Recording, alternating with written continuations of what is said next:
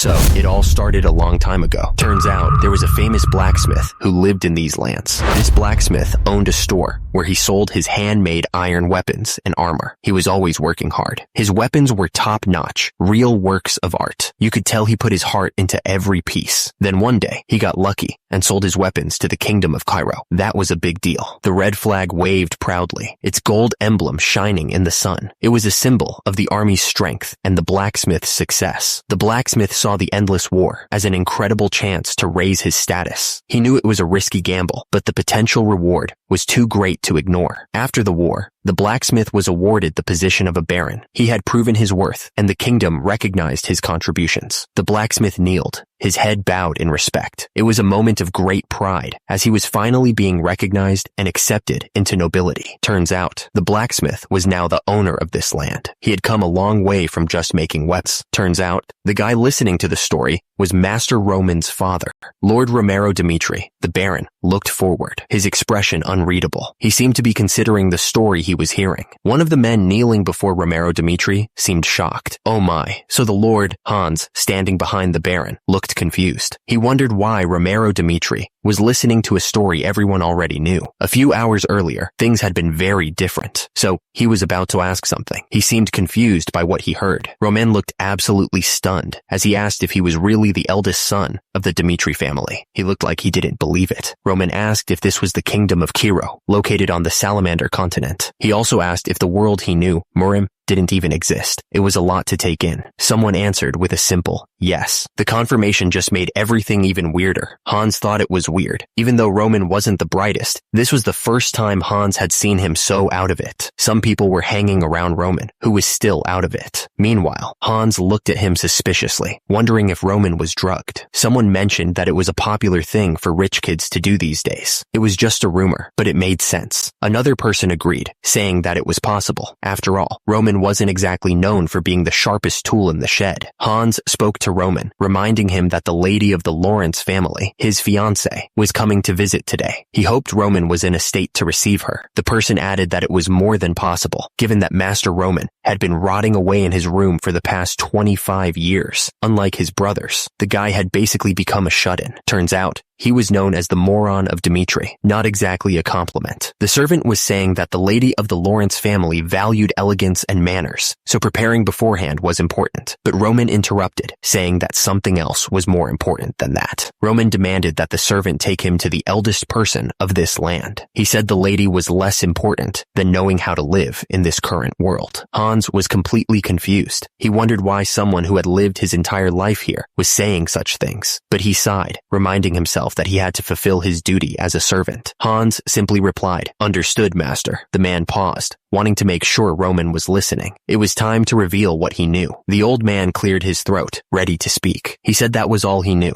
A moment of silence followed as Roman absorbed the information. He thanked the man, saying it was a big help. Roman promised he would reward the man later. The old man replied that it was nothing, saying it was an honor to even be able to talk to him. The air crackled with anticipation. Roman Dimitri paused, lost in thought. He seemed to be wrestling with something. Suddenly, a realization hit him. His actual name wasn't Roman Dimitri at all, but Baek Jong-hyuk. He remembered his past life. As a person of Murim, Baek Jong-hyuk had lived a fierce life, fulfilling everything before peacefully accepting his death. But somehow, he woke up in Roman Dimitri's body. He couldn't understand how this had happened. Roman wondered if this was the will of the heavens, or maybe God's punishment for not accepting ascension. He was really confused. The man looked at Roman, clearly confused by what he was saying. Roman just stared back, lost in his own thoughts. Suddenly, a voice echoed, filled with pure rage. "You bastard!" the voice screamed. Kevin had his foot on the guy's face, grinding it into the dirt. "Just die already!" Kevin yelled. The guy collapsed to the ground, not moving. The people nearby just watched, frozen in shock at what they had just witnessed. Blood dripped down Kevin's face, but he didn't seem to care. He just stood there, breathing heavily. The man sneered down at Roman, calling him a filthy brat. He looked absolutely furious. Kevin didn't let up, continuing to beat the guy mercilessly. The victim was taking a serious beating. Hans appeared, watching the beatdown with a strange look on his face. He commented that he was just passing through for a moment. Hans's eyes widened as he looked closer. He noticed a tattoo on the victim's arm and gasped. "Ah," he said, recognizing the tattoo. "That tattoo of fangs is..." Someone nearby asked what the tattoo was. Hans looked nervous, sweating a bit. Someone shouted, calling him master. The voice was full of urgency. Roman turned his head, trying to figure out who was calling him. He looked a little surprised. Hans pointed out that it seemed like the Bloodfangs were involved. Roman looked confused and asked what the Bloodfangs were. Hans explained that they were a group that made money by lending it out at crazy high prices, not just in Dimitri, but in other places nearby too. Hans looked worried, saying it seemed like the kid owed the Bloodfangs a lot of money. He added that they were going too far. Hans was about to say they should pretend they didn't see anything, that getting involved wouldn't be good, but he stopped himself, unsure. Suddenly, a voice echoed with authority. It was a single, powerful word. Stop. The three men froze, their faces etched with confusion and surprise. They all looked up, trying to figure out who had given the order. Someone in the crowd shouted, "Master!" It was clear they recognized the voice and were surprised by it. Roman stood with a serious expression. His eyes narrowed, a clear sign that he wasn't going to let this go. One of the men stepped forward, his face hard. He looked right at Roman and asked if he was really Roman Dimitri. The man grinned, clearly not intimidated. There was a strange confidence in his eyes. The man started laughing like a maniac. He mocked Roman, saying he only stepped up because he was nobility. He kept going, making fun of Roman for even trying to stop them. He said Roman was just saying stuff like "stop it." The man dismissed Roman's authority completely. He said that Sir Dimitri could get lost since this was their business and they didn't need anyone interfering. Hans was getting really worried. He blurted out that they had to leave immediately because the Bloodfangs were vicious. He even called Roman Master Roman out of respect. Roman wasn't listening to Hans's warnings. Instead, he said he didn't know much about the laws of this place and demanded an explanation. Roman looked absolutely furious. He asked who had broken the law there and what punishment would be fitting for them. Hans looked up, completely stunned. He clearly wasn't expecting Roman to take things so seriously. The man explained that since the boy was in debt and couldn't pay it back on time, he was in the wrong. But the Bloodfangs didn't have permission to take care of it themselves, so they were also in the wrong. Hans continued, explaining that what was even more important was that they had disrespected Roman, the eldest son of the Dimitri family. He emphasized that disrespecting the eldest son was a crime worth their lives. Hans added that, according to the law of the land, it wouldn't be odd for them to receive capital punishment for what they did. The two men standing before Roman looked nervous, but also defiant. Meanwhile, Hans was sweating bullets, realizing how serious the situation had become. Roman stared down at the Bloodfangs and asked if they had heard what Hans said. They had broken the law of the land. He raised his hand, holding the stick high. Thus, Roman stared down at the Bloodfangs with a cold glare. He declared that as the eldest son of Lord Romero Dimitri, he would punish them all, right there and then. The air crackled with anticipation. One of the Bloodfangs stepped forward, trying to reason with Roman. He admitted that he understood that Roman was a noble who didn't know how the world worked, but he was putting them in a really tight spot. The Bloodfangs were starting to sweat, realizing they had messed with the wrong person.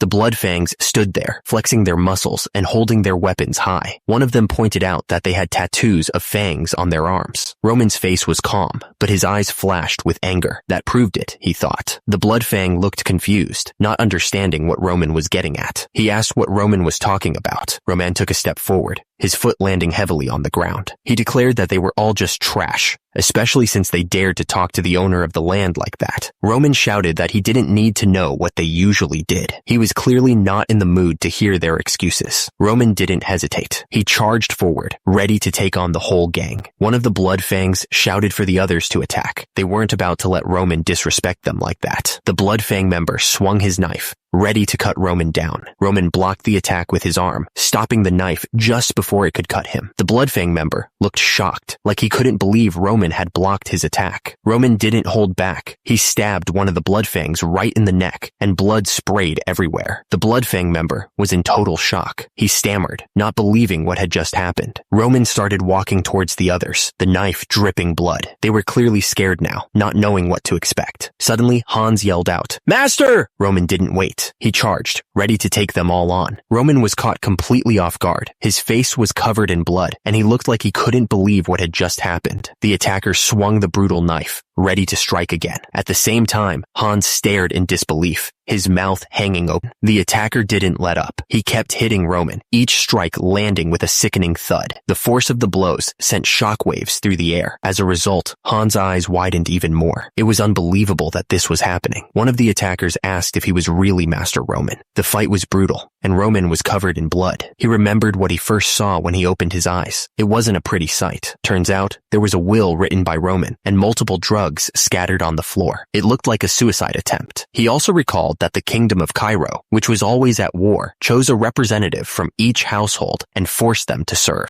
He held the document in his hands, feeling the weight of it. What did it all mean? The story went that Roman, the guy who was supposed to represent the family in the army, ended up killing himself because he was too scared. What a loser. It was a pathetic life, alright? But whatever life Roman lived, it was over now. Turns out, the current owner of that body was Baek Jung-hyuk, the leader of the Heavenly Demon sect. That's quite a change. As long as Baek Jung-hyuk had taken over that body, he was gonna live things his way. No more pathetic suicide attempts. He stood there, covered in blood, bodies scattered around him. He wasn't gonna let this new life go to waste. Roman was covered in blood, looking like a total mess. At the same time, someone shouted that he was a monster. A man saw Roman standing there, covered in blood, and screamed, running away as fast as he could. He was clearly terrified. The man gasped, struggling to breathe. He felt like he was choking. The man begged to be let go, his voice cracking. He was desperately trying to pull the hands off his neck. With a final gasp, the man fell to the ground. He was out cold. Roman spoke, declaring that for any group to function right, they needed to respect the law. He was laying down the rules. Even though Roman's sword dripped with blood, he promised he wouldn't kill them. He was showing a little mercy, at least for now. But Roman warned that they'd still pay the price for talking so ruthlessly. The man screamed as Roman's grip tightened. The man dropped to the ground, defeated. He wasn't moving. Roman then announced to everyone that his name was Roman Dmitri. He wanted to make sure they all knew who was in charge now. Roman spoke loud enough for everyone to hear, making it clear that if anyone had a problem with how he handled things, they could come find him. He stood there, covered in blood, the image of someone who wasn't afraid to get his hands dirty. The air around him felt heavy, like a storm was brewing. Roman finished what he was saying, letting everyone know that he was ready for whatever came next. He wasn't backing down from anyone. Suddenly, the name Baek Jung-hyuk appeared, surrounded by streaks of light. It felt like a name that carried a lot of weight.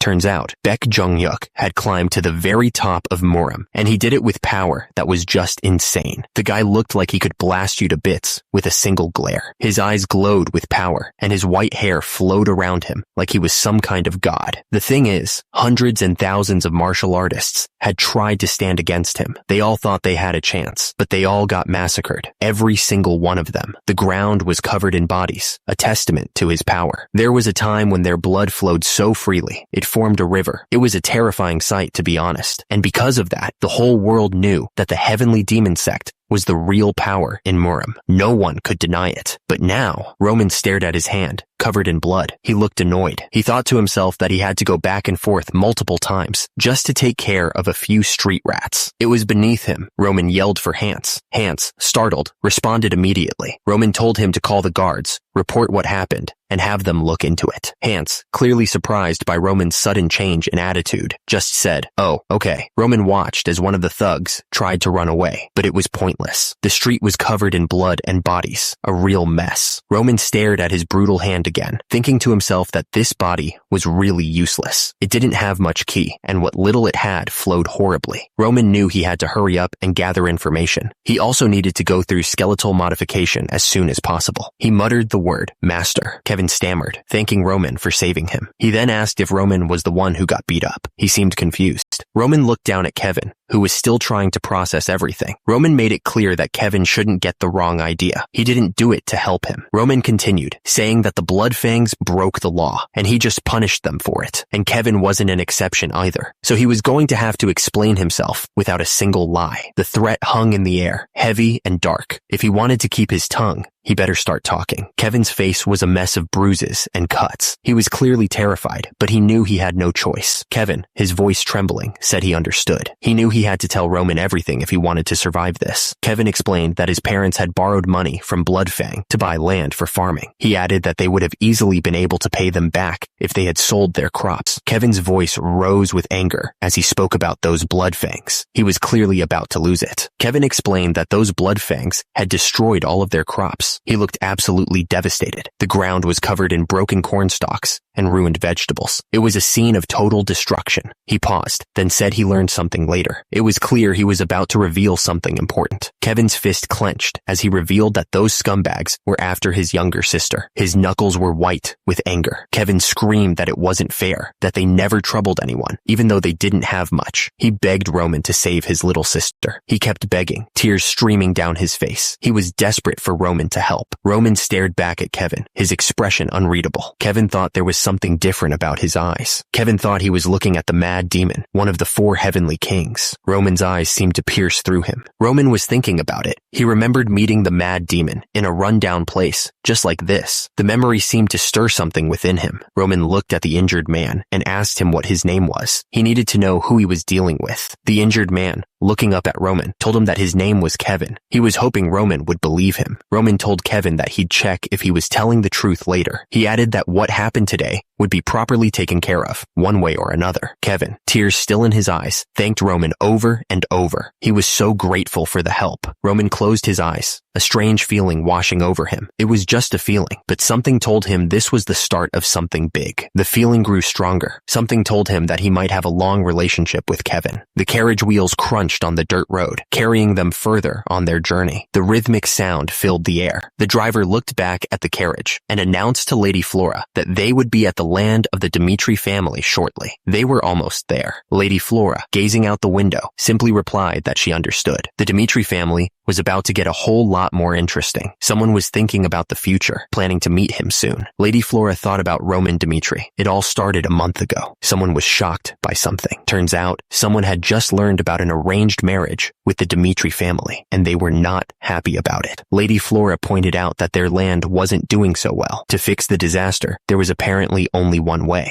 She was saying that the only way to overcome the disaster was. Lady Flora looked absolutely shocked. Her marriage had been decided just like that, and it was with the Dimitri family. She was going to have to spend the rest of her life like this. Lady Flora was absolutely horrified. She couldn't believe she was being forced to marry into the Dimitri family, a family full of minors. The man tried to calm her down, calling her name, but Flora was too shocked to listen. The man apologized, clearly feeling guilty about the situation. He explained that it wasn't his fault. It was his pathetic father who had made the decision. Meanwhile, Lady Flora's carriage came to a stop. A voice announced, "Miss, we are here." Lady Flora was complaining that she was supposed to marry the second son, who had a bright future ahead of him. She stepped out of the carriage, taking the hand of the attendant. She continued, saying that even that was ruined. She looked like she was about to explode with anger. She said it all went wrong when the eldest son, Roman Dimitri, got involved. Roman looked back, clearly confused by what he was hearing. He cocked his head to the side, trying to understand. Her voice echoed with rage as she accused Roman of forcing her to marry him instead. She was making a real scene. The nerve of that guy. She was going on about how she was forced to marry. Apparently, she'd heard that Roman Dimitri was nothing but a moron who only cared about luxury and having fun. She griped about how much perfume he used. She admitted that she knew about the situation with their land, but she was getting more and more upset. She turned to the attendant and said that Roman was really not it. She looked determined. It was clear she was going to tell Roman exactly what she thought of him, right then and there. Lady Flora took a deep breath, ready to say what was on her mind. She started speaking, addressing Sir Dimitri. Lady Flora was serious as she finished what she had to say. She wanted Roman to forget about this marriage. Roman didn't even let her finish before he responded. He said he was fine with it. Lady Flora looked completely surprised by his quick agreement. She didn't expect that at all. Roman explained that he'd heard about the marriage too. He added that the moron of the Dimitris wouldn't dare marry someone like her, so he believed it was right to cancel it. Lady Flora was completely thrown off by Roman's reaction. She couldn't believe he was agreeing so easily. She wondered what was up with him and if he was being serious. Since this was an important matter, Lady Flora said she was going to go tell her father immediately, but Roman told her to wait a second, stopping her from leaving. Roman asked if there was a problem. He pointed out that he'd heard she really wanted this marriage. Roman was willing to cancel the marriage without any conditions, so he was a bit confused. He then asked Lady Flora if she even wanted to marry him.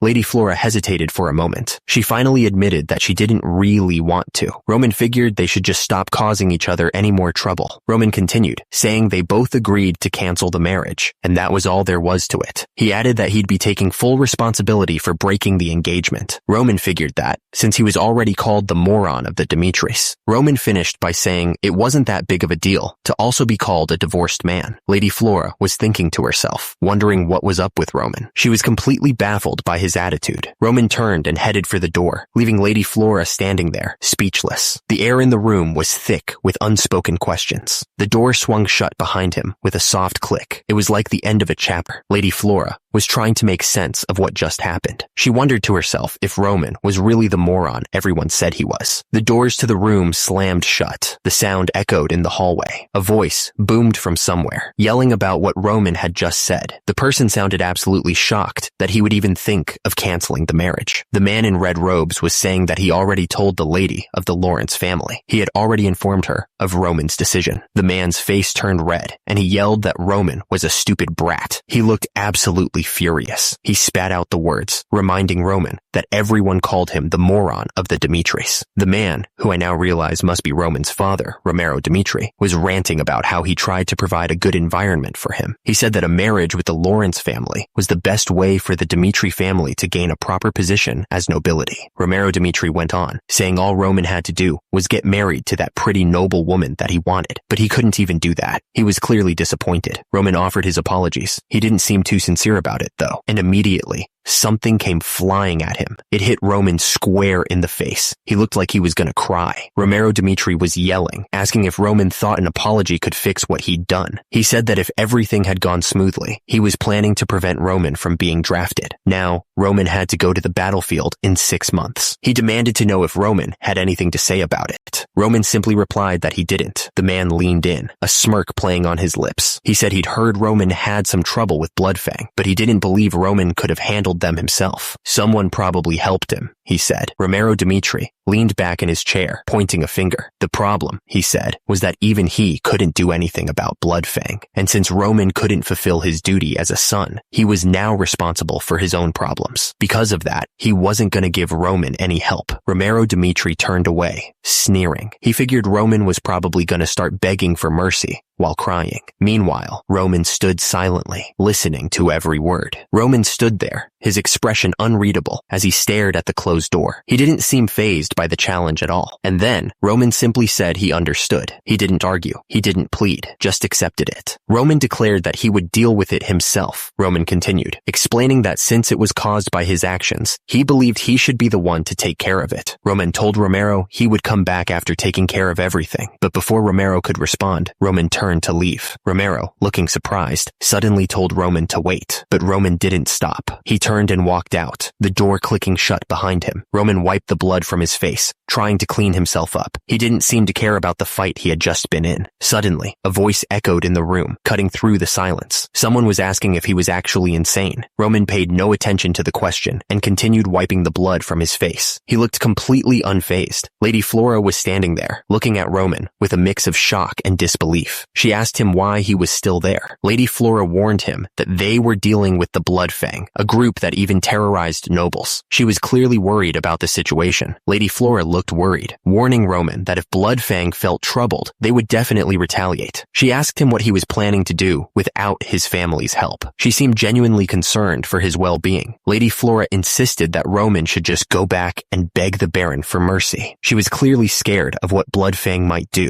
She probably thought he was in way over his head. Roman suddenly asked why he should do that. Lady Flora started to explain, but he didn't seem interested in hearing it. He looked like he was ready to double down on whatever he was planning. Roman cut her off, his tone suddenly hard. He just said her name, but it was enough to silence her. Roman told Lady Flora that she really didn't know her place. He was done listening to her. He looked absolutely furious. Roman was clearly taken aback by something. He didn't expect whatever was coming next. He just stood there, mouth open, and asked what was going on. The smell was awful, like something had died in the room. He tried to cover it up with perfume, but it wasn't working. The smell of blood had soaked into his skin, and this outfit felt way too tight. Roman tugged at the collar, looking uncomfortable. Hans just stood there, holding the perfume. He was reminded that this was his first meeting with his fiancée, the Lady of Lawrence. He had to show his respects. It was expected of him. Marriage, huh? He wasn't thrilled about the idea. Roman thought to himself that he's barely getting used to this world, and marriage would only make things harder for him. Roman said they'd be arriving soon. He figured they should wait for them downstairs. He admitted Hans was right about some things, though. Roman thought there was no reason to be disrespectful to the Lady of Lawrence. She hadn't caused him any trouble. He just needed to break this engagement, but he wanted to do it without making her angry. That was the plan anyway. At least, that's what he was hoping to do. But it seemed that Flora, this woman, was starting to understand the situation. She looked a bit worried, actually. But then, Flora's expression hardened. She thought to herself that he never planned to show any respect towards her. That just gave him even less of a reason to show her any respect, he thought. He was getting tired of this. Roman looked directly at her. He told Miss Flora that she was quite an arrogant person, wasn't she? Roman continued, explaining that he understood where she was coming from. She probably didn't consider his circumstances when he brought up breaking the engagement, he said. Roman seemed pretty pleased with himself. He was clearly enjoying this conversation way too much. Roman pointed out that when he said he'd take full responsibility for breaking off the engagement, Flora started to get anxious. Flora tried to come up with a response, stumbling over her words. Roman's eyes narrowed, focusing on Flora. He wasn't going to let her off the hook that easily. Flora finally spoke, telling Roman that he had no right to interfere with her decision. Flora looked down at Roman, standing tall and proud. Roman just stared back up at her, not backing down an inch. He declared that they would go their separate ways from now on and mind their own business. Roman continued, explaining that the reason he said he'd take full responsibility was to prevent any marriage talks that might happen after he broke the engagement. He added that it was also because he didn't want to be involved with Flora anymore. Roman paused, taking a breath. Then, he spoke Flora's name, getting ready to say what he really felt. Flora didn't say a word. She just turned around and walked away, leaving Roman standing there alone. It was over. Roman's voice echoed with finality, declaring that this would be the first and last time they ever met. Someone spoke, their voice laced with concern. They said that the other person was drinking too much. Night had fallen. The mansion loomed in the darkness, a silent witness to the events unfolding within its walls. Someone suggested that they should stop drinking for the day. He sighed, confessing to Lahana that he had used violence against Roman again. He thought back to when they were commoners, admitting that he used to beat Roman up pretty often, and after they became nobles, he promised himself that he wouldn't let his child go through that experience again. Romero Dimitri admitted that thanks to that promise, their other children grew up well. His wife agreed that was true, but then Romero Dimitri wondered, what about Roman? He was the only child who went through the hard times with him. He didn't know how he should treat Roman.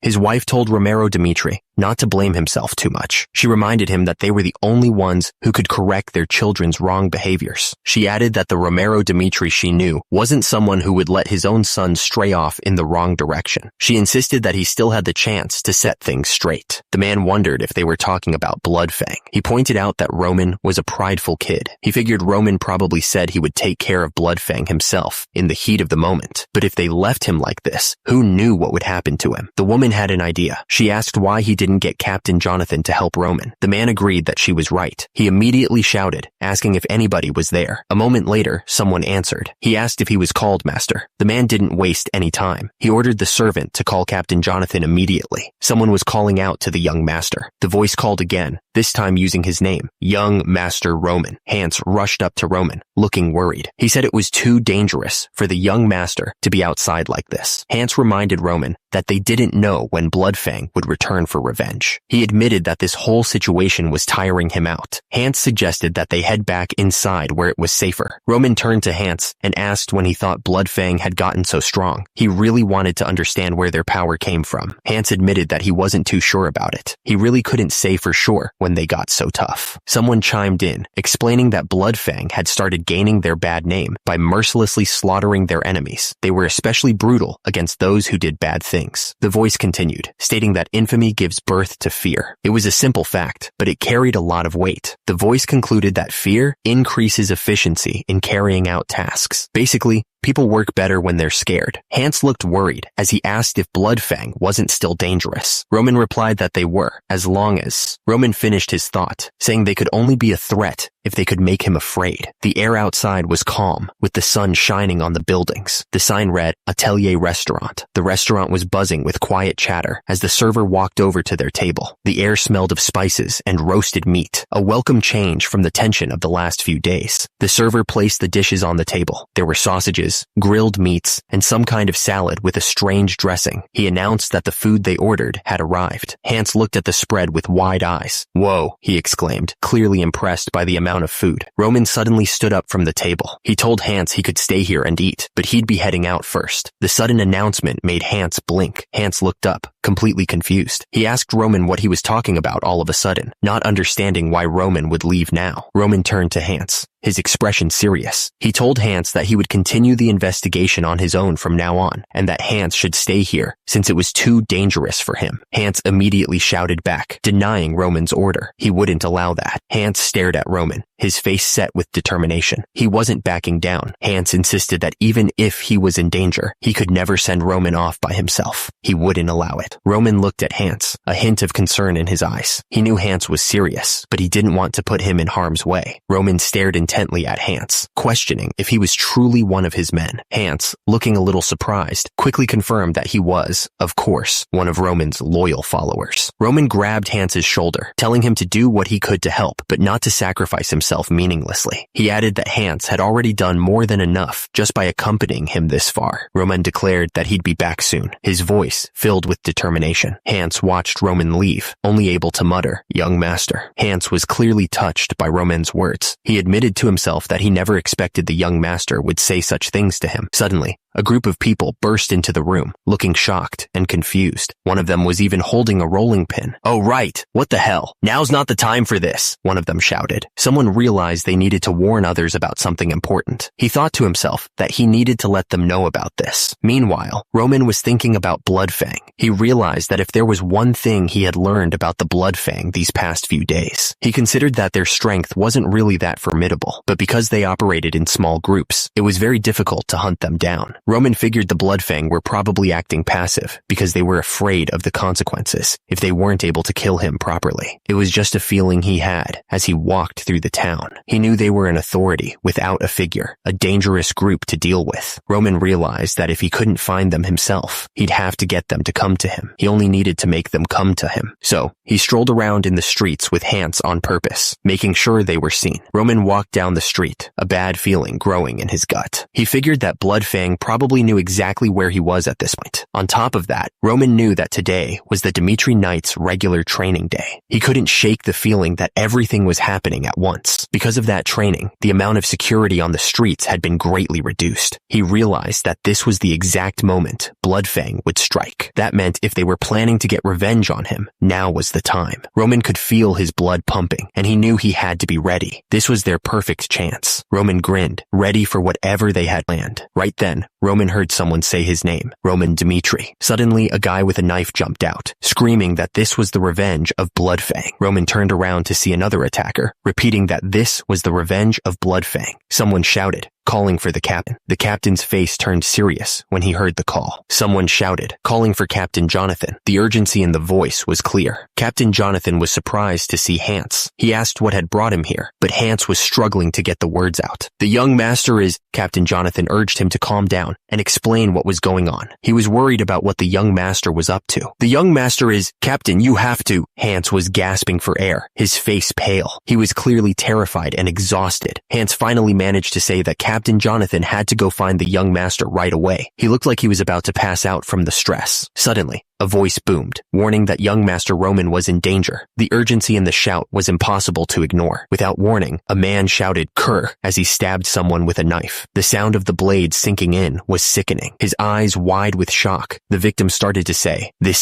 scumbag." He looked absolutely furious. The attacker's hand tightened around the knife, his knuckles white. The weapon was covered in blood. The hand holding the knife trembled slightly, but the grip remained firm. The air was thick with the smell of blood. The man gasped, clutching clutching at his chest as blood bloomed across his shirt. His eyes widened in disbelief as he realized what had just happened. The attacker stared down at the brutal knife in his hand, his expression blank. He didn't seem to feel anything about what he had just done. The attacker stood over the body, the blood pooling on the cobblestones around them. The scene was silent, except for the faint sound of dripping blood. A voice echoed through the alley, filled with disbelief and horror. Someone had just stumbled upon the gruesome scene. Two men hurried into the alley, their faces grim as they took in the sight of the body. They clearly hadn't expected to find this. Two men arrived at the scene, and they looked absolutely shocked. They couldn't believe what they were seeing. One of them said that this wasn't what they had been told to expect. The man with blood staining his shirt grinned. He asked the newcomers what they thought they were doing, his voice calm despite the blood.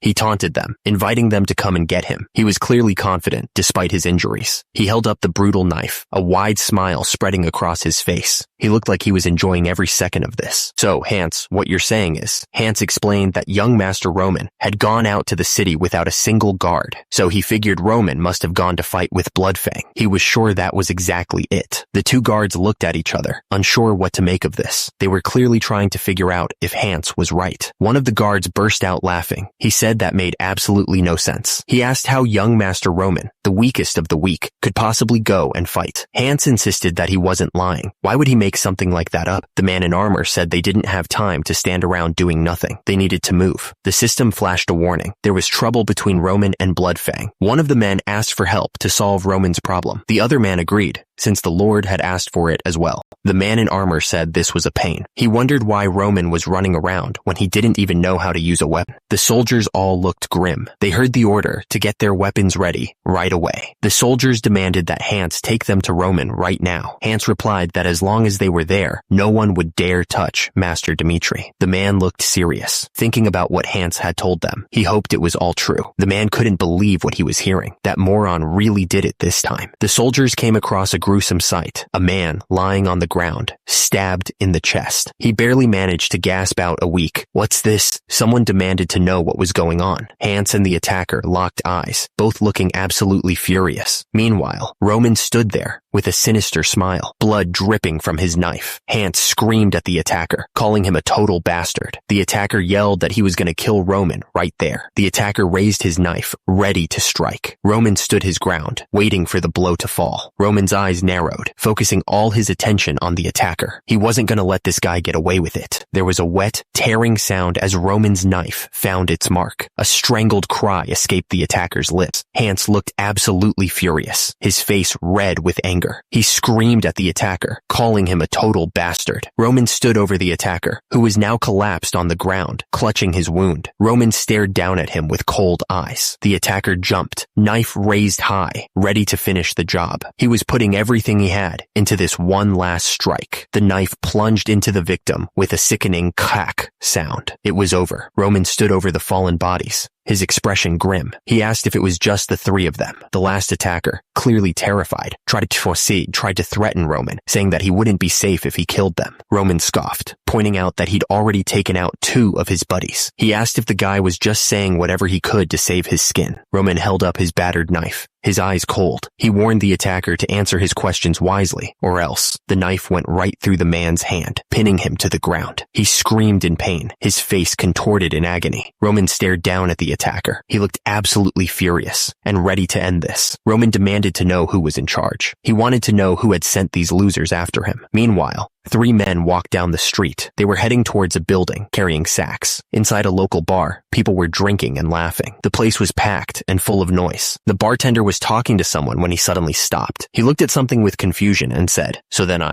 Roman stood at the bar, his back to the bartender. The bar became quiet, like everyone was holding their breath. One of the bar employees started to say something, but stopped. He was clearly shocked by what he saw. The bar employee stepped forward nervously and greeted Roman. "Hello, young master." "Hello." The bar patrons started whispering amongst themselves. "It's Roman? Why did he suddenly come here? Why does he look like that?" Roman stood at the bar and asked the bartender, "What will it be?" "Tear of the Dawn, one from the 20s. The bartender apologized, saying that the bar didn't have anything like that. He asked if he should recommend something else, but Roman just said that was fine. Roman simply told him to get him something strong. Roman explained that he had something to do in the morning, so he was going to need to be a bit drunk, Roman said. The words "dew of the dawn" appeared in the air, almost like a question hanging in the balance. Turns out, it was a pub right in the middle of the street. Apparently, that's where they got their tasks from. Hans asked what the special code was, the one they needed to say to get the tasks. The code phrases floated in the air: tear of the dawn, something strong, and work in the morning. It was important to say all of those phrases, and in the right order too. The bar was crowded, filled with people drinking and talking. It was a normal enough place, but the air felt thick with tension. Suddenly, Hans's voice boomed through the room. He yelled for everyone's attention.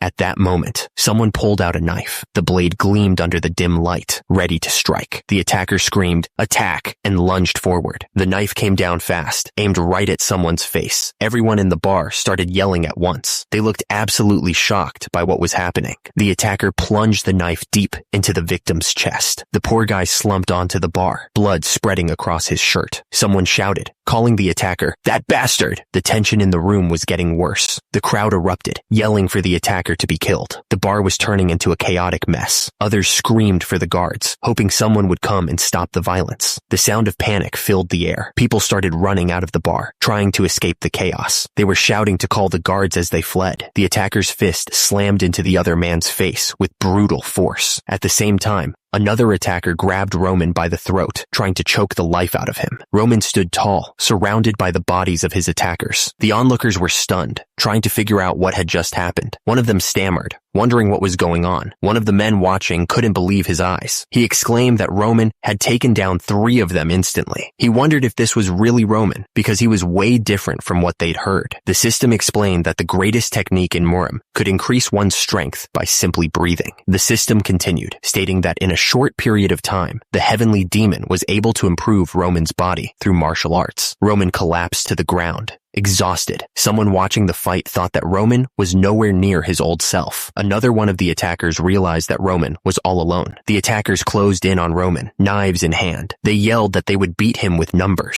Despite being surrounded, Roman smirked slightly. He wasn't worried at all. Roman thought to himself that these guys were nothing but nuisances. Someone was struggling to pull themselves up, grabbing onto the edge of something with a grunt. A man looked up, shocked by what he was seeing. He said that someone had made it just in time, narrowly avoiding something bad. The man said he was just about to finish up. He then asked Roman why he was doing this. Roman replied that it was a useless question, since the man was the one who attacked him. Besides, it was just the 2 of them now. Roman stared at the man, his expression unreadable. He admitted that he had something he was curious about, his eyes gleaming. Roman suggested that they have a little chat, his tone hinting at something more than just a friendly conversation. The man's eyes widened, his mouth hanging open slightly. He was clearly shocked by what he was seeing. Another man was lying on the floor, barely conscious. He looked terrified, like he couldn't believe what was happening. Another man lay still on the floor, a knife beside him. It looked like something young Master Roman had done, which was hard to believe. Someone shouted for the captain, their voice filled with panic. The captain asked what was going on. The survivor from the 2nd floor said that young Master Roman had gone to Lawrence. The man looked up, clearly confused by the news. He asked why young Master Roman would go to Lawrence. The reason was simple. Bloodfang's main base was located at Lawrence, which was really bad news. It all started an hour before. Something was definitely about to happen. In Lawrence, the building stood tall against the sky. It was a place where secrets hid in every shadow. Suddenly, someone called out, "Hey, owner!" The interrogator spoke, suggesting they could both benefit from talking things through. The guy looked up, sweat dripping down his face, clearly terrified. The interrogator mentioned that the guy had already lost 2 fingers, but the guy spat back that he should get lost and that he had nothing to say. The prisoner screamed that Roman would pay for this. Bloodfang, he said, would definitely get their revenge. Roman responded that the man should have acted like that in the first place. He admitted he liked people like him. Roman continued, explaining that those who don't talk, even after torture, and aren't afraid of death, usually have the most valuable information. The prisoner insisted it was a waste of time and begged Roman to just kill him. Roman paused, wondering if that was really true. Roman stared at the prisoner, his purple eyes intense. He was thinking about what the guy had just said. Roman figured it was time to test the prisoner. He wanted to see if the man would keep his mouth shut, no matter what he did. Roman produced produced a photo. He said he was going to use it as an example. Roman held up the photo so the prisoner could see it. He wondered what would happen if he said, Roman threatened to find and kill the prisoner's son, the one in the picture. The prisoner's eyes widened in terror. The prisoner denied everything. He insisted he didn't know what Roman was talking about and that the kid wasn't his son. Roman fired back immediately, saying he was full of it because the kid looked exactly like him. The prisoner's teeth were clenched so hard they looked like they might crack. He was absolutely furious. The prisoner exploded with rage. He shouted that it was insane for a noble like Roman to threaten his family. Roman held up the photo of the prisoner's son. He happened to have learned something interesting about Bloodfang recently. The guys in Bloodfang even sacrificed their lives for the sake of getting revenge. Roman continued, explaining that he had found one common thing among those guys. It's that they were heavily in debt to the Bloodfang, and they weren't originally bad people. Roman finished his thought, but they ended up turning into devils. Roman explained that Bloodfang doesn't hesitate when committing crimes just to make people owe them money, and turning the debtor's family into slaves is easy for them. That, he said, was the truth about Bloodfang. The prisoner explained that they push a person to the edge of a cliff, and they hold their family hostage and use them as a threat. He asked if Roman didn't think that was a reasonable guess as to how they operated. The prisoner's face was bruised and swollen. He said that nothing changes even if you know the truth. Roman told him that Bloodfang would definitely get there. He interrupted himself, telling the guy to think about it carefully. He added that the prisoner had to be careful when choosing where to bet his money. Roman stared down at the prisoner. He was serious, he said, when he said he'd kill his son. Roman swore by his name, Roman Dmitri, that he would get revenge. Roman said he would make the soldiers look for him. The picture of the prisoner's son was now broken. He said he would kill him, very slowly and very painfully. Roman's foot came down hard, smashing the picture frame and the image of the prisoner's son beneath it. But before he did that, Roman told him he'd give him another chance. The prisoner's eyes darted around, sweat beading on his forehead. Roman asked if he would rather keep his mouth shut for the sake of Bloodfang and let his son die while suffering, or would he give him the information he needed to properly take care of Bloodfang? Roman's words hung in the air like a threat. The choice was his. Far from the interrogation room, the town of Lawrence was quiet. The only sound was the wind whistling through the buildings. Deep inside a building, an unknown person asked if something was really true, sounding unsure. Another person confirmed that Roman Dmitri himself had defeated an entire division. It was a shocking claim. The men started to panic. If the Dmitri Knights took action, they knew they'd be in serious danger. The man looked furious. He shouted, "Damn it!" He refused to believe what he was hearing. There was no way. The man sitting on the throne couldn't believe Roman was capable of such a feat. He thought Roman was just a weakling. He glared, realizing they had messed up big time. He admitted that they had intended to show everyone how powerful they were by taking out Dmitri. The news was unbelievable. How could someone who couldn't even get in the Royal Swordsmanship Academy defeat an entire division by himself? The leader sat on his throne and asked where Roman was at that moment. He figured that Roman had just left the Dmitri region. He wondered if Roman had gotten information from the Morning Dew. The leader asked if Roman was all by himself. The other person confirmed that he was. The leader looked absolutely furious. He said that Roman dared to attack their headquarters all by himself, like they were nothing. The leader immediately ordered his forces to gather. He wasn't going to let Roman get away with this. One of the subordinates told the leader that they would kill Roman before the Dmitri Knights could even get there. They had to take care of that arrogant brat. The attacker's eyes burned with rage. He screamed that Roman Dmitri dared to put his hands on Bloodfang,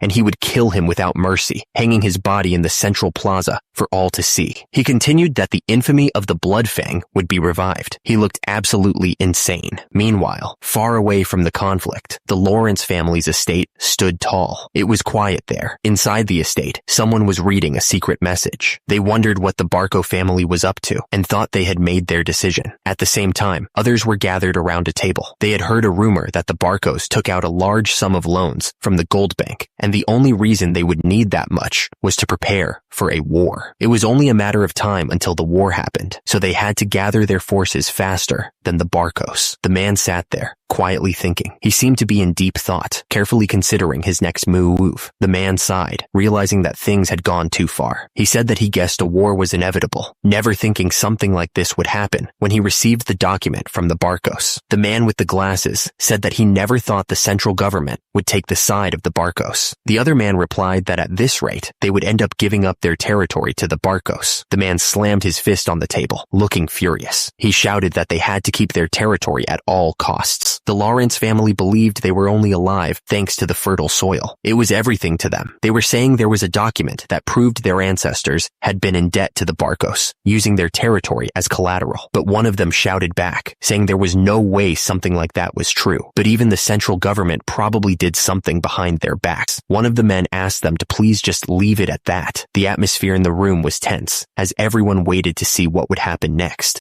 One of the men said that no matter what happened, they must not give away their territory. He warned that families from all around would come at them like hyenas if that were to happen. Since the Barcos didn't seem to want to compromise with them, they had to resist to the best of their abilities. The man then said that was right, and that was why they had arranged a marriage with the Dimitris. Another man chimed in, agreeing that they had the Dimitris. He added that although they were originally commoners, weren't they one of the wealthiest in the northeastern region? One of the men said that no matter how much the Barcos borrowed, they wouldn't be wealthier than the Dimitris. He seemed pretty confident about it, like he knew something the others didn't. The Lord hoped that was the case. That's why he had sent his only daughter to that idiot in the Dimitri family. After all, the advisor chimed in, saying it was all for the sake of Lawrence. He assured the Lord that he had made the right choice and shouldn't blame himself too much. The Lord simply said, all right. He seemed to accept what the advisor was saying, but there was still a hint of worry in his voice. Meanwhile, Flora looked uneasy. She seemed to be in distress, and a bead of sweat trickled down her face. The gears turned in her head. What should she even tell them? She was clearly struggling to figure out how to break the news. Flora looked down, her face etched with worry. She was clearly starting to feel the weight of what she had done. Flora was pacing back and forth, conflicted. She thought to herself that now that she had broken off the engagement, she couldn't even face her father. But then she shook her head, telling herself that this was her life, and she wasn't going to get sold off to some guy. Still, she worried about her father's plan and the family's future. With newfound resolve, Flora decided she was going to tell him. She steeled herself, ready to face whatever came next. Flora declared that she couldn't marry someone who she didn't have feelings for. She would tell her lord that she couldn't go through with it. Flora's face was a mask of worry as she stood there. In the background, a knight was running towards her, his face etched with panic. Flora's eyes widened slightly, a bead of sweat trickling down her temple. She looked completely confused, unsure of what was happening. The knight finally reached Flora, panting heavily. He managed to sputter out a greeting, addressing her formally. The knight then shouted that it was an emergency. His voice was full of dread. Flora's eyes darted around, her face pale with shock. She was clearly caught off guard by the knight's sudden announcement. The attacker was right outside, banging on the door. He yelled for them to open up, calling them every name in the book. One of the guards shouted back, demanding that they drop their weapons and follow protocol. He warned that young Master Roman was in danger. The guard continued to yell that if anything happened to young Master Roman, he wouldn't forgive them. Below, a group of knights rode up to the scene,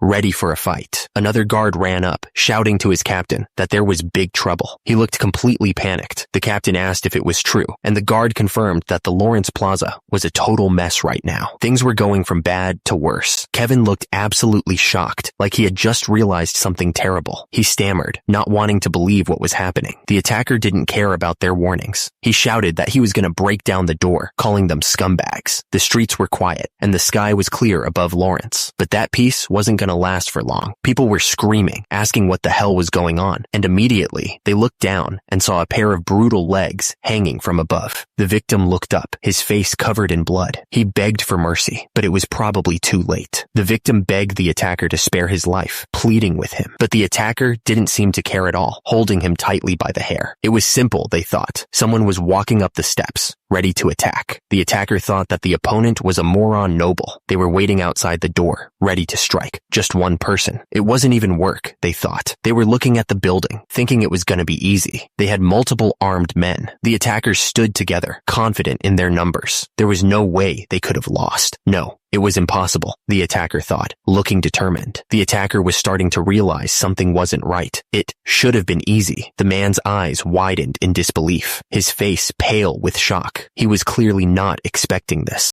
The bodies of his men were scattered around him, lifeless. The man knelt there, staring at the scene of the massacre. He knew it was over. There was no escape, no way out. He thought to himself that he was going to die. He was surrounded by the bodies of his men, the blood soaking into the floor. The man just knelt there, waiting for the end. The attacker started to panic. At this rate, he knew he was gonna die. He could feel it coming. His mind was racing. He was gonna die. He was absolutely sure of it. No way. He didn't want to die. He couldn't die. He refused to die. He repeated it over and over in his head. He was gonna die. He didn't want to die. He was gonna die. He didn't want to die. He didn't want to die. He was gonna... The attacker begged for his life, pleading for Roman to spare him. He stammered, begging Roman to please stop. He begged Roman to at least spare his life, anything to avoid death. Roman didn't even hesitate. He grabbed the attacker by the hair and dragged him along the street. The attacker, now on the ground, weakly pleaded, "Please!" The sound of the blow echoed through the plaza. The attacker cried out, blood splattering on the cobblestones. The crowd watched, whispering amongst themselves. They were clearly shocked by the brutality of the scene. The attacker, desperate to survive, begged for his life. He promised he'd do anything, even become Roman's dog for the rest of his days. Roman looked down at the man with cold eyes. He told him he should have offered to be his dog before he tried to attack. It was too late. He should have thought about the consequences before he showed his fangs. The attacker was down, lying in a pool of his own blood. He was clearly in terrible shape after that last blow. The crowd began to murmur, realizing what was happening. One of them said that the man was the leader of Bloodfang, and he was a real scumbag. Another person chimed in, adding that Bloodfang had even harmed the Dimitris. They used all sorts of dirty tricks to fool people. It turns out they even tried to kill Roman for trying to stop them. That's how low they would stoop. Roman looked out at the crowd, his expression serious. He declared that the crimes of Bloodfang were clear for all to see. Roman declared that he would rip out the evil within them. He looked absolutely furious, and immediately, Roman stepped down hard on the fallen leader of Bloodfang. The man's face was buried in the dirt, unmoving. The people watching were stunned by the display of force. A man and woman gasped, seeing a knight arriving on horseback, shouting that it was the young master. The man could only say, "Ah," his eyes wide with disbelief. He was clearly shocked by what he had just witnessed. All that remained was the blood splattered on the ground. The scene was a brutal reminder of what had just happened. The question hung in the air. Was that really the truth? The answer came quickly and simply, yes. Baron Lawrence explained that they had allowed Roman Dimitri to enter the land. He added it was because Roman was engaged to Miss Flora. The story continued, saying that after about an hour, Roman showed up at the Lawrence Square, dragging a man. And the story concluded that Roman had stated that the man was the leader of Bloodfang, Ben Miles. And then came the bombshell. He had executed him right there, in front of everyone. The news was met with disbelief. Could it really be true that Roman Dimitri had done this? Baron Lawrence looked absolutely stunned. He couldn't believe that Roman had caught the leader of Bloodfang and executed him. The man with the glasses argued that the important thing was that Roman had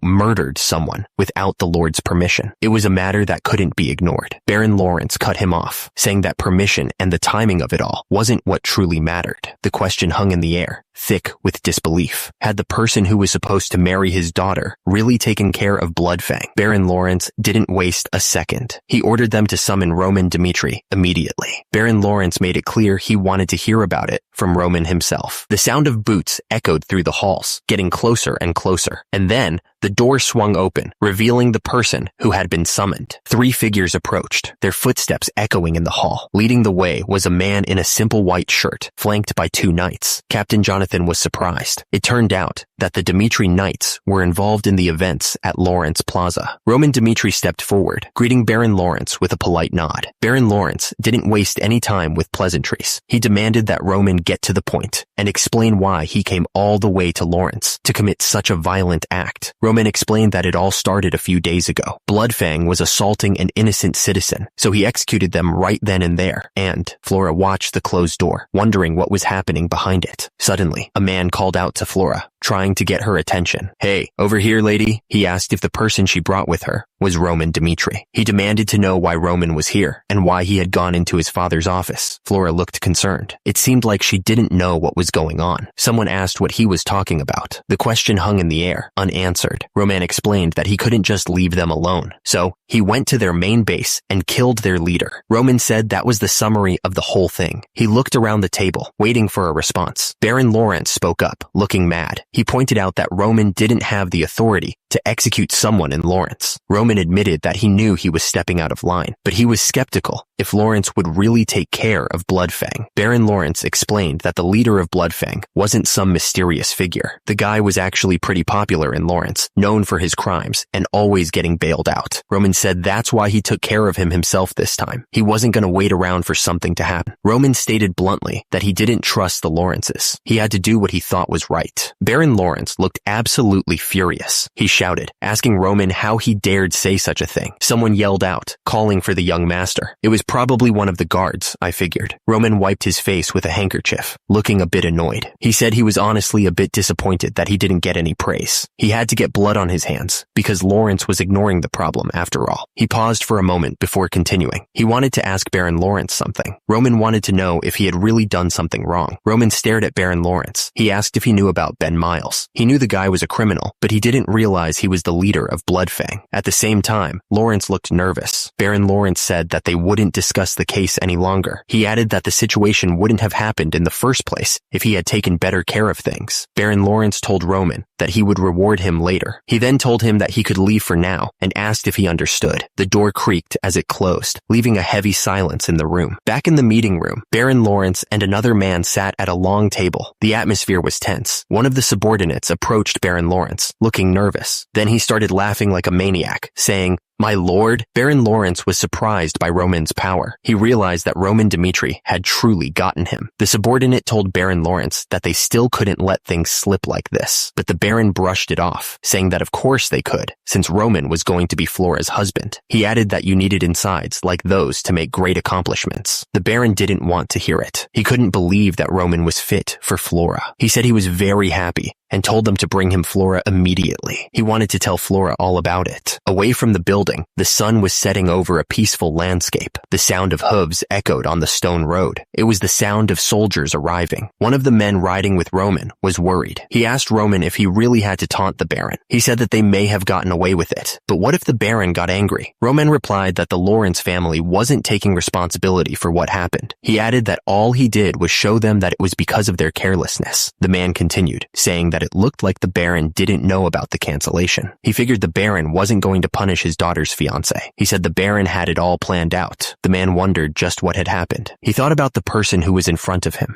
Roman stared intently, his face grim. He was focused on something far away. At that moment, someone realized that this was not the Roman Dmitri they used to know. This Roman was something else entirely. The voice echoed in his head, introducing himself as Junghyuk Baek. Junghyuk's voice continued, declaring that Roman was the son of the heavenly demon. Roman stared up in disbelief, hearing those words. He continued, questioning if Roman really had what it took to take his place. Junghyuk demanded that Roman prove himself worthy. Starting from the very bottom, he had to survive the trials ahead. At the same time, high above, Junghyuk showed no emotion. He was completely detached. The voice continued, saying that his death meant nothing. Even if all 12 of his children died, he could just make more. Junghyuk's voice echoed in Roman's mind, telling him to remember. Junghyuk continued, emphasizing that the only way to prove himself worthy was to reign over all. Roman found himself kneeling in a dark cave, surrounded by people he didn't recognize. He didn't know what was going to happen next, but he knew it wouldn't be good. Suddenly, Roman was struck hard, blood splattering as he fell to the ground. He hadn't even seen the attack coming. The tormentor stood over Roman, laughing. He said he thought Roman would have something special because he was the son of the heavenly demon, but it turned out he was nothing more than an arrogant little brat. The tormentor loomed over Roman, who was struggling to get up. The air crackled with tension as Roman glared back, anger burning in his eyes. The tormentor didn't waste any time. He punched Roman right in the face, the force of the blow sending Roman's head snapping back. Two observers watched the beating. One of them muttered that Roman was a dumbass. The tormentor continued to beat Roman, not letting up for a second. He thought back to his childhood, to a time when most people were protected by their parents. The tormentor's fist came crashing down. The force of the blow was enough to make anyone's head spin. Roman's head sapped to the side from the impact. He could taste blood, and his vision swam. He was getting beat up pretty bad. He was thrown away in a world where only the strongest reigns. That was the reality of things. Back at the Dmitri estate, the mansion stood tall against the night sky. The place looked peaceful enough. Inside, water splashed in a luxurious bathtub. It was a stark contrast to the beating Roman was taking. Roman let out as he sank deeper into the steaming water. The hot water was nice, but he still felt like something was weighing him down. Roman closed his eyes, feeling the exhaustion creep in. He figured he was getting tired more easily in this new body of his. Roman lay back in the tub, thinking about everything that had happened since he woke up in this world. He had been through a lot, that was for sure. Roman's eyes snapped open, a glint of determination in them. He knew he had to keep moving forward, no matter what. He thought about it and realized most of what he'd been through lately had to do with Bloodfang. To wipe them out, he had to destroy everything in his way. Roman sat in the hot water, thinking about what he had done. He told himself he had no regrets and that he hadn't changed as a person. Roman continued, thinking about how he would slice and torture anyone who got in his way. He would use any means to get rid of those who directed killing intent towards him. That was the life he'd led up until now, Roman thought. He had always been this way. Nothing changes just because he'd become Roman, he thought. He was still the same person inside, but Roman knew it might be dangerous to go out like he did last time. He still hadn't completely figured out how this world worked, and his strength had definitely diminished compared to back then. Roman lay back, thinking about what he should do next. He figured he should think carefully about his next move, since he was now the young master. But just then, someone told him the Lord was calling for him. Roman said he understood, and that he would be there soon. With that, he got out of the bath and headed for the door. He knocked on the door to announce his presence. Inside, one of the men wondered if Roman had really done something. The other man agreed, saying he'd noticed that young Master Roman had changed a lot. In his office, Jonathan sat at his desk, thinking to himself. The other man in the room agreed that Roman had definitely changed, and that he wasn't the same person they used to know. Jonathan continued, saying that Roman was his sore thumb. He was the only one of his sons who didn't have anything impressive about him. Jonathan added that Roman was also the only child that went through the times when he was a commoner. He paused, lost in thought. Suddenly, a voice called out, "Dad." Jonathan held out his hand, offering Roman a piece of candy. Jonathan looked surprised. He didn't expect to see a piece of candy. "What is this?" "Candy." Jonathan looked down at the child. He asked why he had come all the way here just to give him this. He told him to stay away from here since it was dangerous. The child smiled innocently. He explained that Jonathan worked all day, Dad. The child held out the candy. He told Jonathan that was why he wanted to give him a candy. The child looked up at Jonathan with hopeful eyes. He told him to eat that and finish his work quickly so he could come back home.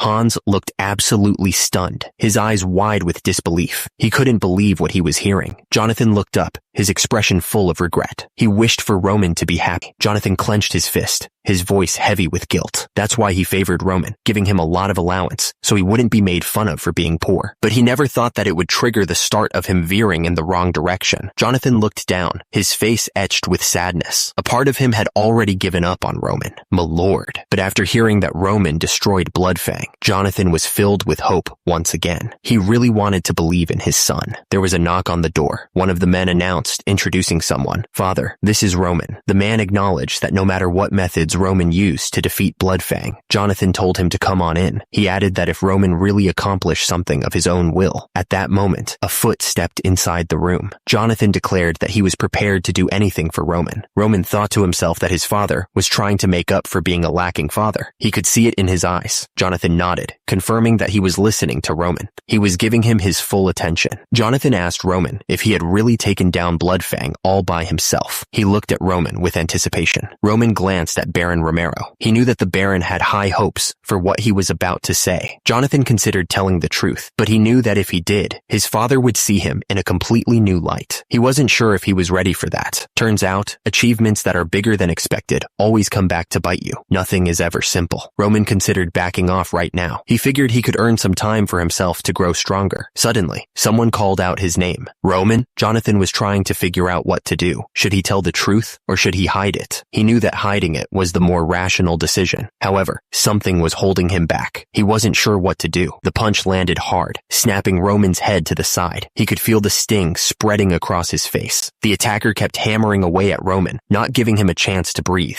He shouted, asking if that was all Roman had, and told him to keep messing with him. Roman was getting pummeled, taking hit after hit. At the same time, someone reached for a rock, grabbing it with a desperate grip. Another punch slammed into Roman's face, sending shockwaves through his body. He was starting to feel dizzy. Roman managed to grab the attacker's arm, stopping the next punch just inches from his face. He started to say something, but was cut off. The attacker's fist was covered in blood, his eyes glowing red with rage. The ground was painted with crimson. The force of the punch sent the victim flying backwards. He crashed to the ground, landing hard. Desperate, someone grabbed a rock. It was quickly covered in blood. The group of onlookers gasped, terrified by the violence they were witnessing. Roman lay there, barely conscious, as memories flashed through his mind. He remembered that during his childhood, while most kids were protected by their parents, he wasn't. He remembered being tossed aside, alone in a world where only the strongest survived. Roman told his men that if anyone asked who killed their boss, they should tell them that he was someone who once ruled over a similar world. Roman's eyes glowed as he declared that he was the one who crushed their leader's skull. He would show them his superiority. Roman smirked, his eyes gleaming with a strange light. He admitted he was the heavenly demon. His words echoed with absolute confidence. Roman knew he couldn't hide his superiority, even if he wanted to. The castle stood tall against the bright sky. It looked peaceful. Suddenly, the sound of wood cracking echoed through the air. A wooden plank had just been completely destroyed. The sounds of clashing wood filled the training grounds. People were practicing their swordsmanship, their wooden swords meeting with dull thuds. Suddenly, a loud voice boomed across the training grounds. Someone ordered everyone to stop what they were doing. A heavy boot stepped forward, breaking the silence. Everyone waited to see who it was. Suddenly, a voice shouted, ordering everyone to pay their respects to the Lord. Everyone turned their heads, waiting for the arrival of someone important. The anticipation was thick in the air.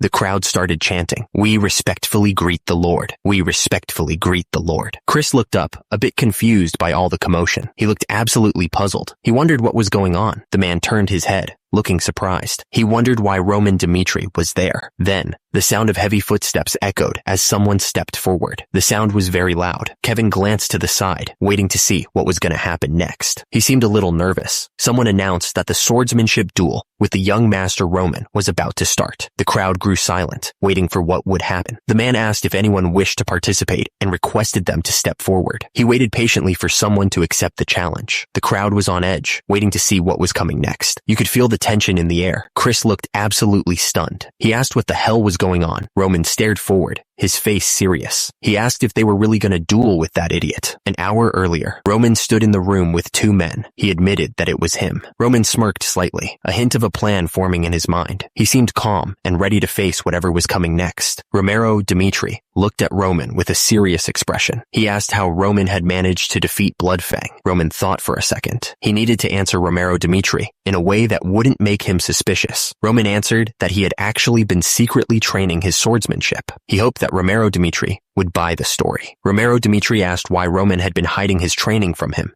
saying he would have supported him if he'd known. Roman replied that he'd spent too long wandering around on his own and needed to stop being pampered. Roman continued, explaining that he wanted to prove that even he, the so-called idiot of the Dmitri family, could achieve something independently. But he admitted that even so, there was no way he could have taught himself swordsmanship to the point where he could face Bloodfang all alone. Roman explained that Bloodfang was an organization built on illegal loans, threats, and backroom deals. He figured that if he took out their leader, the whole group would fall apart. So, he admitted, he'd baited out Ben Miles, their leader, with fake information and then hid him away. The other man was shocked. He asked if Roman had really baited out the leader of Bloodfang. Romero Dmitri looked concerned. He pointed out that Bloodfang always went after the weaker nobles who couldn't defend themselves. Roman replied that that was exactly why he had used himself as bait. Romero Dmitri was clearly upset. He exclaimed that what Roman had done was way too dangerous. Romero Dmitri continued, explaining that if Bloodfang really wanted revenge, Romero Dmitri stressed that they could have just ignored their leader and killed Roman instead. However, Roman interrupted, explaining that he was sure that a group held together by threats and pressure wouldn't risk their lives to save their leader when they had a chance to regain their freedom. Roman concluded, stating that that's exactly what had happened. Roman stood in the room with Romero Dmitri and Hans. The air felt heavy, like they were about to discuss something important. Romero Dmitri was thinking about Roman's plan. He thought to himself that it took careful decision-making, planning, and the courage to carry it out. Romero Dmitri continued to think about what Roman had done. He was impressed and thought that impressive was an understatement for what was accomplished. He couldn't believe Roman was the one who had done all that. It was hard to imagine the fool of the Dmitri family could have pulled it off. Romero Dmitri looked at Roman. He asked if he could ask him one favor and told him to please go ahead. Suddenly, a voice echoed through the room. room, declaring that he wanted to see Roman's swordsmanship with his own eyes. Romero Dimitri stepped forward, admitting that he wanted to see just how much his son had changed. The voice sounded again, almost desperate, saying he was dying to see just how much Roman had changed. Romero Dimitri looked absolutely shocked by something. He was sweating a bit too. Then the voice spoke again, asking if there were no volunteers. The men standing nearby looked down, avoiding eye contact. Chris was saying that, of course, no one wanted to volunteer. They wouldn't gain anything if they won. And if they lost, they might get kicked out. So why would anyone want to participate in something like that? Chris continued, explaining that there needed to be an expert who could completely subdue the young master. This was important to keep the prestige of the knights and to confirm the young master's skills. Romero Dimitri's voice boomed through the training grounds, warning that if there were no volunteers, he would pick someone himself. The air grew tense at that moment. Romero Dimitri said that he would like to step up himself, but as the captain of the knights, he couldn't unsheath his sword for something like this. Then he added that there was only one person fitting for this. Romero Dimitri spoke the name, Chris. The knights stood at attention, waiting for their next order. The tension in the training grounds was thick enough to cut with a knife. Romero Dimitri's words hung in the air. Chris looked shocked, clearly not expecting to be chosen. He asked, confused, if he had heard right. Everyone knew Chris as the vice captain of the Dimitri Knights. He was a skilled fighter, but he wasn't sure he was up to this. Chris started thinking back. He remembered the first time he had met Roman. It had been just last year. He had been out on patrol after getting a report about some drunk guy causing trouble at a restaurant. It seemed like a simple enough task at the time. The guards rushed in, but they were too late. They started yelling, asking what was going on. The guards were getting really mad now. They yelled, asking if he was kidding them. Roman was furious. He yelled that they were treating someone like trash just because he had touched them a little.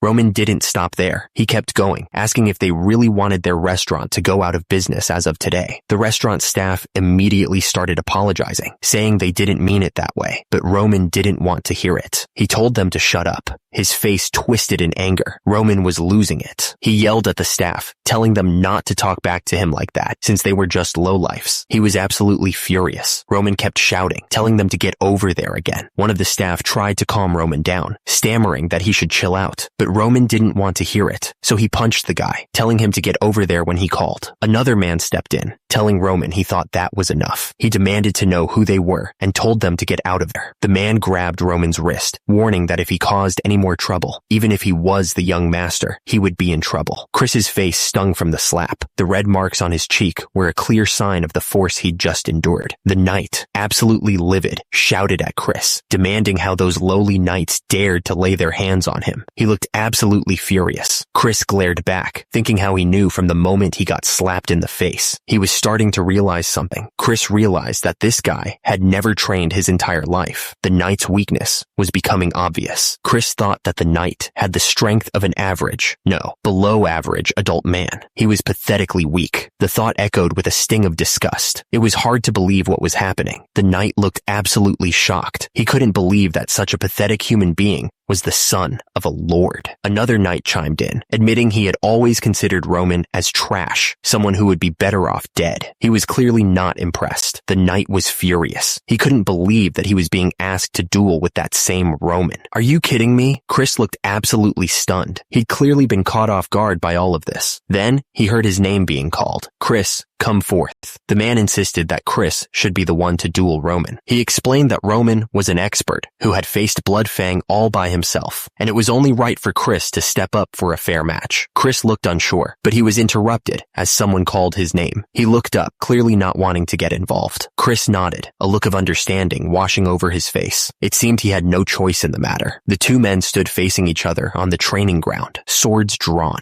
The air crackled with tension as the crowd watched in anticipation. Chris's face was set with determination. His green eyes narrowed in concentration. At the same time, Roman stared back, his expression unreadable. Just as the duel was about to begin, Kevin stepped forward. He asked both sides to hold on for a moment, stopping them in their tracks. Kevin paused, letting the tension build. He announced that he had one request to make before the duel could proceed. Chris stepped forward, his expression serious. He replied that he had been taught to treat any duel as a real battle, especially when swords were involved. Chris continued, warning that no matter who his opponent was, he didn't plan on showing them any mercy. He looked absolutely determined. Chris then revealed his request. If they accepted it, he would gladly take up the honor of dueling against the young master. He added that there was no way that idiot had defeated Bloodfang himself. One of the men declared that he was going to teach the other a lesson now that he had the chance. He seemed pretty confident. Meanwhile, Romero Dimitri was having a serious conversation with another man. It was hard to tell what they were talking about, but it didn't seem friendly. Romero Dimitri stood with his arms crossed, watching whatever was happening. He looked like he was thinking hard about something. Then, a sinister smile spread across someone's face. It was the kind of smile that made you think something bad was about to happen. Chris looked absolutely furious. He shouted, asking if the other guy was laughing at him. He looked ready to explode. The force of the blow had left a strange, patterned mark on his face. It looked like the skin itself had been rearranged. Someone commented that it seemed like the young master had accepted the challenge. The air was thick with anticipation. The man with the red beard yelled that both sides should prepare themselves. He looked serious, like he was about to start something big. Someone shouted for everyone to get ready. At the same time, the sound of boots echoed on the stone floor as people shifted into position. The boots were planted firmly on the ground, ready for action. The tension was building. You could practically feel it in the air. Chris looked up at Roman, his expression a mix of worry and doubt, but the young master just smiled back, completely at ease. Chris's eyes narrowed, like he was trying to figure something out. He clearly didn't like what he was seeing.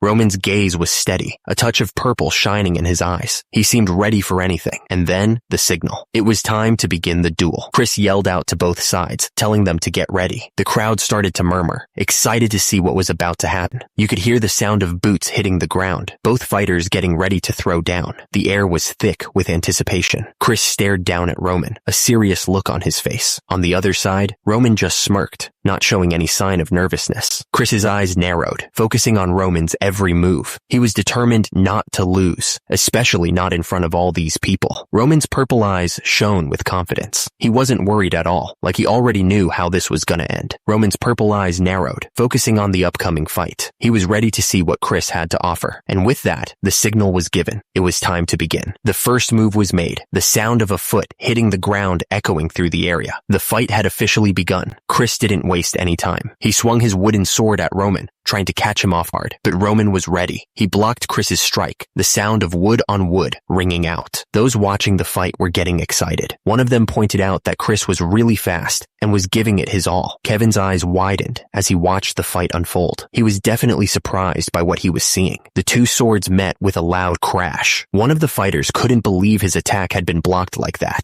Chris's eye twitched, his mind reeling. Roman had actually blocked his strike? He didn't think that was possible. Chris took a step back, reassessing his opponent. Roman stood his ground, ready for whatever came next. The tension in the air was thick. Chris gripped his sword tightly, his mind racing. He was trying to understand the repulsive force he could feel coming from Roman's hands. Chris continued to analyze Roman's movements. Roman's defensive pose was incredibly stabilized, making Chris wonder if it was just a lucky coincidence. Chris's eyes narrowed, his determination hardening. He thought to himself that even though Roman wasn't how he expected, he would only be satisfied by beating Roman to a pulp. Chris lunged forward, his sword raised high. He was going to beat that guy to a pulp, no matter what it took. The clash of their swords echoed through the training yard. The force of the impact sent sparks flying as they both fought for dominance. Chris's eyes burned with determination, his focus narrowing to the task at hand. He wasn't going to lose this fight. Chris moved with blinding speed, his sword aimed at Roman. The force of their clash sent a shockwave through the air. Roman watched Chris's movements carefully, his expression calm. He wasn't fazed at all. Chris kept pushing forward, his sword constantly attacking, but Roman was able to block all of his attacks. Chris gritted his teeth, his eyes blazing with intensity. This was it. He was going to give it everything he had. Chris swung his sword down with incredible speed, but Roman was ready and ducked just in time, narrowly avoiding the strike. Chris's eyes widened in disbelief. He couldn't believe Roman had dodged that. He was sure he had him. Roman stood tall, watching Chris lose his balance and fall to the ground. The tables had turned, just like that. Roman looked down at Chris, who was sprawled out on the ground, completely defeated. He had won. Chris stared up at Roman, his face pale. He thought to himself that things just got way too dangerous. The crowd couldn't believe what they were seeing. One of the men watching the fight said it was impossible. Another one asked if they were kidding him, because Roman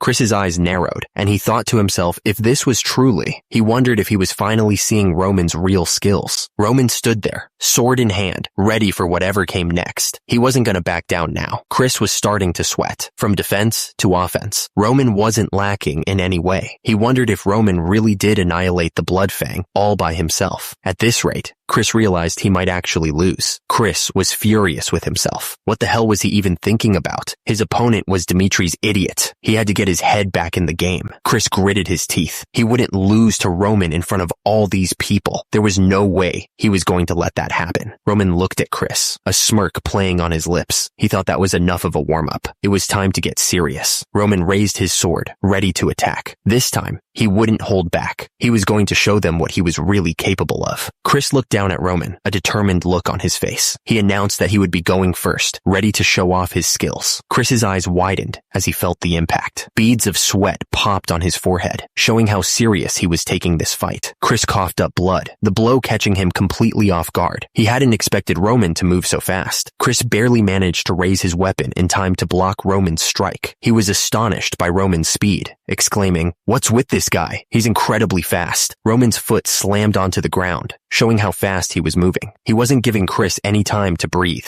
Roman narrowed his purple eyes, his expression focused. He was ready to go all out. Chris unleashed a flurry of attacks, his sword meeting Roman's in a shower of sparks. The force of each strike echoed through the training area. The crowd watched with wide eyes, amazed by the speed and power of the attacks. They couldn't believe what an impressive chain attack it was.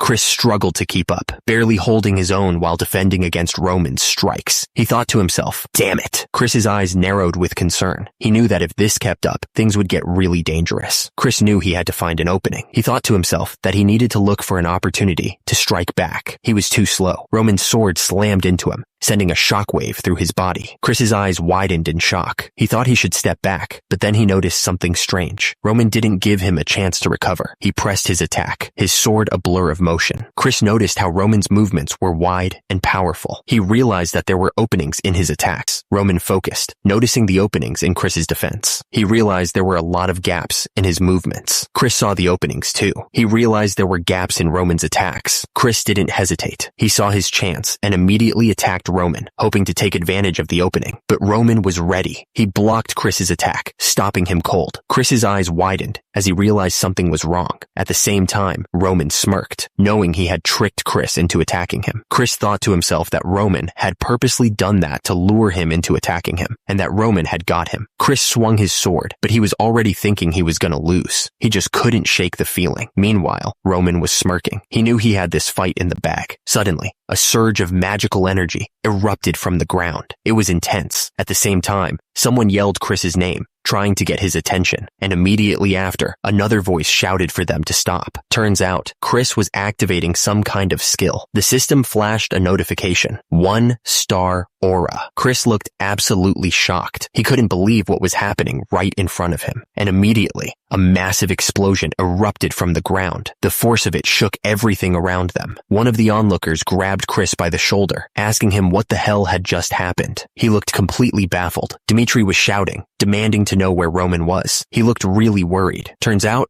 Roman was all right. He let out an of relief. Roman watched the fight below with a piercing gaze. He was absolutely focused on every detail. The impact of their fight was sending energy blasts everywhere. The floor was tearing apart with each strike. Chris and Roman clashed, their swords meeting with incredible force. The air crackled with energy as they fought. Chris looked absolutely stunned. He couldn't believe what he was seeing. The force of the impact sent Chris flying backwards. He was completely helpless in the air. The people watching the fight couldn't believe their eyes. They were completely shocked by the power they were seeing. The crowd was absolutely stunned by what was happening, and immediately, Roman stood over Chris, his sword pointed down. Roman looked down at his opponent with cold eyes. He wasn't going to show any mercy. The question hung in the air. Who was the person that got picked as the new Deputy Knight Commander? The question was met with another question. Did the person not even know? Meanwhile, two men were talking about the new Deputy Knight Commander. He was the commander's apprentice, and seemed pretty young, one of them said. The other man replied that even then, He's a 2-star aura knight. It was quite an achievement. He's a 2-star at that age? The question showed the surprise they felt about his skills. The rumors about the new deputy knight commander were spreading like wildfire. They were saying that he felt mana after only half a year of training, which was unheard of. The man with green hair looked shocked. It only took him 3.5 years before he became a 1-star aura knight. That's insane, he thought. And the rumors didn't stop there. Apparently, his sword skills are incredible too.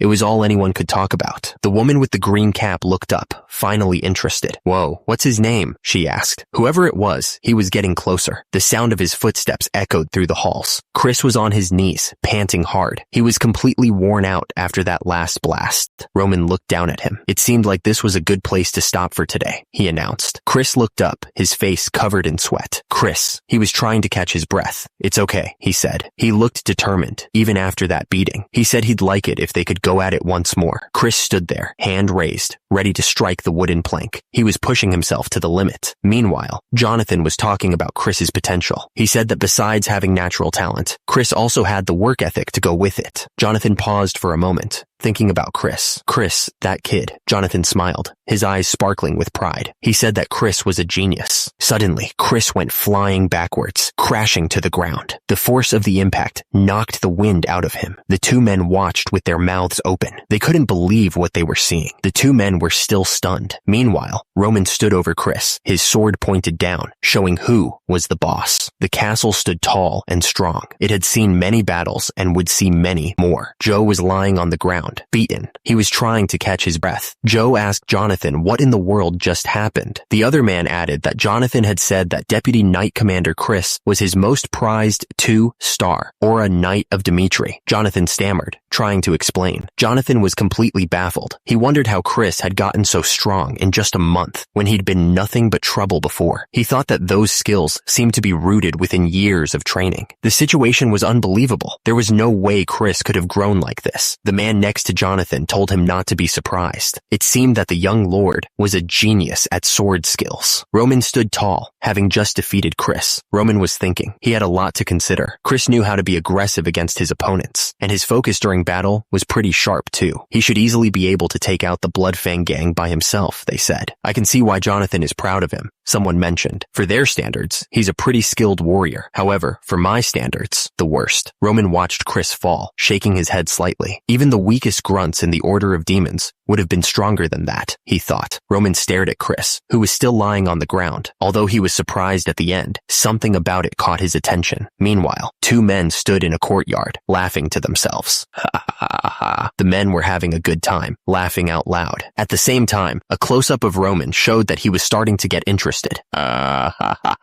Roman's purple eyes narrowed slightly, a hint of a smile playing on his lips. This is interesting, Jonathan exclaimed, calling out to his son. Jonathan was bursting with pride, realizing that his eldest son was a genius at sword skills. The other man spoke to Commander Knight Jonathan, questioning if he was sure about Chris's skills. He admitted that he hadn't been able to recognize Chris's true potential. Jonathan looked to the side, replying that he understood now. Jonathan turned his head towards Chris and called him over. Jonathan was beaming with pride. He said he had never been happier than he was today. He wanted to applaud the fact that Chris had decided to accomplish something for himself. Jonathan continued, saying he needed to make sure Chris got an award fitting for this. He told Chris to tell him if there was anything he wanted. Chris's lips curved into a slight smile. He seemed to be thinking about something. Chris brought up the fact that he was supposed to leave for the battlefield within the next half year, since they broke away from Lawrence. He asked Jonathan if he was trying to keep him from enlisting. Jonathan denied it immediately. Chris said that he would like it if Jonathan would give him the right to select his own men for himself. Jonathan's eyes widened slightly, like something had just occurred to him. He just said, "Oh." Jonathan kept talking, saying that Chris still had more than enough time. He added that Chris just needed to reconcile with someone. Chris looked up, his expression hardening with resolve. He stated that he would go himself. Jonathan's eyes widened in surprise at Chris's sudden declaration. He didn't expect that. Chris stared down, his eyes narrowed with determination. He was ready to face whatever was coming. The response was simple, but it carried a lot of weight. He understood. Jonathan looked up at Chris, a serious expression on his face. He told Chris that he would give him the right to take care of things himself. Jonathan continued, telling Chris that he also had one last thing to ask of him. Jonathan added that as long as Chris kept showing him what he did just now, he had no reason to deny Chris's request. Chris looked to the side, waiting for Jonathan to finish his sentence. He just said, "Then?" The man looked absolutely shocked.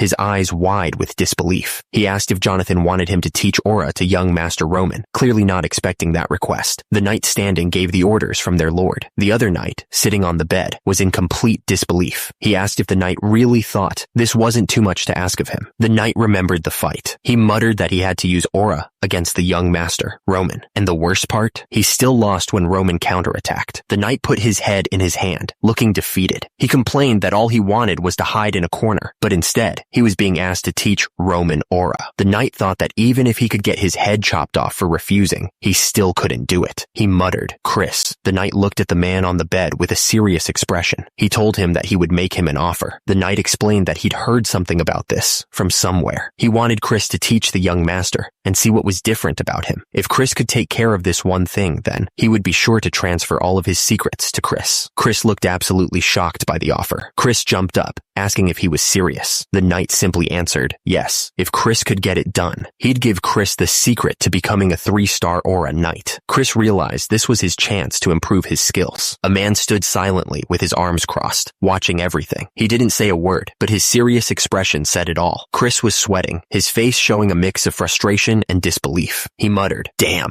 Chris shouted, demanding that the knight keep his word. He looked absolutely serious. Someone addressed Roman as young master. The man continued, saying that he'd heard Roman had accomplished great things in his match that day. Turns out, rumors were already spreading all over the castle. News travels fast, I guess. The man went on, saying that he knew the deputy knight commander was a 2-star aura knight. He couldn't believe Roman had somehow beaten him. He said that was incredible. Roman looked over at Hans. He asked if Hans knew what aura was. Hans looked confused and admitted that he had no clue himself. He asked if it was the power to use mana. Mana. The word hung in the air, unanswered. Roman was thinking out loud, trying to make sense of it all. Turns out, they call it mana in this place. He was trying to understand the power that Chris had shown him. Chris's power was definitely an eruption of energy. However, their usage of energy was different from them. It was clear as day. Roman was still trying to understand the energy he had just witnessed. He was thinking about what they call aura here, and something about it. The problem was that it was inefficient. He couldn't understand why they were using their energy like that.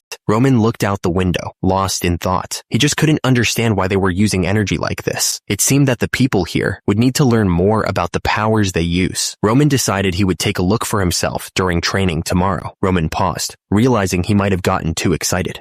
Shoot, was I too excited? The next day, Roman met Chris outside in the training yard. The morning air was crisp, but the sun was already starting to warm the stone walls around them. Chris looked at Roman with a serious expression. He still had a bandage on his cheek from the other day. Roman stared intently. His purple eyes narrowed slightly. He was ready to learn, and he wasn't going to waste any time. The bandage on Chris's face was a stark reminder of the fight from the previous day. It was a sign that even the strong could be caught off guard. The rough fabric of the bandage was stained slightly with blood. It was a small thing, but it spoke volumes about the kind of training they were about to undertake. Chris was trying to be all nice, but Roman was already annoyed. He thought to himself, this is going to be a pain. Chris, trying to keep things calm, told Roman to take it easy. He said that before they started training, he needed to explain what aura actually was. The word aura appeared in glowing letters. It was time to get into the details. The system defined aura as a subset of mana usage. It was specifically the form that knights used. The system continued, explaining that magicians used mana by storing it in their circlets. It was a different method than the knights used. The mana user channeled the energy, his hands glowing with power. The air crackled around him as he prepared to demonstrate the essence of aura. The system chimed in, explaining that knights stored mana throughout their entire body. It was a key difference from other methods. The system then identified the person known as the forerunner of aura. It was Emperor Alexandro.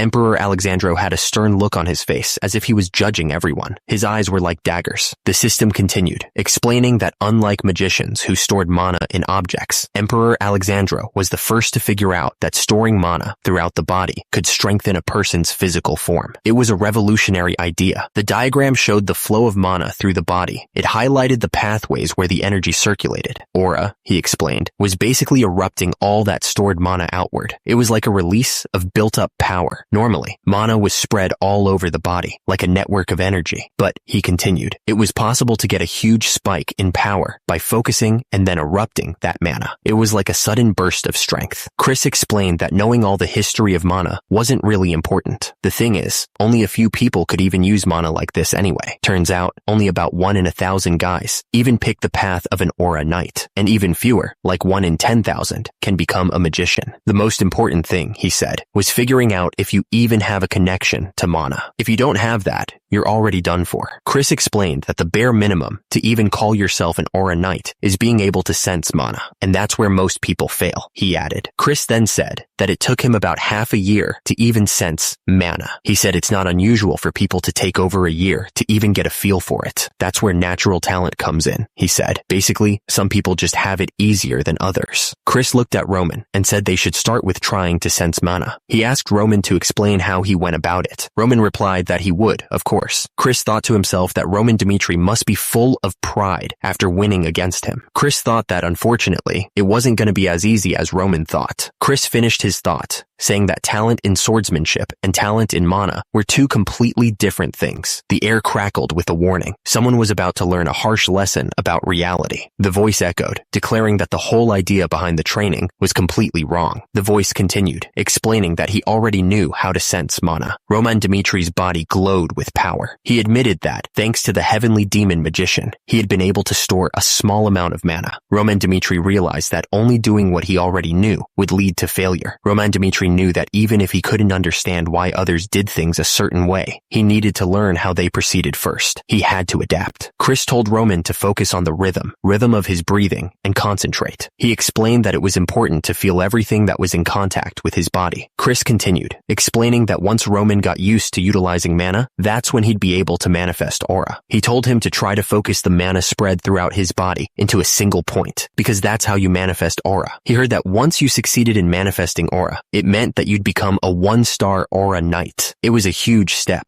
There were many ways to utilize the manifestation of aura. You could apply it to your blade to increase its potency, which was a common trick. Chris explained that aura could also be applied directly to the body. He was trying to give Roman a full picture of what he needed to learn. He added that doing so would grant a short burst of power. He wanted to make sure Roman understood the potential. Suddenly, Roman was surrounded by a brilliant golden aura. It danced around him like flames. The aura intensified, swirling around his feet. The heat radiating from it was almost unbearable. Chris was absolutely stunned. He stammered, saying there was no way Roman could have done that. A surge of energy filled the air, and someone shouted in disbelief, asking if Roman was really manifesting aura. The golden aura blazed around Roman's body like a raging fire. The heat was intense. The energy crackled around Roman, the raw power almost visible to the exposed eye. It was like nothing Chris had ever seen. Chris watched the display of power, a small smile forming on his face. He muttered that it was exactly what he had expected. Chris continued, declaring that the way most people used ki was completely useless. He clearly thought he knew better. Chris explained that ki in Murim was used to remove all waste inside the body. The goal was to be able to store ki within the body. After that,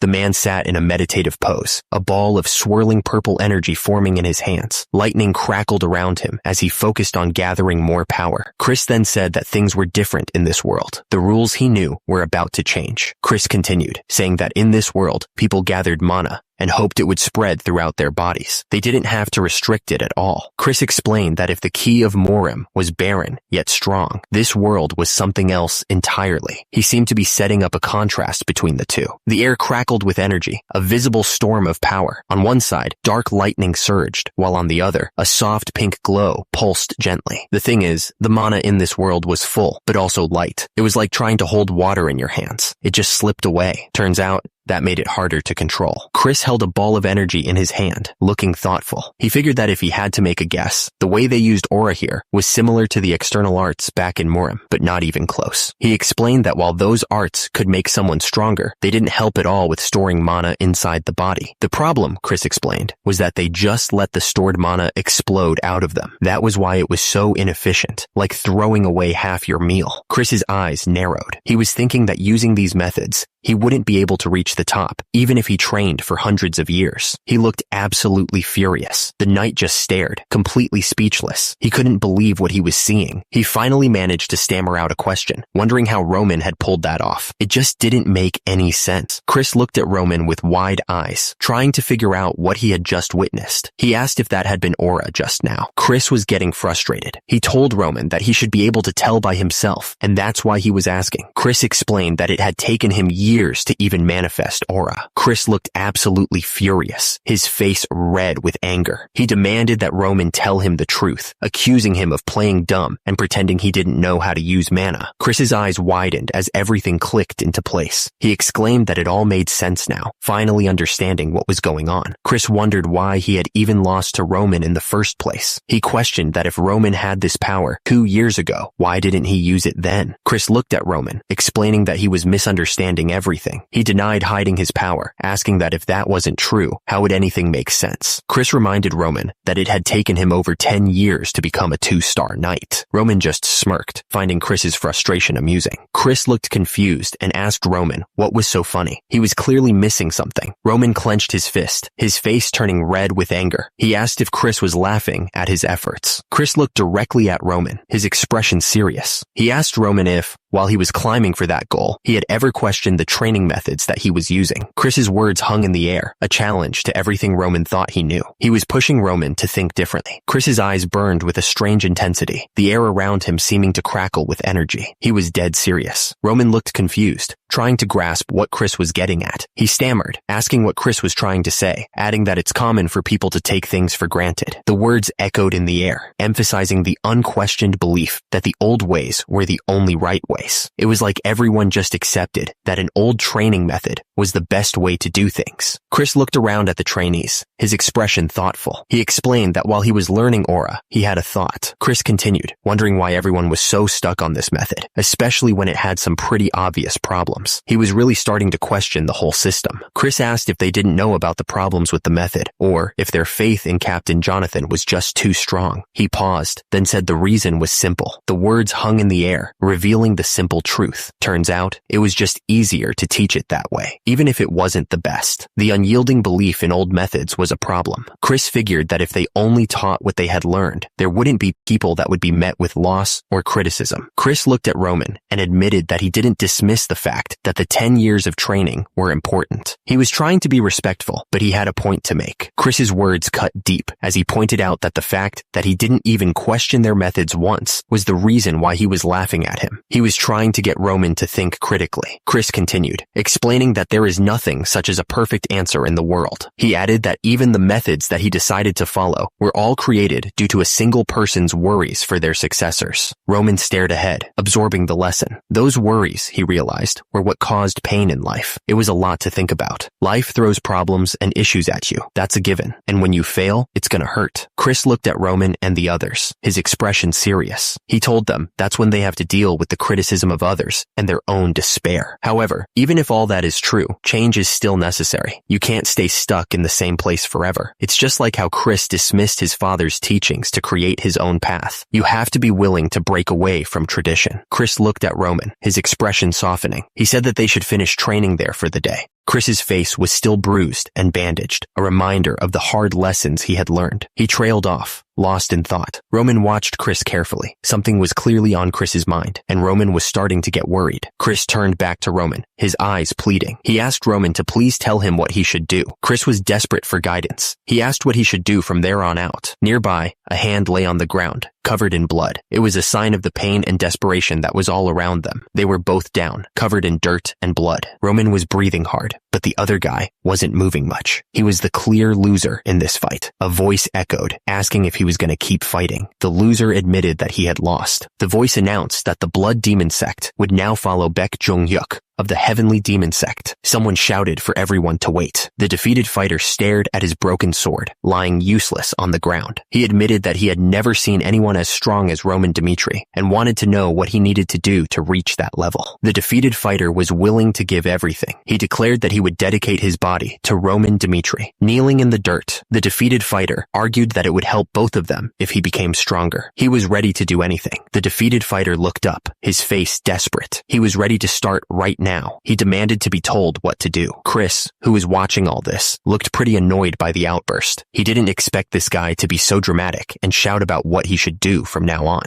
Roman Dmitri stared forward, his eyes reflecting a newfound determination. He had thrown away his pride, ready to do whatever it took to become stronger. The story went back to a time long ago. The fighter was an individual of note from the past who had conquered the blood demon sect under one order. This blood demon was someone who used to greatly influence the Morim. The fight was fierce, full of energy. The thing is, a battle over control between him and Baek Jong-hyuk was inevitable, and at the end of the long battle, he had lost. The blood demon was defeated. Roman thought about that kid from back then. He had decided to take the shame upon his name, all in order to be taught. The ability to throw away one's pride in order to become stronger. Roman thought that Chris was similar to the blood demon in that respect. Chris was asking for a way to get stronger. Roman said he couldn't just tell him something like that. So, he asked Chris what he wanted him to do. Roman only told Chris not to devotedly follow the methods he had been taught all his life. Roman spoke with a strange intensity. He said that if he were to just give Chris the answer, how would that be any different from what Chris had already done? But if Chris wanted to find the answer himself, he should keep listening. Chris looked up, surprised by Roman's words. He could only listen as Roman told him to follow him and learn from what he did. Roman's words hung in the air. He was going to leave for the war in 6 months. Roman told Chris to watch how he got stronger as he fought different enemies. He should pay close attention to the different ways Roman defeated them. And if Chris could still follow him after years, then Roman finished by saying that he could say with certainty that Chris would find his answer. It was a heavy promise. Chris stood there, his back to the world. He was trying to make sense of everything Roman had just told him, trying to figure out his next move. Hours later, the moon was high in the sky. The clouds drifted slowly, as if time itself was holding its breath. Looking through the window, the night sky seemed even more distant. It was like the world outside was a dream, and the room was the only real place. Chris sat on the edge of his bed, his head hanging low. He was completely worn out, both in body and mind. Tears streamed down Chris's face, mixing with the blood from his cuts. He was trying to wipe them away, but they just kept coming. Roman explained that you just have to train until you can sense mana. He added that you can already sense mana after half a year. He then continued that in order to manifest aura, you need to do more. Roman exclaimed that Chris was a genius, since he's a 1-star after only 3 years. He congratulated Chris, telling him that he was now a 1-star aura knight. Roman didn't dismiss the fact that Chris's 10 years worth of training were important, but the fact that Chris didn't even question their methods once was the reason why he was laughing at him. Chris's eyes narrowed with anger. He grit his teeth, promising himself that he would do it. He paused, confused by what he was seeing. The castle stood tall against the bright sky. Chris was stunned by what he had just heard. He asked what the other man had just said, needing to confirm he understood correctly. The answer came back immediately. He would follow the young master to the battlefield, no matter what. Chris declared that he wanted to get stronger. He was desperate to find a way to improve. Roman acknowledged that something had clearly happened to Chris. He confirmed that he was right. Chris looked determined, his eyes reflecting his newfound resolve. Roman stared back, a hint of a smile playing on his lips, as if he knew this was going to happen. Mr. Hans nodded slowly. He said that he could already tell that Chris had a good enough reason that pushed him to make this decision.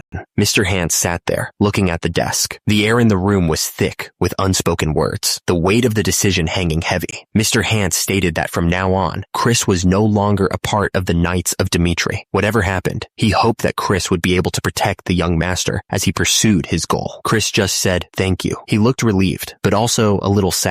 A voice broke the silence. "All right now." Mr. Hans stared intensely. He said that Chris was no longer. Chris stood silently, blood dripping from his armor. He didn't move a muscle, just listened carefully. The battlefield was a scene of death and destruction. A child reached out to his dead mother, crying in despair. The memory was painful. Mr. Hans said Chris wasn't that little kid who was crying for his dead mother on the battlefield anymore. Mr. Hans looked at Chris, a glimmer of hope in his eyes. He added that thanks to Chris, he was sure of one thing. If Chris was willing to follow young Master Roman, that would mean that young Master Roman wasn't someone who could be called an idiot anymore. Roman told Chris to follow him, saying he'd need to prepare himself from now on. Chris looked confused and asked what was going on. Roman explained that if Chris really wanted to survive on the battlefield, he'd need a secret weapon that he could call his own. Chris looked up, his eyes shining with determination. He agreed with Roman, calling him Master. Meanwhile, back in town, the wind carried whispers through the streets. People were talking, their voices hushed with a mix of excitement and fear. Someone asked if the others had heard the rumors going around. The bandages on his hand were a reminder of the brutal training they'd all endured. One of the men doubted that young Master Roman had taken care of the Bloodfang. He didn't think it made any sense, calling him a half-assed noble who didn't know how to do anything. The man continued, saying that even though all the stories he'd heard seemed real, there was no way. He figured the Knights of Dimitri must have planned everything out. Young Master Roman. Kevin looked up, surprised, and repeated that young Master Roman had taken care of the Bloodfang. It was the young master that was able to take care of them with a single branch. One of the men watched the fight, thinking that young Master Roman should be able to handle the Bloodfang by himself. He was sure that young Master Roman was strong enough to take care of them. Kevin looked shocked. He wondered if young Master Roman had really done all this just to keep his word. Kevin continued cleaning, but he was lost in thought. He figured there was no way young Master Roman would do anything for someone like him. But the thing is, he really did take care of the usury issue. Suddenly, another man called out, telling Kevin he needed to finish cleaning up if he wanted to go home. Kevin snapped out of his thoughts and replied that he was on it. Kevin started cleaning again. He decided he wanted to become someone like young Master Roman, someone strong enough to protect the people around them whenever he could. Kevin's face was set with determination. He realized that there were still people like the Bloodfang out there, and he needed to get stronger to protect his family. But the thing is, getting stronger was easier said than done. Kevin wondered how he could even begin. He thought that if he had another chance to meet young Master Roman, maybe, but he immediately dismissed the thought, figuring he wasn't lucky enough for that to happen. Suddenly, Kevin stopped dead in his tracks. His eyes went wide, and his face was filled with shock. His eye twitched slightly. He didn't expect this. The box of potatoes slipped from his hands. They tumbled to the ground. A voice called out, stunned, "Young Master?" Young Master Roman looked up, his expression calm. He said that it had been a while. Kevin stared, completely surprised. He stammered, asking why young Master Roman was there. But before he could even finish, he realized he needed to thank him. Kevin immediately dropped to his knees. He thanked young Master Roman. Kevin explained that his family was able to survive thanks to young Master Roman. He was incredibly grateful. Kevin told young Master Roman not to worry about that, and asked how he had been. Kevin explained that after the Bloodfang stopped threatening them, he was able to find a place to work thanks to Mr. Hance. Young Master Roman said he didn't know how Kevin could ever express his gratitude to him. He then said that if Kevin listened to his offer, maybe he'd get an idea on what to do. Young Master Roman explained that if Kevin accepted, he wouldn't have to be worried about his family's money problems. He'd be able to have a warm home and nice food. Young Master Roman continued, saying that Kevin could even enjoy a lavish lifestyle during his free time, unlike the work he did now. He said he'd make it so that happens. Young Master Roman declared that Kevin should live for him. Young Master Roman looked down at Kevin, his arms crossed. He promised that if Kevin pledged his loyalty to him, he'd give him a life he wouldn't regret. Kevin's eyes widened, considering the offer. He was thinking about the life he could have, the life young Master Roman was promising. He opened his mouth, ready to speak. His lips were trembling slightly, showing just how nervous he was. Kevin bowed his head, kneeling on the ground. He was ready to give up everything for young Master Roman. Kevin pledged his life to young Master Roman. He was ready to follow him anywhere, to do anything for him. Kevin was lying on the ground, blood dripping from his head. He declared that if young Master Roman told him to die, he'd do it without question, and that he would kill anyone Roman wanted gone. He continued, saying the only thing he asked was for young Master Roman to promise to protect his family. Kevin looked up, his face covered in blood. He finished by offering his life to young Master Roman, trusting him completely. Young Master Roman watched Kevin, his eyes narrowed. He thought to himself that Kevin was showing his loyalty with his own blood. The kid reminded him of some crazed stallion. Young Master Roman realized that with just a single order, Kevin would even go up against hundreds of enemies without hesitation. Kevin was surrounded by a fiery aura, his eyes burning with determination. He declared that he would never back down until the job was done. Like some crazed mare, Chris stood there, blood dripping down his face, and young Master Roman thought about him. He realized that because Chris resembled the blood demon, it made him think of him too. A strange feeling washed over young Master Roman, a sense of excitement and anticipation. He was sure that this would be worth his time. Young Master Roman smirked, his purple eyes gleaming with a newfound intensity. He declared that from this point onwards, the words hung in the air, heavy with implication. Young Master Roman had made his decision. They were his now. The Dimitri estate stood tall and imposing, a testament to the family's wealth and influence. The building was huge, with multiple levels and towers. Young Master Roman turned to Hans, telling him to take care of Kevin and help him get used to living here. Hans bowed his head, promising that he understood. Young Master Roman then spoke to Kevin, promising to visit him later and telling him to take care. Kevin thanked the young master, expressing his gratitude for everything he had done. Young Master Roman announced he would be in his library if anyone needed him. He turned and walked away, leaving the others behind. Hans turned to Kevin and asked if he wanted to look around the estate. Kevin's face lit up at the offer. The library was huge, with rows and rows of books, reaching up to the ceiling. The only sound was the soft creaking of the wooden stairs. At the desk, a candelabra stood next to stacks of books. An open book lay in the center, waiting to be read. The young master sat in his chair, reading about Aura Knights. He seemed very interested in the topic. The book was titled The Path of an Aura Knight. It seemed like a guide for those who wanted to become one. The book said that to become an Aura Knight, you must first show Aura, which marks you as a 1-star Aura Knight. It sounded like a difficult path. The young master read that to become a 2-star Aura Knight, you had to be able to cut steel using aura. Turns out, the intensity and strength of your aura determined your rank. The book continued, explaining that once someone became a 3-star Aura Knight, they were beyond normal comprehension. They also got special treatment within the kingdom. The book mentioned that a 6-star Knight existed within the Salamander continent, but there were currently no stories of anyone who had reached the 7-star rank. The book went on to say that even within the top 10 ranked knights, not everyone had reached the 6-star rank. It was a long road to the top, star knights and rankings. The young master was clearly thinking hard about what he was reading. The young master was thinking about the strength of his men. He figured that since he'd seen Chris at the 2-star level, even Jonathan at 3-star would only be as strong as a 2nd-class fighter. The book went on to describe the power of those who reached the 6-star rank. Apparently, they had gone beyond what humans were capable of.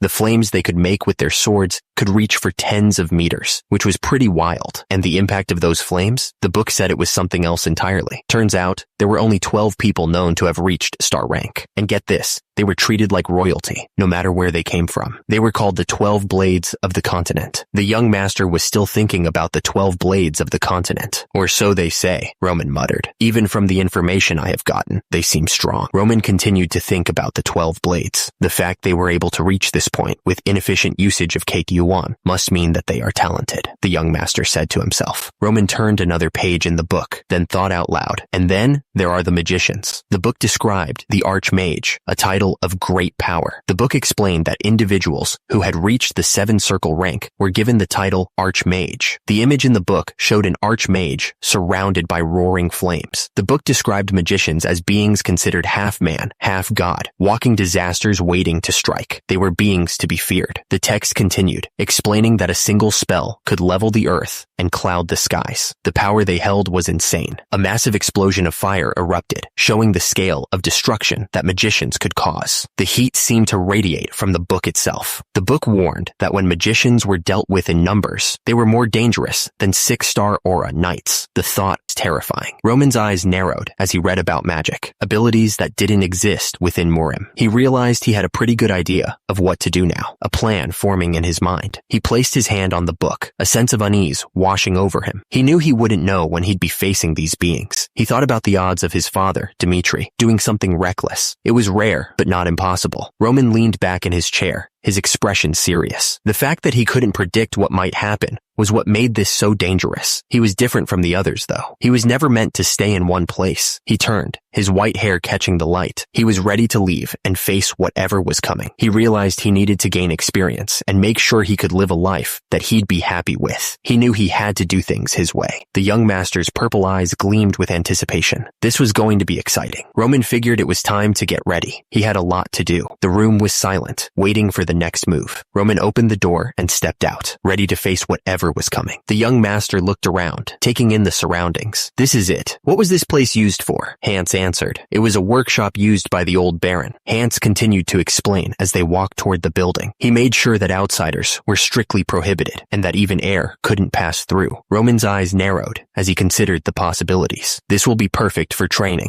Roman turned to Hans, a determined look on his face. Hans, I'll be spending the next week in this workshop. The young master gave his orders, making it clear he wouldn't need any food or anything else for that matter. But most importantly, He didn't want anyone coming in. Roman emphasized the gravity of the situation. No one was to approach him unless his people were in grave danger. He wouldn't tolerate any interruptions. Hans bowed his head slightly, acknowledging the young master's words. "Yes, young master," he replied, making sure his tone conveyed his understanding. The heavy wooden door creaked shut, sealing off the workshop. The sound echoed in the sudden silence, marking the beginning of Roman's isolation. Roman stood alone in the room, his expression unreadable. He was ready to begin, his mind focused on the task ahead. Roman looked down at the straw scattered on the floor. It seems that Hans put this here, he thought to himself. Roman stood up, looking down at the straw. "Although I appreciate the thought," he said, frowning. "It actually makes the flow of KEOI more erratic." He stared at the straw for a long moment, weighing his options. With it, he decided to get rid of it. With the straw gone, Roman sat down in a meditative pose. He closed his eyes, focusing on his breathing. He focused on the flow of energy within him. Up until now, I've only built up a minimum amount of mana, Roman thought, his brow furrowed in concentration. To master the techniques of the heavenly demon magician, Roman knew he had to start at the very beginning. He had to take things one step at a time. He was going to go back to the basics. It was time to start at the first step. Heavenly demon magician. First step, Roman thought. He knew what he had to do. He sat in the lotus position, the flames licking at the air around him. Human, he thought, focusing on his own humanity. Roman closed his eyes, his face tight with concentration. He needed to remove all the impurities within his body. The effort of removing the impurities was taking its toll. Veins bulged in his neck, and blood trickled down his skin. Roman could feel the mana struggling to flow through his body. The system warned him that his body was filled with more impurities than a normal teenager should have. Roman wasn't surprised by this setback. He had already predicted it. He knew he needed to gather just enough mana to push through the first step.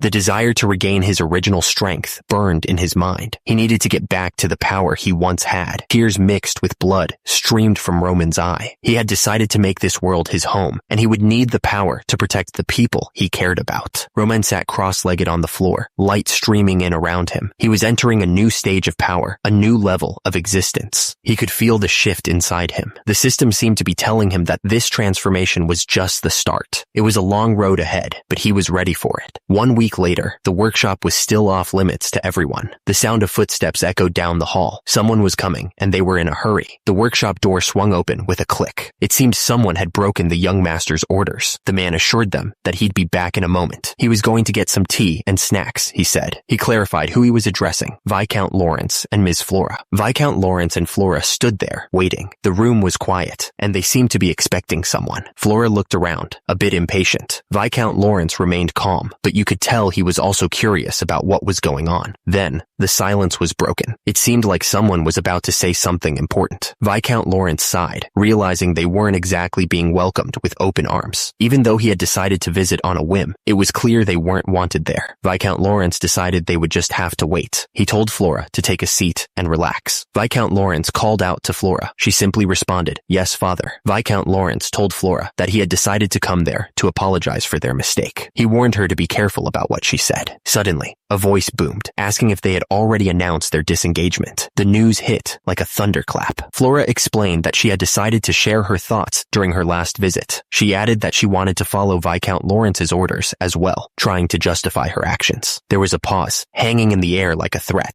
Viscount Lawrence exploded, shouting that no matter how long he thought about it, he couldn't marry someone he didn't respect, especially not Flora. Viscount Lawrence looked absolutely furious. He said he really thought that Flora was a wise child, and he never thought she would do something like this. Viscount Lawrence demanded if Flora didn't understand what was going on within their territory. He explained that the Barco family had decided to borrow a large sum from the gold bank, and he questioned if she understood what that meant. The message was clear. The only thing left to do was prepare for war. It was a grim declaration. Flames engulfed the city as knights clashed, steel meeting steel. The brutal reality of war was unfolding. Viscount Lawrence sat heavily, declaring that the arranged marriage with Dimitri had been a necessary decision. He looked like he regretted saying it. Viscount Lawrence exploded in anger, shouting that the only ones capable of defending against Barco were the Dimitri family. He couldn't believe what was happening. Flora spoke up, her voice trembling slightly as she asked if the Lawrences still had a chance, even without the Dimitri family. She was desperate for any sign of hope. Viscount Lawrence frowned, explaining that if it were only the Barco family, they might have stood a chance. But the fact that the central government had approved questionable questionable documents and orders changed everything. The situation was made even worse by the fact that the central government was letting the Barco family borrow money without expecting anything back. It was blatant favoritism. The papers seemed to emphasize that this conflict had grown beyond a simple feud between two families. The scope was far larger now. Viscount Lawrence's face darkened as he said that those who were giving power to the Barco family were the ones who truly wanted to see their family destroyed. It was a conspiracy. Viscount Lawrence looked at Flora, his expression grim. Since their enemies now had a legitimate reason to attack, they would do everything in their power to finish them off. It was a bleak outlook. The words echoed, a reminder of what was at stake. Our land, our honor. These were not just words, but the foundation of their existence. Flora, known as the Flower of Lawrence, looked troubled. She knew what was coming, and it scared her. Even though I know, the words hung in the air, heavy with unspoken truths. It was time to face reality. Flora went on, admitting that she knew the circumstances of their territory and what her father was thinking when he made his decision. But even knowing everything, she chose to ignore it all for her own selfish reasons. Wake up. The command was sharp, a desperate plea for change. It was time to stop living in denial. Flora realized that if she kept clinging to her pride as the Flower of Lawrence, she would lose everything. She knew she had to change, and fast. Two servants paced back and forth, clearly worried. They wondered what they should do, and more importantly, when the young master would finally come out. Another servant looked up at the sky, his face etched with concern. He muttered that the Viscount and lady had been waiting since morning, and now the sun was already setting. The servant continued, saying that the Viscount and lady seemed pretty unhappy, but the young master had given strict orders not to be disturbed for any reason. The servant bit his lip, clearly torn. He knew the young master's orders were absolute, but he also knew the Viscount and lady wouldn't be happy if they were kept waiting any longer. Hans saw the young master returning and called out to him, "Young master, you're back." Hans stared, his eyes wide with shock. He could only manage to say, "Master." The room was silent, sunlight pouring in through the large windows. The air was still, but you could feel the tension hanging thick in the air. The teacup sat empty, a silent testament to the conversation that had just taken place. The delicate floral pattern seemed to mock the seriousness of the situation. Viscount Lawrence sat across from Flora, the distance between them feeling much greater than it actually was. They were both waiting, the weight of the impending conversation heavy on their shoulders. Viscount Lawrence's mind was made up. He was already determined to do this, no matter what. Flora looked down, her expression filled with regret, because all this stemmed from her mistake. Viscount Lawrence sat there, hands clasped tightly, his expression unreadable. He was thinking that in order for Lawrence to survive, he needed to make sure this marriage happened. But even then, his hands clenched together so hard his knuckles turned white. The decision weighed heavily on him, a physical burden. His face contorted in anger. This wasn't right. He was furious, his blue eyes blazing with a barely contained fire. Flora looked up, startled by his outburst. "Father?" she asked, her voice barely a whisper. Viscount Lawrence turned away, his face set with determination. "I'll go," he said, his voice firm despite the turmoil within. Viscount Lawrence was determined, and he declared that he would find Baron Dmitri himself. He would take matters into his own hands.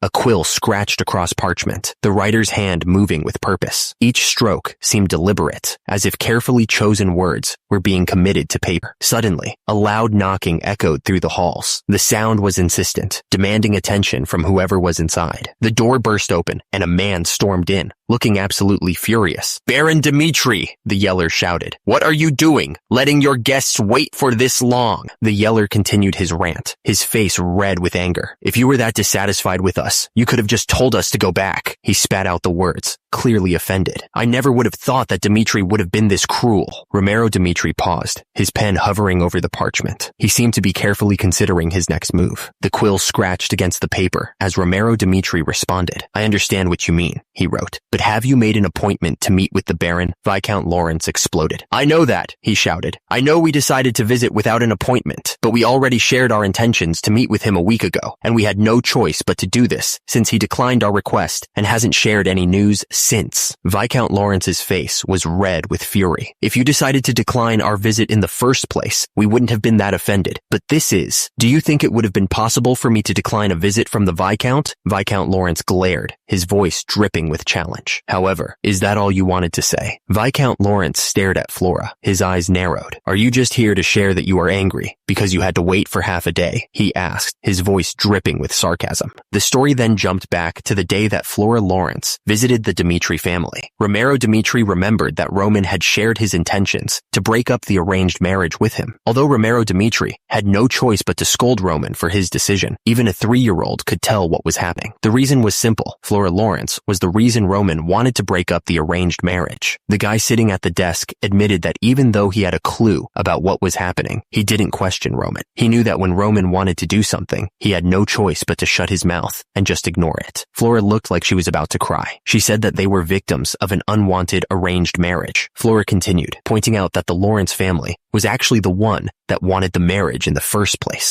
The Viscount of Lawrence clenched his fist, his knuckles turning white. He argued that he still thought his anger was justified just because he had to wait a little too long. The Viscount of Lawrence's voice rose as he reminded Flora that they didn't even want to meet in the first place. He accused her of being oblivious to her own mistakes. Viscount Lawrence slammed his fist on the desk, shaking everything on its surface. He was absolutely furious. Viscount Lawrence continued to rage, his voice booming. "And yet you still decided to come to me and complain." The room was silent for a moment, the tension thick enough to cut with a knife. The Viscount of Lawrence took a breath, ready to drop another bomb. The Viscount of Lawrence explained, "About a month ago, we received contact from the Barco family. If we decided to move forward with an arranged marriage with the Barco family instead of the Lawrence family," the Viscount of Lawrence continued, stating that the Barco family would give them a chance to make connections with the central government. They would also give them part of the Lawrence territory. The speaker paused, the ink from the quill shimmering in the light. He then asked, "Even then, I still decided to decline the Barco family's offer. Do you know the reason why I decided to do that, Viscount?" Viscount Lawrence looked confused, sweat trickling down his brow. He asked, "Why did you decline that offer? It should have been more advantageous for you to take Barco's offer from your perspective." The speaker paused for dramatic effect. The reason was simple. Since Dimitri already had power, the speaker leaned forward, emphasizing his next words. "I decided to choose the option that we personally liked." The speaker finished his explanation. "Just because the eldest son of the Dimitris had an adoration for the flower of Lawrence," the man at the table declared. "Because of that sole reason, we decided to be faced with a war against the Barco family." He looked at them with a serious expression.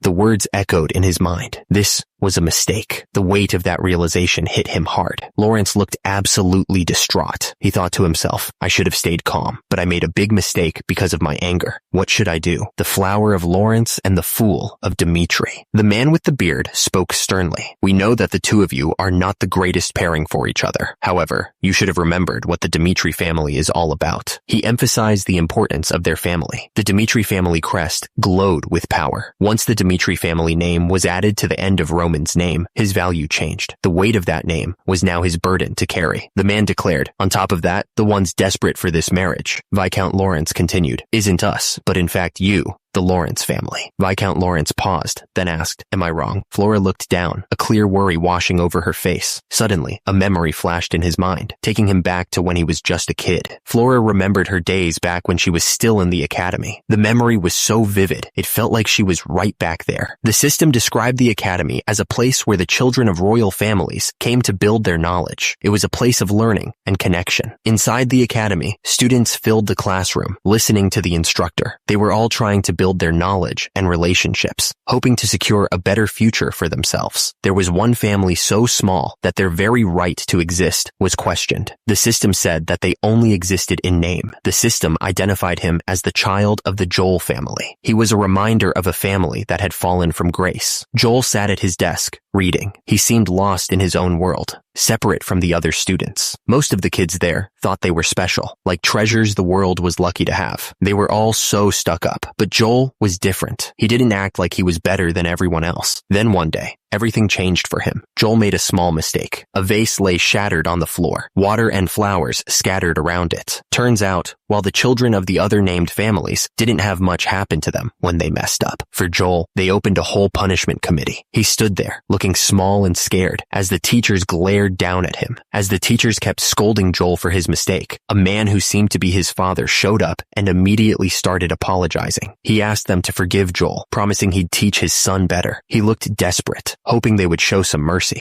During all of that, as I was watching from the back, I had one thought in my head. I couldn't help but feel sorry for Joel. Back then, I thought it was so sad. But now, when I think about it now, It seems so funny to me. I can't help but laugh a little. Flora, as the head of the Lawrence family, admitted she had nothing she could say. Hans scoffed, asking who was feeling sorry for who. He pointed out that his daughter, Flora, had made a huge mistake. Hans admitted that Joel was weak back then, and that Lawrence was in the same boat now. He said he should have apologized in the first place, and hoped they could forgive his ignorance and understand him. This world was simple, really. It was a world where the weak had to bow down to the strong, no questions asked. Flora looked down, feeling humiliated. She swallowed her pride and apologized, saying, "Baron Dmitri, I'm sorry to—" "My lord." The apology hung in the air, unfinished, but the weight of the words was heavy. The room was filled with tension. Flora, Hans, and Lawrence sat together, the silence broken only by the weight of their unspoken worries. Suddenly, a voice announced, "Young Master Roman has arrived." The heavy doors swung open. Flora's eyes widened, her expression shifting from concern to dawning comprehension. Something had finally clicked into place. That's when she realized the truth. But it was already too late. Heavy footsteps echoed in the room as someone approached. The sound was slow and deliberate. Roman walked in with a calm expression, his presence immediately commanding attention. He looked completely unfazed by the tension in the air. Roman's eyes narrowed slightly, a hint of amusement playing on his lips. He was ready to deal with whatever was about to happen. Roman Dmitri walked into the room, his voice echoing slightly. He announced, "Roman Dmitri, I have come to see you, father." Baron Dmitri looked up, his expression serious. "Are you done with your training?" he asked. He waited for Roman's answer. Baron Dmitri nodded slowly. "All right," he said, his gaze meeting Roman's. "We can talk about what happened to you later." Roman heard his father's words, his expression hardening slightly. The Baron stated, "The Lawrence family has come to talk about the arranged marriage issue." Baron Dmitri paused, his voice taking on a heavier tone. "Since all of this started due to your decision in the first place, I'll follow your decision, as the head of Dmitri, and as your father," he said. Roman listened to Flora, his expression thoughtful. He knew what she was trying to say, and he was willing to consider her point of view.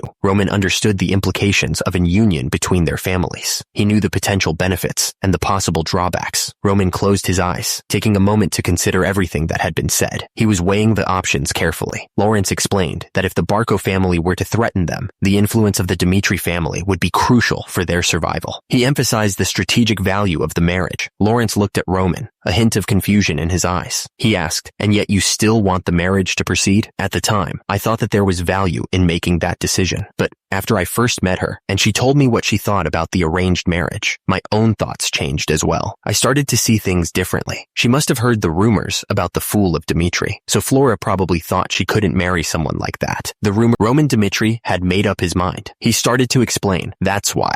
Hans Lawrence looked over at his daughter, Flora, who seemed to be expecting bad news. She stared at the floor, trying to hide her own disappointment. Roman continued, his voice firm, "I want no changes to occur, and for this marriage to be broken up." The room fell silent. The weight of Roman's words hung heavy in the air, leaving everyone unsure of what to say next. The Lawrences looked at each other in shock. It was over. The decision had been made, and there was no going back. Hans Lawrence was clearly worried. He admitted that the arranged marriage was the last chance his family had to get ahead. Since they already had a bad reputation, no other family would agree to a marriage. Hans Lawrence declared that they would have to solve their problems using only the resources within the Lawrence family. He looked determined, but I could see the worry in his eyes. Everyone in the room stood silently, the weight of Hans Lawrence's words hanging in the air. You could feel the tension as they realized how much was at stake. Hans Lawrence suddenly panicked. He realized if the Dmitri family and the Barco family decided to work together, things would get really bad. Hans Lawrence's voice trembled as he admitted they wouldn't even be able to put up a fight against such an alliance. The Lawrence family was truly in a corner. Hans Lawrence was desperate to avoid a disaster. He knew things would get worse if they didn't act fast, and he didn't want to see his family fall apart. Hans Lawrence looked down, accepting blame. He admitted that the Lawrence family was responsible for the situation they were in. The room was silent. You could feel the weight of the situation as the three men stood there, each lost in their own thoughts. Baron Dmitri looked to the side, his expression firm. He stated that the Dmitri family didn't bother thinking about the future when it came to solving problems. Flora Lawrence looked down, her voice soft as she spoke. She suggested that they announce to the public that she was breaking off the engagement for personal reasons, which would prevent the Dmitri family from working with the Barco family. Hans Lawrence looked down, showing his gratitude. He was thankful for the Baron's understanding. The Lawrences bowed deeply. Flora Lawrence and Hans Lawrence showed their respect to Baron Dmitri and Roman Dmitri. The Lawrences were extremely grateful. They were thankful for the Dimitri's understanding and willingness to compromise. Suddenly, the doors swung open with a loud creak. Someone was coming in. Hans Lawrence and Flora Lawrence quickly left the room. They were eager to get out of there. Hans Lawrence stared off into space. He seemed to be deep in thought, mulling over something important. Roman Dimitri stood tall in the room,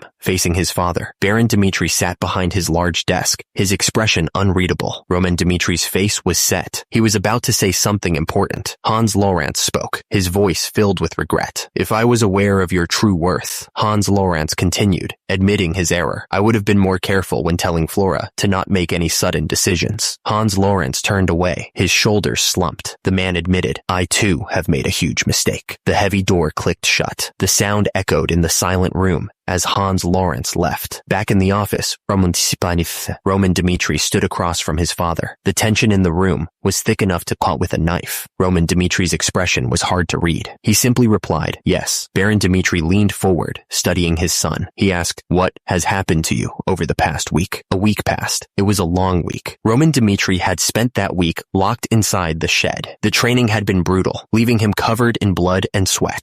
Roman Dimitri was focused on training his body, trying to remove all the impurities within it. His goal was to reach the human stage. Roman Dimitri knew that within the human stage, there were steps to prepare his body to become a heavenly demon magician. While it wasn't considered impressive by Miram standards, he was determined. The thing is, given the sheer amount of mana that exists in nature in this world, he figured it was worth a shot. The amount of impurities inside Roman Dimitri's body was insane. He could feel the heat burning away at his skin, pushing him to his absolute limit. Preparing even the foundation of the body was essential. It was the only way to ensure that he could reach the human stage. Roman Dimitri closed his eyes, focusing all of his energy. The flames around him roared as he tried to push past his limits. The training had a significant effect. He could feel his body changing, adapting to the strain. Roman Dimitri opened his eyes, a new fire burning within them. "The changes in my physical appearance is proof that I've become a completely different person than before." Romero Dimitri began to explain, but he admitted it was difficult to put into words. He had somehow managed to open his mind during his training, though he couldn't recall the specifics of how he did it. Romero Dimitri continued, stating that he believed mana had begun to circulate throughout his body. The Baron looked utterly shocked, his eyes widening. The system defined mana circulation as a phenomenon that draws mana from nature into the body, improving one's physical capabilities. The Baron stared up at his son, clearly stunned. He thought to himself that mana circulation was something that should only happen to a select few. The system seemed to echo the Baron's thoughts, reminding him of Roman, the fool of Dimitri. It was almost impossible to believe. Roman Dimitri stood there, listening intently. He was told to complete incredible tasks, including taking out Bloodfang. It was a heavy burden to bear. The system seemed to be in awe. It stated that he had begun to grow beyond human comprehension. It was almost unbelievable. Romero Dimitri looked determined. Even with all that had happened, it still didn't change the fact that Roman was his son. He wouldn't abandon him. Romero Dimitri continued, telling his son to be aware of something. As his father, he would be sure to lend him a hand whenever he needed it. He meant every word. The system seemed to emphasize something important. It stated to not forget the fact that his name was Roman Dimitri and that his father was Romero Dimitri. It was a bond that couldn't be broken. Romero Dimitri looked at his son, his face a mask of resolve. He knew the challenges ahead were immense, but he wouldn't let Roman face them alone. Roman Dimitri listened to his father's words. He knew Romero would always support him from behind, no matter what. The moment he was alone, Roman's expression shifted. He gripped the hilt of his sword, his eyes narrowing with determination. Roman Dimitri knelt before the man, his posture showing respect. He was ready to accept whatever task was given to him, no matter how difficult. The man towered over Roman, his face unreadable. His gaze was intense, as if he were peering into Roman's very soul. The voice echoed, laced with contempt. It dismissed him as a foolish kid. Roman's eyes narrowed, a flicker of something akin to understanding crossing his face. He was starting to see things differently. Romero Dimitri sat there, thinking to himself. He was a father who wasn't cold or ruthless, but supported his son without any hidden motives. Roman's expression softened, a rare moment of vulnerability showing on his face. He was genuinely moved. A wave of gratitude washed over Roman. He spoke softly. "Thank you, father." Roman looked at her, a slight smile playing on his lips. "It's not bad," he admitted. Roman paused for a moment, considering what to say next. He started, searching for the right words. Flora looked at Roman, waiting for his response. The tension in the air was thick enough to cut with a knife. Flora's expression softened, and she spoke with sincerity. "I'm really sorry," she said, meaning every word. Flora continued, her voice full of regret, "for judging you too quickly, and for causing so many issues for both of our families." Roman stood there, his expression unreadable. "There's no need to apologize," he said, his voice calm, "since I had no intentions to continue with this marriage anyway." Roman continued, his gaze steady. "I understand the reasons for why you're angry," he told her. "Even if it is an arranged marriage that both of us didn't agree upon, I still broke the promise without discussing it with others." Roman paused, his eyes meeting Flora's. "However, I wanted to tell you this while I still had the chance," he said, his voice dropping slightly. Roman's expression turned serious. "The fact that I have a special reason for why I had to cancel our marriage," he revealed, his voice low. The reason for his decision, it turns out, was tied to something else entirely. The social gathering that royal families of the Northeast host, Roman explained. It was something that happened there. The ladies whispered amongst themselves, their voices barely audible. The rumors surrounding the engagement to a Dimitri had spread like wildfire, each tale more outrageous than the last. The woman's expression shifted, the playful smile fading from her lips. The name Roman Dimitri hung in the air, heavy with unspoken implications. A moment of silence stretched between them, thick with anticipation. Whatever was about to be revealed, it was clear that it was serious. Flora confronted Roman, her voice laced with concern and accusation. "The fact that you enjoy drugs," she said, her eyes searching his. "Drugs that eat away at one's sanity and knowledge." Flora's gaze softened, her voice tinged with a hint of sadness. "I thought that should be something you should know," she said, her expression unreadable. Roman stared into the distance, his expression clouded with a hint of regret. He admitted to himself that, although he now knew the rumors were all false, they had still affected him. Roman walked alongside Flora, trying to reassure her. He explained that, at the time, he couldn't ignore the rumors, but whatever happened didn't change their relationship right now. Roman continued to speak, his voice firm and confident. He told Flora that there was no need for her to worry anymore, trying to put her mind at ease. Flora watched Roman walk away, her brow furrowed with worry. Despite his words, a sense of unease lingered in her heart. The moonlight streamed through the window, casting a soft glow across the room. The night was quiet, but the air was thick with unspoken tension. Roman sat in his chair, lost in thought as Hans brought in the tea. The room was quiet, the only sound the gentle clinking of the porcelain. The rumors swirled in Roman's mind, echoing the accusations he had heard. Drugs, they said.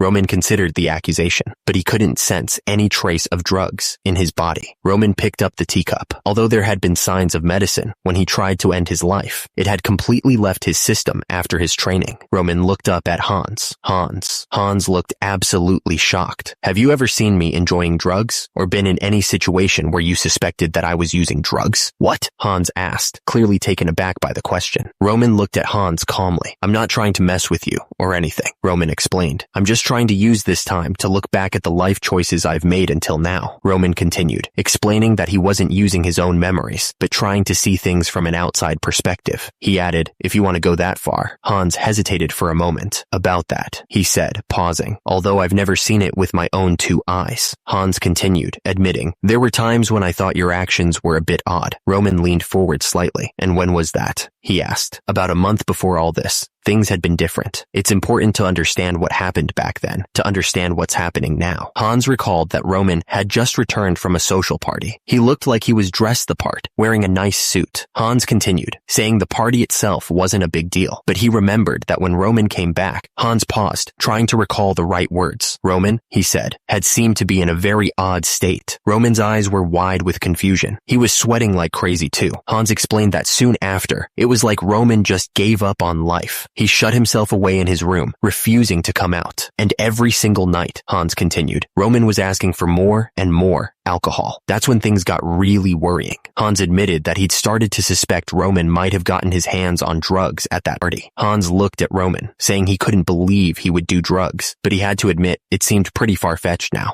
Flora spoke up, adding that it was a social gathering that the royal families of the Northeast hosted. The man with white hair asked, his eyes intense, "Do you know who was the host of that party?" The answer came back quickly. The eldest son of Barco. The man in the uniform paused for a moment before continuing. "His name is Anthony Barco." The man with white hair spoke again. Roman, who had an arranged marriage planned with Lawrence, got invited to a social party hosted by Barco. The story continued, had sudden changes in his mental state. The man in uniform continued the the grim tale. Roman Dmitri, the one set to marry Flora Lawrence, went to a party hosted by the man started to explain what was going on. There were things about Roman's death that didn't quite add up. The speaker continued, explaining that the only thing mentioned in Roman's will was that he went to battle instead of his two younger siblings. He was also apparently scared about what might happen, but nothing else was said. Then Flora spoke up, explaining that Roman was already promised to be married to her. Another man chimed in, saying that there were plenty of ways for married members of royalty to avoid going to war. Roman's eyes narrowed, clearly not buying it. He thought, so he decided to kill himself just because he was afraid of war? That's insane. Something wasn't right. He felt it in his gut, a nagging feeling that the story he'd been told was missing something. Roman leaned back in his chair, looking at Hans suspiciously. Hans, did it seem like Anthony Barco and I were close? He asked. Hans was quick to respond. There wasn't a single person that spent time with you, young master. Oh, however, it did seem like you were on bad terms recently. Roman frowned, thinking hard. That was around the time when talks of marriage with Lawrence began. The arranged marriage between Dmitri and Lawrence was a big political matter. The Barco family wanted nothing more than to take control over the land owned by Lawrence. The arranged marriage was a big obstacle for them. The easiest way to solve that problem? Stop the marriage before it even happened. The idea hung in the air, heavy with implication. They must have done everything they could to Roman. The thought sent a chill down his spine, and that's what led Roman to kill himself. It was a grim conclusion, but it made a terrible kind of sense. Young master, someone spoke, interrupting his thoughts. Actually, a couple of days ago, we received an invitation from the Barco family, Hans said. The name hung in the air like a threat. Roman's eyes narrowed as he heard the news. The Barcos sent me an invitation, he asked, a hint of suspicion in his voice. Hans held out the invitation, looking worried. Yes, he said. Unfortunately, it was around the time that you went into training. What should I do about it? Roman smirked, his eyes gleaming with confidence. How brazen, he said. No, they're just underestimating me, whichever it is. The words hung in the air, suggesting Roman was already planning his next move. Roman's eyes glowed with a dangerous light. Something wicked was brewing in his mind, and the Barcos were about to find out exactly what he was capable of. Something was clearly weighing on his mind. It was bothering him, eating away at his thoughts. The question hung in the air. When is the party? Turns out it was exactly 2 weeks away. The order was given. Tell the Barcos. Roman sat there, calm and collected, a slight smile playing on his lips. He was ready. The message was clear. Roman would be attending the party. The Barco estate loomed large, its white walls gleaming under the sun. A strange statue perched atop the building, watching over the grounds. An attendant gestured to the side, informing Kevin that the young master was waiting for him. He thanked the attendant politely. The attendant leaned in, his voice dropping to a conspiratorial whisper. He warned Kevin not to be too surprised by how different the young master seemed these days. The heavy door creaked open, revealing the room beyond. Kevin stepped into the room, a bit nervous. He asked if the young master had called for him. The young master looked at the approaching figure, his expression unreadable. He wondered aloud if it was Kevin who stood before him. Kevin's eyes widened in surprise. He stammered, "Young master?" He realized this must be what the attendant meant about the change in atmosphere. Roman stood in the training hall, a sword loosely held in his hand. He casually asked Kevin how he had been recently. Kevin replied quickly, "Oh, yes, young master. I've been getting used to things, all thanks to Hans helping around." But Kevin trailed off, his brow furrowed with worry. He started to say something, but stopped himself. He didn't know what to say. Kevin was thinking about his place in all of this. He had been wondering what his role was going to be. Kevin looked down, his face etched with doubt. He wasn't sure if he could actually do anything for the young master. Kevin continued, a hint of desperation in his voice. He admitted that he didn't understand how someone as ordinary as him could actually be useful. He wanted to know if there was anything he could really do. Roman paused, his purple eyes fixed on Kevin. He was about to tell him what his role would be. Roman declared his intentions, his voice firm and unwavering. He intended to use Kevin as his sword. Kevin stood there, a look of total surprise on his face. The news that he was to be Roman's sword had hit him hard. Kevin's face was a mix of shock and confusion. "Your sword?" he asked, not quite believing what he was hearing. Roman gestured with his hand, his expression serious. "However, figuring out what you're good at isn't something someone else decides. That's why I'll give you 3 paths that you can choose yourself. Roman continued, his voice calm and steady. The first is to give up your use as a sword. If holding a sword and bloodshed is what you're afraid of, you don't have to be my sword, but my hands and feet. Roman gestured towards Hans, who stood nearby. You can learn by following Hans and do as he tells you to do so. That would be what your role would be, Roman explained. Roman held up the sword, the metal glinting in the light. He told Kevin that the second path was to become his sword, to protect him and stand by his side. Kevin looked surprised, his eyes wide. He stammered, telling Roman that he'd never even touched a sword before in his life. Roman nodded, acknowledging Kevin's worry, and said that's exactly why, if Kevin chose this path, things would get intense. Roman's voice turned serious as he spoke of telling Kevin's will. He warned him that he would use methods that would cause excruciating pain.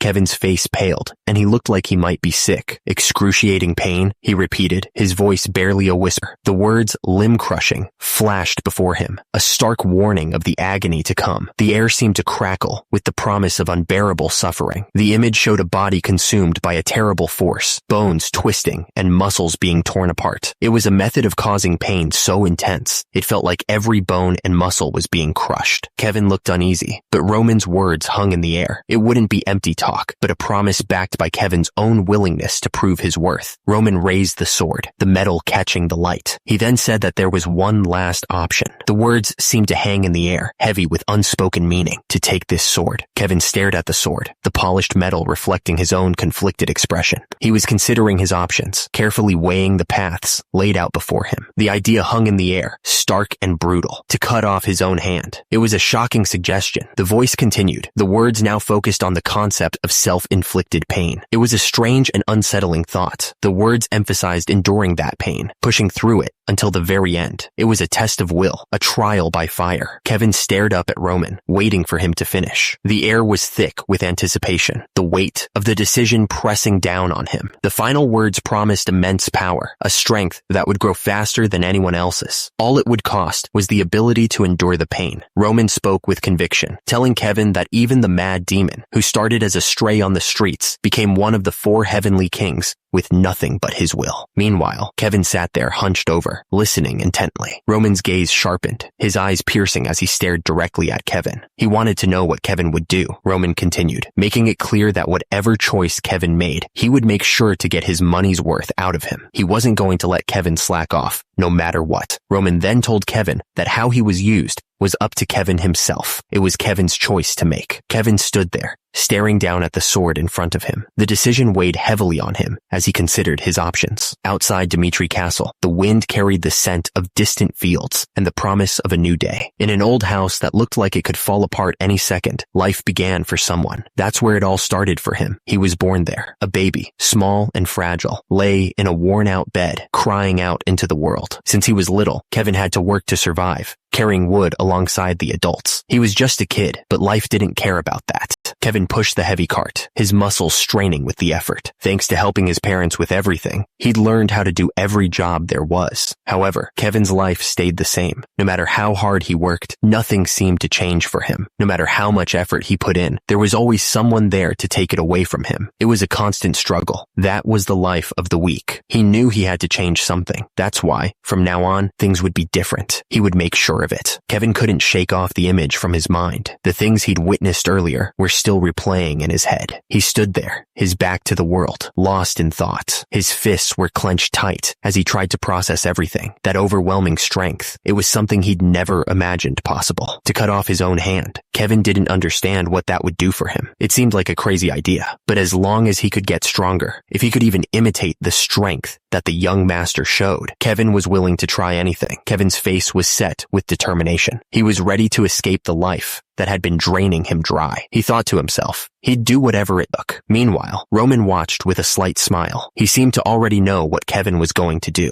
He just waited. Kevin's hand tightened around the hilt of the sword. He closed his eyes, ready to do what he had to do. He was really going to go through with this. With a yell, Kevin raised the sword high above his head. He was sweating, but he didn't hesitate. He was committed to seeing this through. His knuckles were white as he gripped the sword. The air was thick with anticipation. He was about to change everything. Kevin screamed at the top of his lungs, his face twisted in frustration. Roman looked up at Kevin, his expression unreadable. A voice echoed, filled with annoyance. It sounded like someone was at their wits' end. Footsteps echoed on the stone floor, each step heavy with discontent. Someone was walking away, clearly unhappy. Chris grumbled to himself, his face etched with annoyance. I finally decided to leave the knights and follow the young master, and he suddenly decides to go into training for a week. Are you kidding me? Hans's voice boomed through the hallway. Vice Captain Chris? He asked, his eyes narrowing in on him. The guard asked where the young master was. He was told that Roman was talking with Kevin, and that he shouldn't let anyone in while they were talking. Chris heard Kevin's name and looked up, clearly confused. Suddenly, a brutal sword appeared, dripping with red. The guard wondered who it belonged to, his heart pounding in his chest. A hand fell, covered in blood. It was a gruesome sight, and it was clear something terrible had just happened. Kevin gasped in pain, his face splattered with blood. He couldn't believe what he had just done. Kevin stood there, staring down at his hand and the brutal sword. In the background, Roman watched him with a strange expression on his face, not saying a word. Suddenly, Kevin lost his balance and fell backwards. The shock of what he had done was finally hitting him.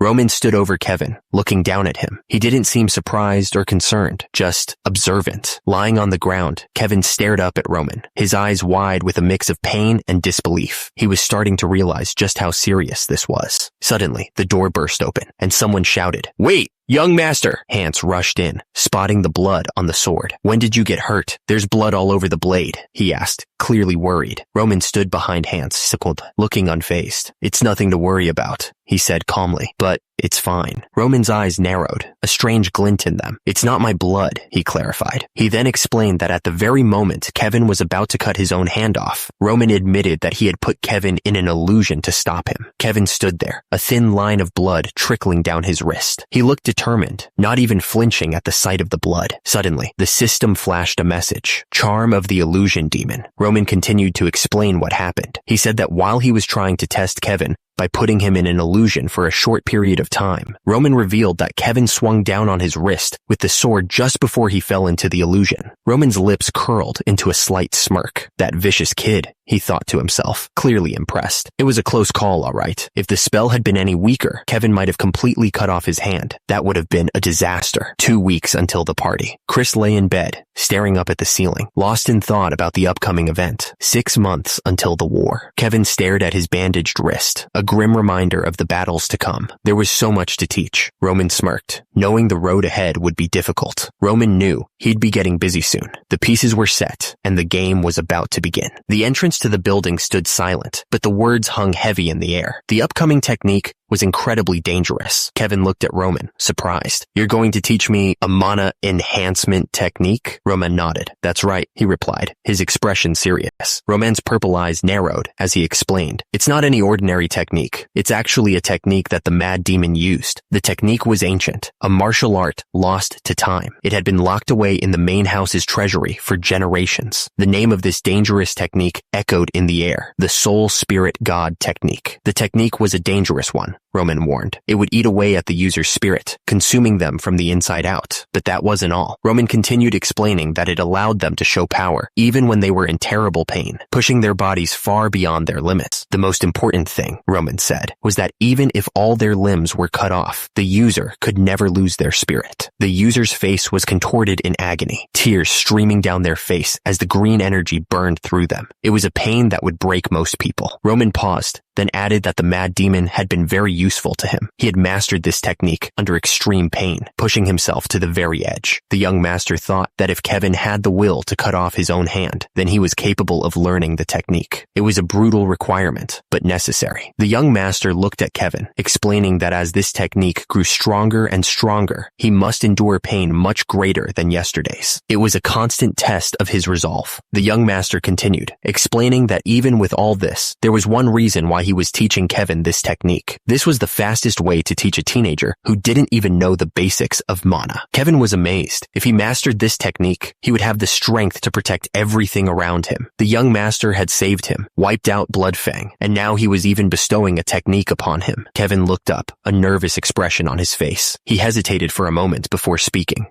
Young master? Kevin started. Kevin looked at the young master, telling him how grateful he was for everything. But there was something else on his mind. Kevin took a breath, and asked the young master why he trusted him so much. Kevin looked down at his bandaged wrist, saying that he swore he would offer his life, but he hadn't shown the young master anything yet. He admitted he might even run away after learning this technique. Kevin looked up, pleading with his eyes. He wanted to know why the young master trusted him so much. The young master just smiled slightly, answering, "Just because." Kevin stared at the young master, completely stunned. "Just because?" he repeated, clearly not expecting such a simple answer. The young master turned, telling Kevin that they would start training tomorrow. He told Kevin to get some rest for today. The young master watched Kevin walk away, wondering why he could trust him so much. Then he remembered that the mad demon had asked the same question. The young master thought to himself that unconditional trust could only be obtained once you believe in that person. The young master looked at Kevin, a small smile forming on his face. He was sure that Kevin would never betray him. Kevin looked up, his face showing that he was taking in the young master's words. The young master's voice echoed, explaining that as Kevin got stronger, he would realize just how dangerous something was. The young master's disembodied voice lingered in the air, the words hanging heavy with unspoken implications. It was dangerous to betray the heavenly. The young master stared down, his expression unreadable in the dim light. He seemed to be waiting for Kevin to understand the weight of his words. Far from the training grounds, the massive structure of the Dimitri estate stood tall against the sky. The building was silent, holding secrets within its walls. Elsewhere, a hand tightened around the hilt of a sword, knuckles turning white. The blade gleamed faintly, promising violence. Kevin swung the heavy training hammer with all his might. Roman watched him closely, explaining that the basics were key to every action. He stressed that each movement had to be performed correctly. The young master's voice echoed in Kevin's mind. He told Kevin not to lose focus. Kevin's brow furrowed as he tried to concentrate on the task at hand. Kevin nodded firmly, determination etched on his face. "Yes," he exclaimed, ready to push himself even further. A loud yell pierced the air, echoing through the training grounds. It was a sound of frustration and confusion. Chris sat on a crate, looking completely lost. "I don't understand," he muttered, shaking his head in disbelief. Kevin swung the sword, but he was clearly distracted. He wondered why the young master was teaching swordsmanship to him, a strange kid, instead of someone else. Meanwhile, Chris was getting annoyed. He had thought that following the young master would help him get stronger fast, but he was being ignored. Chris figured it might be better to just swing his sword next to the master, even if he wasn't being taught directly. Should he just beg the young master to take him back? Chris looked up at the sky, lost in thought. The training grounds were quiet around him, and the sun beat down on his face as he considered his options. Chris decided to wait a little longer. He wanted to see what would happen before making any rash decisions. Days passed, each one feeling the same as the last, with Chris sitting and waiting. He was starting to get really impatient. Chris slammed his hand down, finally losing his cool. "Screw this," he shouted. Chris marched up to Roman, his face set with determination. "Young Master Roman," he called out. Chris was clearly upset. "It's already been over 2 weeks since I decided to follow you," he started. Chris continued, his voice rising in frustration. "The first week was a waste because you were training yourself, and for the week after that, you've kept me on the sidelines while you train Kevin." Chris took a deep breath, trying to keep his voice steady. "If you're acting like this because I was rude to you at first, then I sincerely apologize." Chris looked at Roman, hoping he'd understand. "So please, teach me something as well. I'm confident I can learn anything you teach me." Roman just stared, his expression unreadable. It was hard to tell what he was thinking. Roman tilted his head, a hint of sarcasm in his voice. "Didn't I tell you before? Just learn while observing me." Chris looked back, confused. "You meant literally, observe you and learn." Roman turned and started walking away,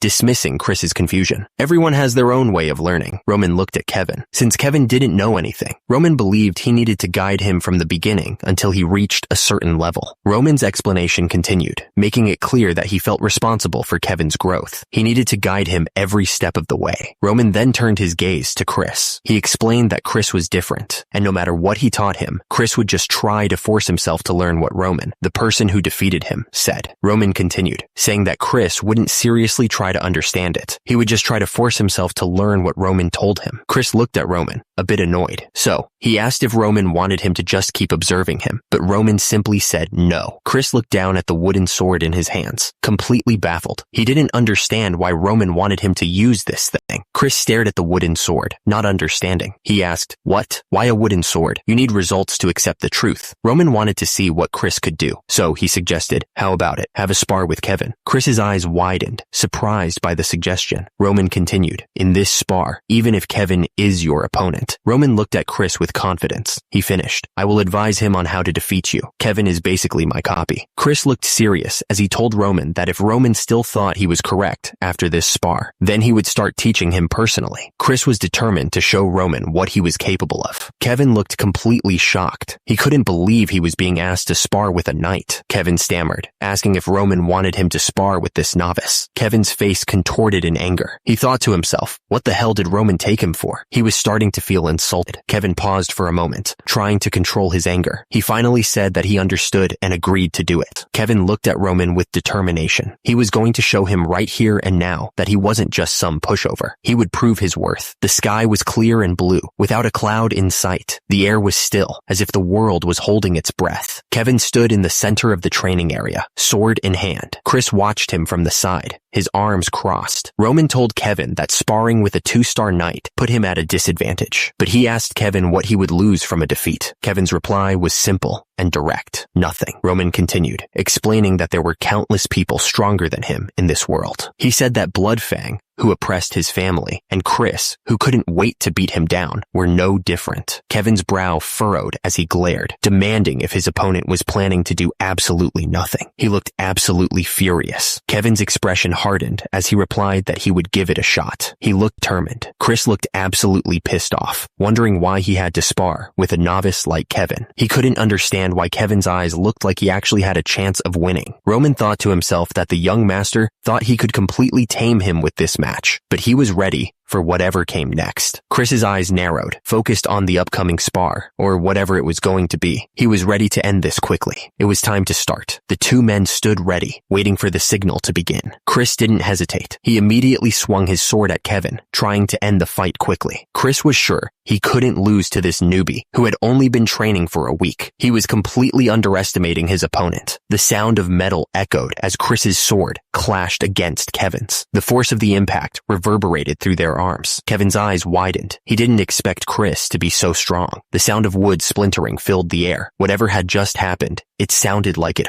hurt. Chris didn't hold back. He swung the wooden sword with all his might, hitting Kevin hard across the chest. The force of the blow sent shockwaves through Kevin's body. Kevin gasped as the wooden sword connected. His eyes went wide with pain and surprise. He hadn't expected Chris to be so relentless. Kevin staggered back, trying to regain his balance. Chris didn't give him a chance to recover. He pressed forward, ready to continue the attack. Chris looked serious, preparing to fight. Kevin, on the other hand, looked like he was trying to psych himself up for what was about to happen. A voice echoed, instructing Kevin to guard his front. Kevin's eyes widened as he heard the voice warn him that Chris would try a surprise attack. The voice shouted to begin, and Chris didn't waste a second. He charged at Kevin, swinging the wooden sword. Chris's wooden sword slammed into Kevin's raised weapon. Kevin grunted at the force of the blow. Roman's voice echoed in Kevin's mind, telling him to take a step to the side. He was also instructed to aim for Chris's chest as Chris tried to kick him. Kevin focused, trying to remember Roman's words. He took a step to the side, just like he was told. Kevin moved quickly, following the instructions perfectly. He swung the wooden sword, hitting Chris hard in the chest. The force of the hit sent Chris flying backwards. He crashed to the ground, completely surprised by the sudden attack. Chris coughed, struggling to catch his breath. He lay on the ground, winded and defeated. Kevin groaned, lying flat on his back, clearly in pain. But then he heard Roman's voice telling him to get up. Kevin was stunned. That voice, it was young Master Roman? Roman explained that he was using sound conduction, a method to deliver sound through mana. He added that he would be giving Kevin instructions using this method. Kevin was completely blown away. Sound conduction. He wondered if even things like that were possible with mana. Suddenly, Roman's voice echoed in Kevin's head again, telling him to throw himself to the right.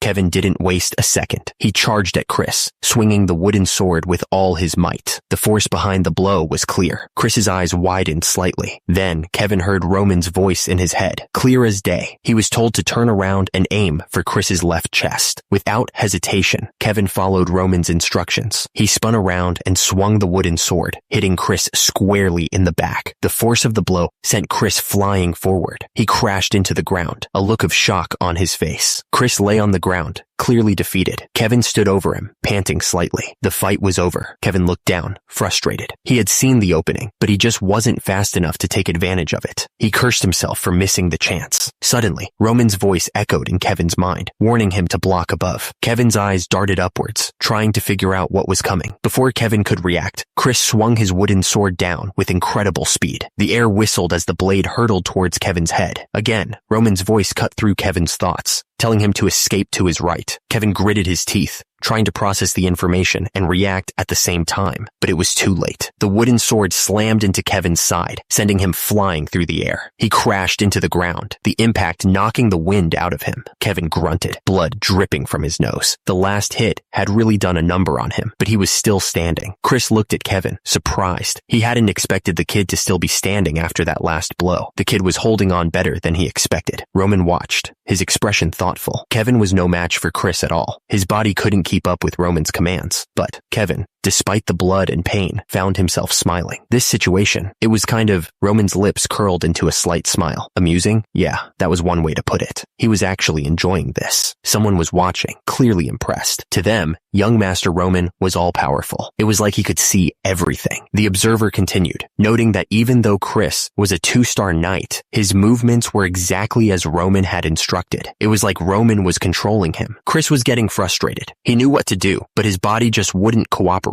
If he could just move the way Roman told him to, he'd already have won. The unseen observer doubled down, saying that Roman was just toying with Chris. It was like Roman was controlling him like a puppet on strings. Suddenly, Roman's voice cut through the air, telling Kevin to turn his body to the right. Kevin tensed, preparing to follow the new command. Chris followed Roman's instructions and charged forward to counterattack. He moved exactly as he was told, hoping to finally gain the upper hand. Kevin blocked Chris's attack with a loud clang. The force of the impact vibrated through his arms, but he held his ground. Chris was trying to strike Kevin down, but he kept narrowly avoiding critical moments and even counterattacking. He thought to himself, is it just a coincidence? The unseen observer was completely stunned. Even Chris, who's considered Dimitri's greatest genius, couldn't hold a candle to young Master Roman's true skills. This was young Master Roman's level. The observer vowed to forever serve Roman as their lord. Even if it was something that didn't logically make sense, they would blindly follow his words. The grip tightened on the sword, knuckles turning white. The fighter was determined to become a weapon for his master, and he knew that there was only one way to achieve it. Kevin raised his sword high, his face contorted in a scream. He roared that his willpower alone would carry him through. Blood dripped from his teeth, a testament to the brutal fight. The air was thick with the metallic scent of his own blood. Chris stared down at Kevin, his eyes cold and hard. He warned him that if he planned to keep fighting, he should be prepared for one of his body parts to be deformed. Roman chuckled, a sinister sound that sent chills down Flora's spine. She looked up at him, her face pale with shock, as she realized the true extent of his ruthlessness. Kevin stood there, blood dripping from his face, but he refused to back down. He declared that they would do this until the end. Chris looked absolutely furious. He called Kevin insignificant. Chris stomped his foot, ready to attack. He said if that was really Kevin's intent, then so be it. Chris raised his sword, ready to strike. He promised to give Kevin what he wanted. Chris warned Kevin that from now on, every time he looked at his deformed arm, he would regret this moment. The air was thick with tension as Chris prepared to strike. Kevin took a step forward, his foot hitting the ground with a thud. He was determined to keep going, no matter what. Kevin stepped forward, ready to fight. Chris stood in front of him, waiting for Kevin's next move. Kevin prepared to attack with everything he had. Blood dripped from his mouth as he focused on Chris. Kevin swung his wooden sword with all his might. The force of the blow echoed in the training area. To think Kevin would step forward like that, Chris wasn't done yet. Meanwhile, Roman watched with a keen eye. Kevin turned around, his expression determined. He gripped his wooden sword tightly, ready to follow Roman's instructions. Kevin didn't waste a second. He moved to attack Chris, swinging his sword down with all his might. Chris blocked the blow, the force of the impact shaking his arms. The two young men continued their spar. The sound of wood hitting wood echoed through the training grounds as they exchanged blows. Chris scoffed, a smug look on his face. "You think I'd get hit by that kind of large and slow attack?" he said. He thought Kevin was full of openings. Suddenly, Kevin's sword connected with Chris's face. The force of the blow sent Chris stumbling backward, his eyes wide with shock. Chris's opponent let out a shout as he attacked. Chris was caught off guard, blood dripping from his face. The attack was so fast that it left a trail of blue energy behind. It was clear that this wasn't a normal fight. Roman watched the fight with a calm expression, his purple eyes never leaving Chris. Chris, on the other hand, was clearly struggling. Chris looked down, his face contorted in pain. He was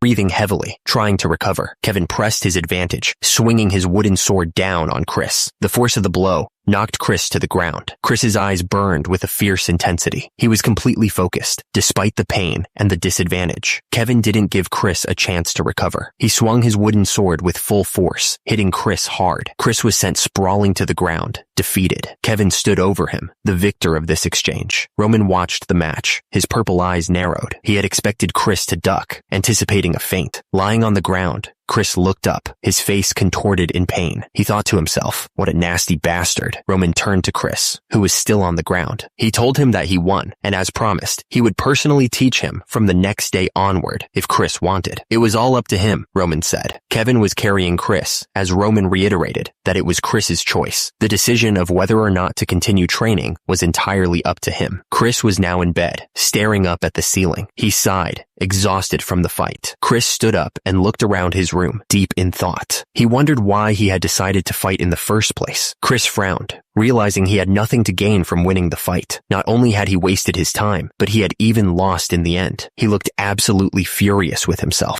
Chris stared at Kevin. That last move of Kevin's. It felt familiar. It was the same situation he was in when he sparred with Roman, he realized. The day he had gone over hundreds of times in his mind. If Chris hadn't had that experience with Roman, he wondered if he could have defeated Kevin without using aura. Chris started to laugh. He couldn't believe it. Had he really grown from just that one experience? Chris wondered. The castle loomed in the background as the question hung in the air. So what will you do? Chris paused, considering his response. He seemed unsure of himself for a moment. Chris finally spoke, his voice firm. He didn't need any teachings, he declared. He would find a way to get stronger by following Roman. Chris looked back on the spar with Kevin. Every single one of Kevin's decisions was right for the situation, he realized. He had thought that Roman hadn't given Kevin any instructions, but he was wrong. Just from trying to understand Roman's decisions, Chris realized his mind was filled with teachings. Now that he thought about it, it felt like Roman was telling him things as he was teaching Kevin. Chris was stunned. Roman. No, the young master was no longer the loser he once knew. Something had changed, and it was big. Chris continued, admitting he didn't know what had happened to Roman, but the young master had reached a level that even Captain Jonathan couldn't touch, he thought. He understood now that Roman meant for him to learn by watching. Chris looked determined. If that was the case, he thought, then until he surpassed Roman, he would watch and learn everything. Roman watched Chris, a slight smile forming on his face. He seemed pleased with Chris's decision. Roman spoke, his purple eyes gleaming. Well then, he said, let's keep training. A week went by in a flash. The castle stood tall, awaiting whatever was coming next. The day of the social gathering party, hosted by the Barcos, had finally arrived. The castle was ready for a week before the social gathering party. The air was thick with anticipation. Whispers filled the air, secrets and rumors swirling like dust devils. Someone asked if the other had heard the latest gossip. About what? Came the reply. The answer came quickly. It was about Roman Dmitri. The news spread like wildfire. Roman Dmitri's engagement with the Lawrence family had been called off. The two men sat at the table, deep in conversation. One said that the announcement blamed Flora Lawrence for the broken engagement, but the other scoffed. He thought it was just an excuse to protect the Viscount's precious daughter. The man's words hung in the air, dripping with disdain. He was talking about Roman Dmitri, the so-called moron Dmitri. Elsewhere, a woman sipped her tea, listening intently. She said that breaking off the engagement so close to the war with Barco meant the eldest son of Dmitri was even worse than she'd heard. A sudden rumor broke through the negativity. Someone had heard that Roman had even taken down Bloodfang, which was hard to believe. One of the women scoffed, telling the other to give her a break. She said that the rumor was probably just a way for the Dmitri family to save face after the broken engagement. The sound echoed through the room, a loud, drawn-out noise that seemed to fill every corner. The fancy decorations did nothing to soften the noise. The news hit hard. Someone exclaimed that they couldn't believe Roman actually broke off the engagement. The document in their hand seemed to confirm it. Another voice chimed in, saying Roman was so easy to manipulate. It seemed like they thought they knew him well. The man asked if Roman was confirmed to participate in the upcoming party. The servant confirmed that they'd received a letter of participation from Dmitri, so it was official. The man holding the glass smiled, clearly pleased. Everything was going smoothly, just as he'd planned. So, the next player entered the stage. It was Anthony Barco, the eldest son of Viscount Barco. Anthony Barco took a sip from his glass, a smirk playing on his lips. He said he was looking forward to next week. Anthony was really excited. He hadn't been this hyped for a party in a long time. The day of the social party finally arrived. The sky was clear, and the castle looked grand. Back at the Dmitri estate, Roman was in thought. He was thinking about Hans. Roman looked at the outfit with a raised eyebrow. Am I really supposed to to wear this? He wondered. It was quite the sight. The outfit practically sparkled, with gold trim and a huge seashell-looking thing around the neck. The attendant gestured dramatically at the clothes. This is your first official gathering since your disengagement, he said. I cannot let you wear just anything. Roman's attendant continued, explaining the situation. For your information, to give a short explanation about these clothes, an abhorrent amount of money was spent just to create these clothes. The attendant leaned in, his voice full of conviction. But I'm sure that you wouldn't not wear this masterpiece, he said, pointing at Roman. The attendant's eyes grew wide, practically vibrating with excitement. He was talking about the outfit, the one he'd poured his entire being into. The attendant's face was flushed with pride, like a kid showing off his best drawing. He was really proud of that outfit. Roman just smirked, clearly amused by the attendant's over-the-top reaction. He looked like he was about to burst out laughing. Roman sighed, giving in. All right, I'll wear it, he said. The attendant was already celebrating, saying he knew Roman would. Roman started walking, each step echoing in the room. He mumbled to himself, clearly not thrilled about the situation. Someone was getting impatient. Why is he so late? They asked, clearly annoyed. The armored man leaned against the carriage, his expression grim. The young master will arrive first at this rate, he muttered, clearly frustrated. A figure in armor came rushing up to the carriage, clearly out of breath. I'm sorry, he stammered, trying to catch his breath. He struggled to adjust his helmet, looking embarrassed. I'm still not used to putting on armor, he explained, clearly flustered by his tardiness. He fidgeted with the helmet, sweat beading on his forehead. He felt awkward and out of place, not quite used to the heavy armor. Chris looked down, sighing deeply.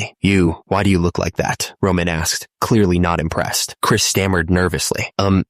There wasn't any armor that fit me, even in the smithy. Even with the young master's help, it was clear Chris was still struggling. The clash of wooden swords echoed in the training yard. Chris was pushing himself harder than ever, determined to get stronger. Chris couldn't believe he had almost lost to someone like Kevin. He was determined to never let that happen again. Roman glanced back at Chris, still looking annoyed. Chris fidgeted with the helmet, sighing in frustration. A stern voice cut through the air, demanding attention. Listen well. Chris looked up, listening intently. He knew that whatever was about to be said was important. The voice continued, explaining their responsibility. They were both escorts to their lord, and the very face of Dmitri. The Dmitri crest appeared, a symbol of the family's honor and the weight of their expectations. The voice warned that their actions held immense weight. It wasn't an exaggeration to say that Roman's reputation rested on their shoulders, so rash decisions were forbidden, and they had to be careful about what they said. Chris stood at attention, his eyes wide with determination. He replied that he would keep everything in mind. Chris's voice rang out, calling Roman Sir Knight with clear respect. Roman's expression softened slightly. Roman nodded, telling Chris that he could ask him if he was unsure about anything. He thanked Chris for his dedication. Roman pointed at Chris's helmet, telling him it was crooked again. It was a small thing, but he wanted everything to be perfect. The castle loomed in the distance, a grand structure against the bright sky. It was time to head to the party at the Barcos. The tables were piled high with every kind of food imaginable. It was clear that the Barco family was trying to impress everyone. The party was just getting started, and the guests were already laughing and talking. It was the kind of scene where everyone was trying to look their best. A group of noble ladies had gathered to trade rumors. They seemed surprised about something. The rumors started to spread quickly. Someone asked if it was true that Roman Dmitri was coming to the party today. Another voice chimed in, expressing disbelief. They couldn't believe Roman was actually going to show up at the Barcos party. The nobles couldn't believe Roman Dmitri would break off a political marriage that he himself pushed for, especially knowing Barco was interested in the Lawrence family. They wondered what he was thinking. One of the noble women said, "That's why people call Roman a moron. If he had any brains, he would have stuck with either the Barco or Lawrence family, but he messed it all up." The nobles continued, saying the Dmitri family's position had become quite ambiguous because of Roman. Even though Dmitri was the powerhouse of the Northeast, it was a bit greedy of them to want to maintain their relationship with Barco still. Another noble laughed, saying that at least Roman was participating to make up for his mistake. He thought Roman was a funny lad. Meanwhile, Flora Lawrence stood alone, watching the other nobles. She seemed lost in thought, far away from the laughter and chatter. The question lingered in the air, thick with curiosity and a hint of malice. What kind of man was Roman Dmitri? Really? One of the nobles, a man with reddish hair, said that Roman Dmitri left a terrible first impression. He added that Roman wasn't much to look at because of his small size. Flora Lawrence listened, her expression unreadable. The noble with green hair chimed in, scoffing at how Roman put on airs about being the eldest son of Dmitri. He went as far as to say that even he would have broken off the marriage if he were a woman. Flora Lawrence just listened, her eyes narrowing slightly. Suddenly, a man cleared his throat loudly. The sound cut through the gossip like a knife. The nobles fell silent, realizing they had been overheard. The man's words hung in the air, a clear reminder of Roman's status. The eldest son of Dmitri. The nobles turned their heads, surprised by the sudden announcement. One of them even blurted out, "What?" The announcement echoed through the hall, declaring, "Roman Dmitri is entering." A polished boot stepped confidently onto the carpet. The sound was sharp and clear, cutting through the murmurs of the crowd. Roman's face came into view, a slight smile playing on his lips. His purple eyes seemed to gleam with an unknown amusement. Roman walked into the party, his presence immediately drawing everyone's attention. The nobles stared, their expressions a mix of shock and curiosity. The nobles whispered among themselves, their voices laced with disbelief. One of them asked in shock, "That's Roman Dmitri?" Another noble stared at Roman's back, his voice rising in disbelief. "He's way too different from before. This is absolutely not possible. He used to be shorter than me." Someone else chimed in, focusing on a different detail. What happened to his hair? The blonde noblewoman watched Roman, her expression thoughtful. She seemed to be assessing him from head to toe, trying to reconcile the rumors with the man standing before them. The entire room seemed to hold its breath, every eye fixed on Roman. The air crackled with a mixture of curiosity and apprehension, as if they were all waiting for a storm to break. Roman Dmitri turned to face the newcomer, his expression carefully neutral. He inclined his head slightly, stating, "It's an honor to meet you." A blonde woman in a blue dress stepped forward, smiling gently. "I am Sophia of the Grizel family," she announced. Sophia continued, "You've probably never heard of our family. Though we are not a prominent family, my father, Baron Grizel, dedicates his life to the kingdom of Cairo." Roman's eyes widened slightly, clearly surprised by her assumption. "I am well aware of the Grizel family," he responded. Sophia looked at him, shocked. "Huh? You really know of Grizel?" Roman Dmitri's expression turned serious. "How could I not know a family with a history dating back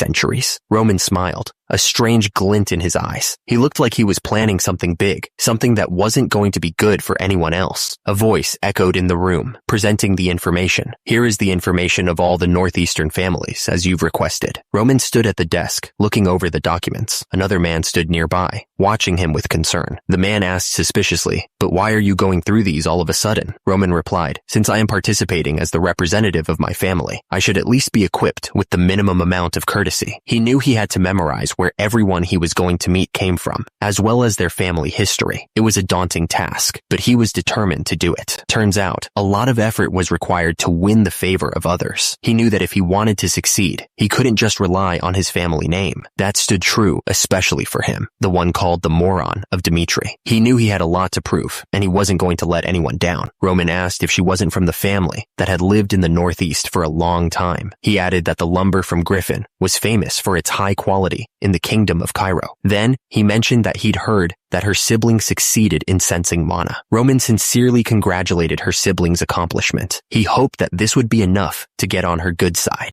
Roman was in the middle of talking with Flora. The party was filled with nobles, all eager to make connections and improve their position. Suddenly, two men looked shocked by something. One of them muttered, "What the hell?" A man approached Roman, bowing slightly. He announced, "Greetings, Lord Roman Dmitri. My name is Magna of the Volt family." Roman smiled at Magna. "Oh, I get to meet the eldest son of Volt like this," he said with a hint of amusement. Magna continued, trying to impress Roman. "Hadn't Viscount Volt raised remarkable accomplishments in the past battle? I was very moved while reading about it." The man looked surprised by something Roman said. He asked, "Shall we go too? I'm thankful that you think so." Eris approached Roman, a gentle smile on her face. "It's been a while, Lord Roman. You've changed so much." Roman smiled back. "Compared to me, you're as beautiful as always, Lady Eris." Eris continued, "Is your mother well? I'd heard that she's been unwell recently." Dmitri had received many benefits from our deal with the hero's family about 10 years ago. Roman gave a slight bow. "I am also thankful for the goodwill that you've shown us," he said sincerely. Around them, the nobles whispered amongst themselves, their eyes darting back and forth between Roman and Eris. The air was thick with curiosity and speculation. The noble chuckled, admitting, "It seems that I've seen you in the wrong light until now, Lord Roman. I always thought you were difficult to talk to because you were drunk." He paused, adding, "Oh my, I was thinking of starting to drink for real, but it looks like I'll have to abstain myself. The sound of laughter echoed through the room. An old man approached Roman, interrupting the conversation. Lord Roman, he said urgently. The old man continued. The young master has invited you into the back room. Roman's eyes narrowed, a dangerous glint appearing in them. He thought to himself, I guess it's time for me to find out who's getting on my nerves. The sky shimmered with an unnatural light. It was almost blinding. The Barco family's castle loomed ahead, its walls buzzing with activity. Knights stood guard, their armor gleaming in the sunlight. One of the knights muttered that the other families were arriving with their own knight escorts. He seemed a bit envious. Another knight suddenly piped up, asking what a social party even was. He sounded genuinely curious. The first knight sighed, telling him that they would never get a chance to go inside. He quickly added that the other knight's helmet was crooked again. Roman told Chris to just take the helmet off, saying it was too big. Chris seemed unsure, stammering and asking why. Someone nearby whispered, wondering what was up with Chris. Another person remarked that Chris was Roman Dimitri's escort. Roman repeated his demand, telling Chris to take it off. Chris still seemed hesitant. Someone else nearby scoffed, saying what a joke this all was. Nearby, someone whispered that they'd heard Roman Dimitri was the abandoned eldest son. They couldn't believe he'd brought someone who couldn't even hold a sword properly as an escort. Just ignore them, the person scoffed. Another voice chimed in, asking what anyone expected from Roman. A third person finished the thought, stating flatly that this was the level of Roman stood there, holding his drink, trying to figure out what was going on. It was hard to get a grasp on the situation with so many people around. Nearby, a group of women whispered to each other, their faces lit with excitement. They seemed to be talking about Roman, but it was hard to tell for sure. Flora smiled, her eyes sparkling with amusement. She seemed to be enjoying whatever was happening. Suddenly, Anthony put his arm around Roman, pulling him closer. Anthony asked Roman who he was staring at so intently. Anthony asked Roman if he knew who the blonde lady over there was. He seemed surprised when Roman didn't know. Flora stood there, surrounded by flowers, smiling brightly. It was a beautiful sight, and for a second, the tension in the room seemed to fade. Roman thought about Flora Lawrence. He was trying to piece together what he knew about her. Suddenly, someone called out, "Over here, Roman." Anthony asked, "What happened to you in the time I didn't see you?" He looked genuinely surprised. Roman thought to himself, so this guy is Anthony Barco. Anthony looked Roman up and down. "I'd heard you've changed, but I can't believe you changed this much," he said, clearly surprised. Anthony gestured to a chair. "Have a seat and tell me everything," he urged, his eyes full of curiosity. Roman glanced at the table. Glasses were scattered around, and bits of food were left on a plate. "There are traces of people being in here." Roman noticed a tipped-over bottle near the table. The fact that he made them leave before I arrived means Roman's mind raced. He realized Anthony probably had something secret to tell him. This was going to be interesting. Anthony's smile widened, but there was something unsettling about it. "If that's the case, then I'll make him comfortable," he said, the words hanging in the air. Roman frowned, considering Anthony's words. He wasn't quite sure either what was going on. Roman sat down, placing a tray on the table. "I used to splurge tons of money to change myself, but now I keep changing day by day, even when I don't do anything," he said, a bit surprised by it all. Roman smiled, though it didn't quite reach his eyes. "In any case, it's good to see you again," he said, trying to keep things civil. Chris watched the exchange between Roman and Anthony, his expression unreadable. He was waiting for something to happen. Anthony leaned back on the couch, a strange look in his eyes. "I guess I can take that in a positive way. Honestly, I didn't know what you were thinking back then," he said, trying to sound understanding. Roman held up his wine glass. His eyes narrowed slightly. "Back then?" he asked, a hint of suspicion coloring his tone. Anthony's voice dripped with venom as he revealed the details. He said that Roman, who had been pushing for a political marriage with the Lawrence family, had been caught sleeping with Anthony's cousin in the back room. Roman's eyes widened slightly, a flicker of surprise crossing his face. "Really? Wow," he said, trying to process the accusation.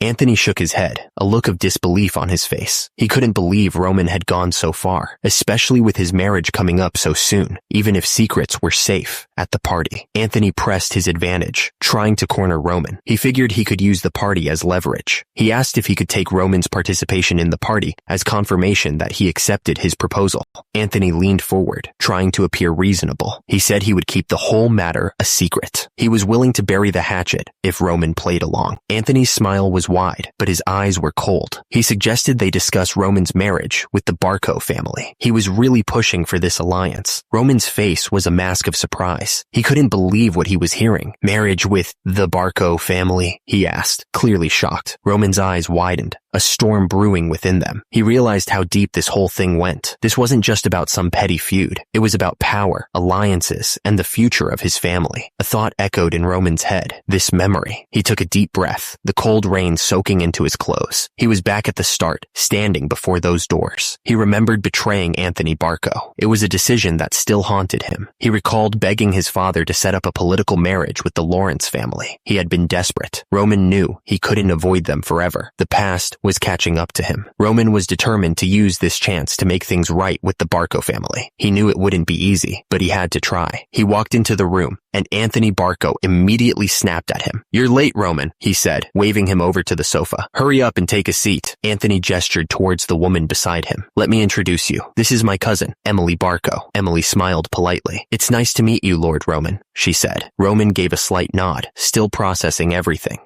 "I'm Roman," he replied, keeping his voice even. Anthony leaned back, a sly look on his face. "You're okay with her drinking with us, right?" he asked, waiting for Roman's reaction. Anthony leaned back on the sofa, gesturing towards Emily. He mentioned that she was just walking around by herself, since it was her first time at the Barco estate. A voice echoed, confirming Emily's place in the family. Of course, she was part of the Barco family. Anthony then ordered Emily to pour Roman a drink, but quickly changed his mind. "No, it's fine. I'll pour it myself," he said, grabbing the bottle. The air suddenly thickened with unspoken anger. Someone muttered under their breath, calling Anthony a bastard. Anthony smirked, his eyes glinting with malice. "Are you showing off that you're getting married?" he asked, his voice dripping with sarcasm. Anthony waved his hand dismissively. "About that.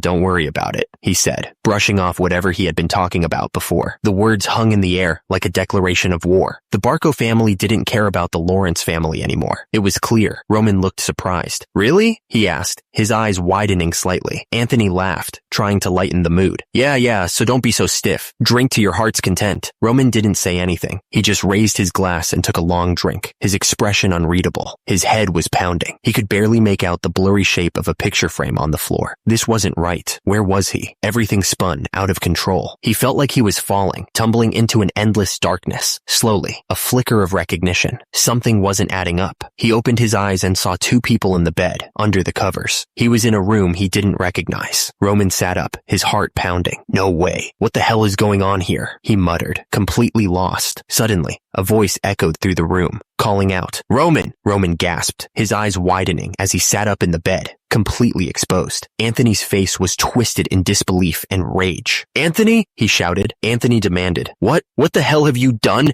Roman's eyes darted around, filled with panic. No. Roman's head throbbed as he tried to focus. This is, he stammered, completely disoriented. His thoughts were a jumbled mess. He tried to piece together the events that led to this, but his mind was blank. "I can't remember," a voice cut through the fog in his mind, clear and commanding. "Listen carefully, Roman." Anthony's voice was cold as he continued. "It's none of my business who you sleep with." Anthony's voice echoed in the room, the words hanging heavy in the air. He accused Roman of laying hands on a lady of the Barco family. Roman remained silent, his head bowed, as Anthony continued. He made it clear that he couldn't just ignore what had happened. Anthony leaned forward, his expression unreadable in the dim light. He told Roman that he would give him a choice. Anthony explained the first option. He could expose the truth, leading to Roman's one-sided disengagement. Anthony revealed the alternative, his voice dropping to a dangerous whisper. Roman could marry a direct descendant of the Barco family to restore their relationship. Anthony's smile was wide, but it didn't reach his eyes. He said that he was filled with rage because of what Roman had done, but he would forgive him if Roman became a man of Barco. A heavy silence filled the room. The rain outside continued to pour. Roman sat at the table, the light from the candle flickering in his eyes. He looked completely shocked by the offer. The question hung in the air, demanding an answer. Roman sat there, his face unreadable. He had a huge decision to make, and the fate of his family might depend on it. Roman's eyes narrowed as the pieces clicked into place in his mind. He finally understood what was going on.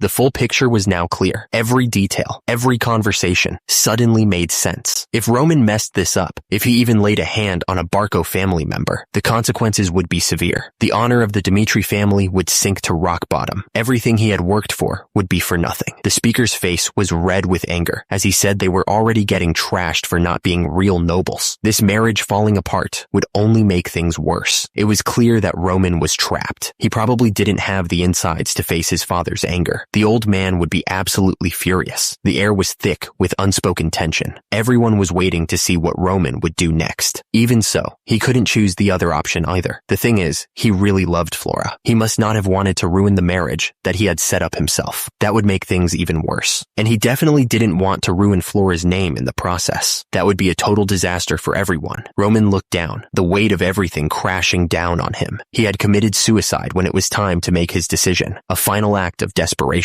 He wished that his death would solve everything, a desperate hope in his final moments. He thought that this was the only way. Roman took a drink of the wine, the taste bitter on his tongue. He was a weak man, someone who'd never accomplished anything with his own strength, a pathetic excuse for a noble. How miserable. And the thought hung in the air, a heavy weight pressing down on him. Pathetic. That was the word that echoed in his mind, the final judgment on his life. Roman stared ahead, his expression unreadable. He was clearly thinking hard about what he should do. Anthony leaned forward, a serious look on his face. Why are you hesitating, Roman? The union of our two families is something that will flip the entire northeastern region on its head. Anthony's smile widened, but it didn't reach his eyes. No one will be able to oppose us, he said, his voice full of confidence. Anthony continued to lay it on thick, trying to sell him on the idea. And you will wield absolute power in the Northeast. There's no reason for you to be just for that. Anthony's eye twitched slightly, a sign that his patience was wearing thin. He was starting to get annoyed. Roman's mind raced, trying to process what he was hearing. He could only manage to ask, what? Anthony set his wine glass down hard, the sound echoing in the room. He stared at Roman intensely. I have to accept this political marriage for such a reason. Anthony tried to brush it off, his voice smooth.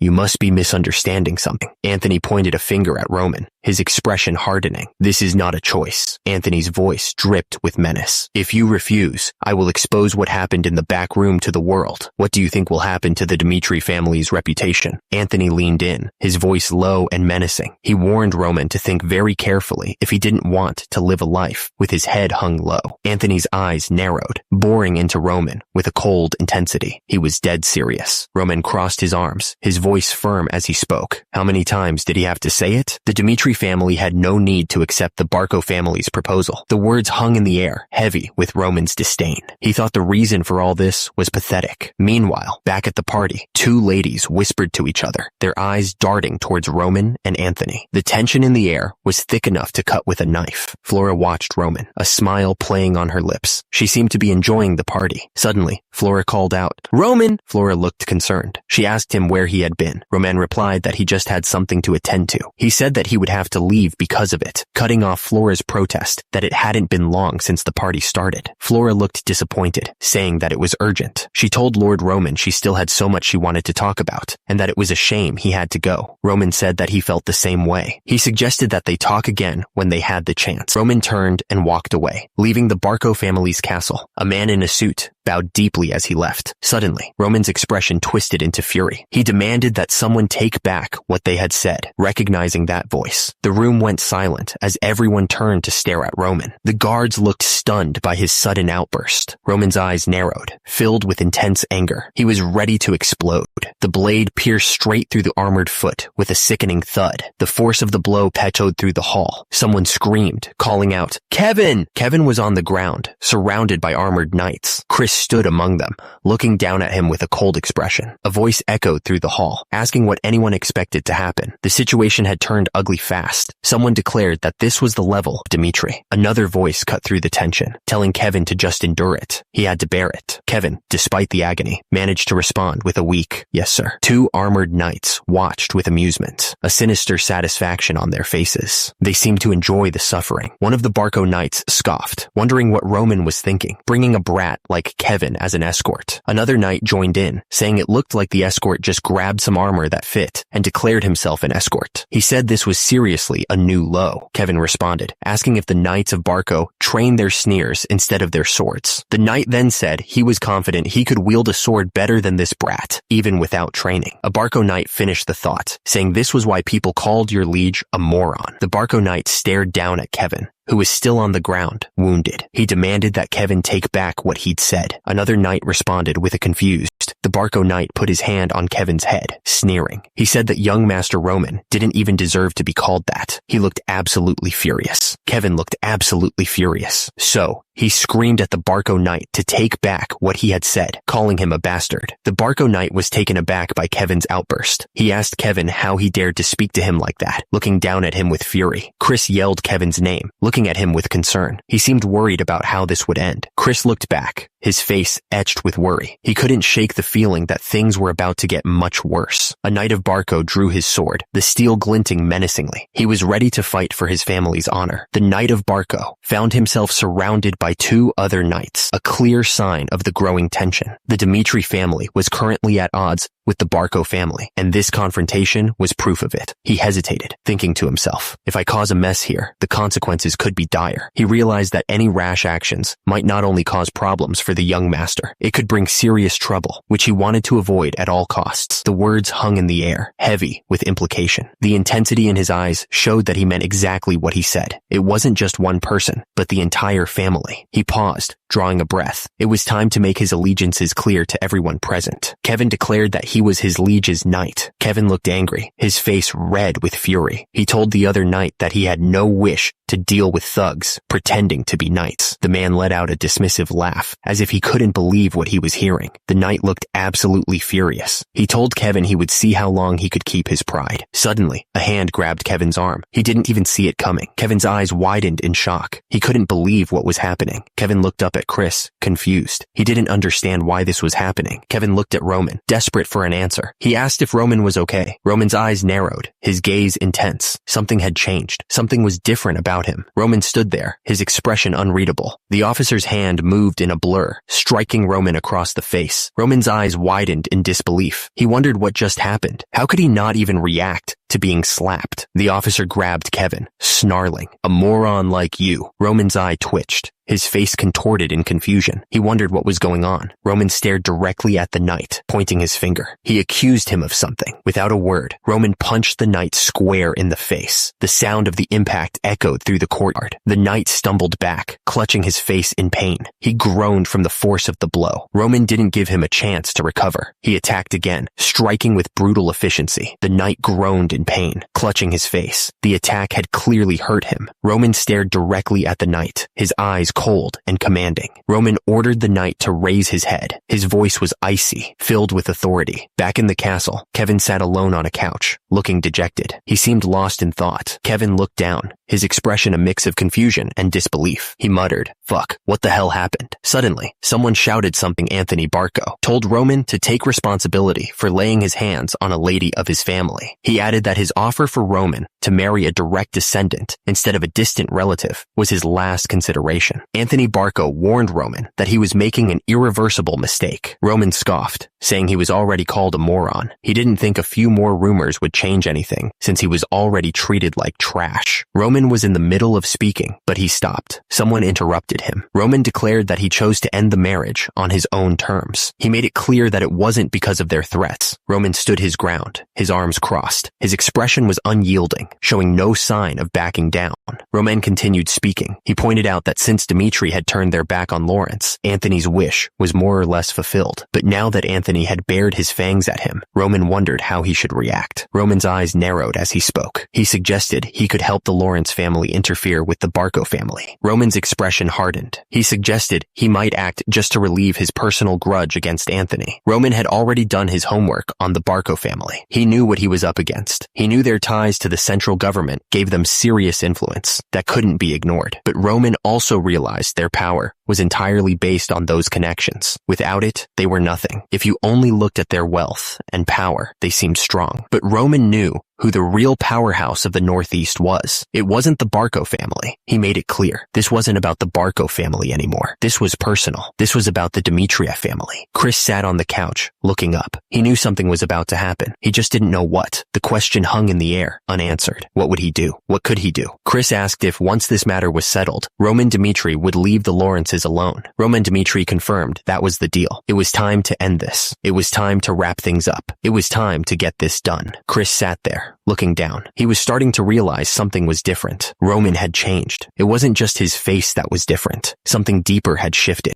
His actions, the way he looked at you, Even the way he spoke, everything was different. Roman's eyes burned with an intensity he'd never seen before. He looked absolutely serious. He commanded such pressure. It was like a wave crashing down on everyone around him. The words hung in the air, heavy with implication. He was not the same person they once knew. He was completely different. The question echoed in the darkness. Just what the hell had happened to him? What could have caused such a drastic change? Chris looked absolutely baffled. He rubbed his temples, trying to understand what was going on. This wasn't the Roman he knew. Chris snapped, telling them to leave him alone. He didn't have time for this right now. He was trying to think. Chris started to explain that Roman and his knight were currently dealing with something, but he trailed off, unsure of how to describe the situation. The Barco family's castle loomed large. It was a symbol of their wealth and power, stretching high into the sky. A wave of shock spread through the crowd. They couldn't believe what was happening. Kevin was on his knees, begging for forgiveness. He stammered, pleading with Roman to spare him. He promised he would never do it again. He begged Roman to have mercy. One of the knights shouted, calling out to his leader. He was ready to defend Roman. Chris stepped forward, trying to reason with Roman. He argued that Kevin had suffered enough and urged Roman to think about the consequences for the Barco family. The demand to end the violence hung in the air, a silent echo of the previous words. Roman's eyes narrowed, his face a mask of cold fury. He said he would decide when enough was enough, and if Kevin died, that was just the price he had to pay. Suddenly, a voice boomed out, demanding to know what was going on. A man in a green jacket strode into the area, surrounded by onlookers. His expression was unreadable, but the tension in the air was thick enough to cut with a knife. Anthony Barco exploded in anger, telling Roman that even as the eldest son of the Dimitri family, he wouldn't stand for this. He looked absolutely furious. The threat hung in the air, promising dire consequences if Roman didn't apologize immediately. It was a clear warning. Roman's face was hard as stone. He coolly asked why he should apologize for anything.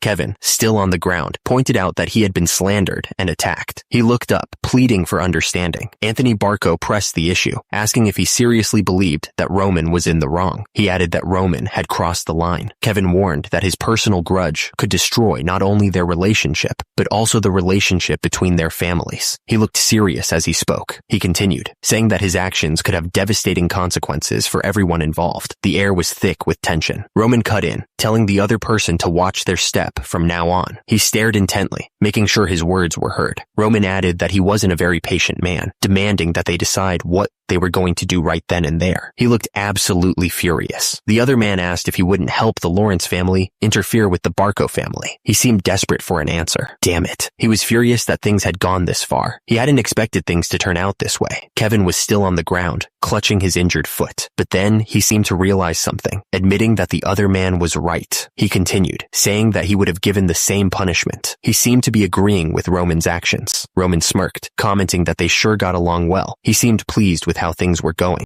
Chris, still kneeling on the ground, winced in pain. He looked up and said something. The voice ordered him to clench his teeth. He was clearly supposed to endure whatever was coming next without complaint. Roman loomed over Kevin, his purple eyes glowing with an unnatural light. Kevin could only look up at him, waiting. Roman stared out at the horizon, lost in thought. The events of the day had changed something inside him. He knew the previous Roman was gone. The text floated in front of him, a stark reminder of who he used to be. He was a moron, someone people laughed at and ignored, but that moron no longer existed, and the blood on his hands was proof of that. Even as part of the Dimitri family, they were known as the powerhouse of the Northeast. Their influence was undeniable. Chris turned to Kevin, his voice firm, but someone protested, unsure of what to do next. Everyone who was present was about to understand something. They had no choice but to acknowledge one fact. It was undeniable. The system seemed to be making an announcement. What they thought they knew about the moron Roman was about to change. The crowd at the end of the hall watched intently. They were all waiting to see what would happen next. Their faces a mix of shock and anticipation. The system confirmed it. The moron they knew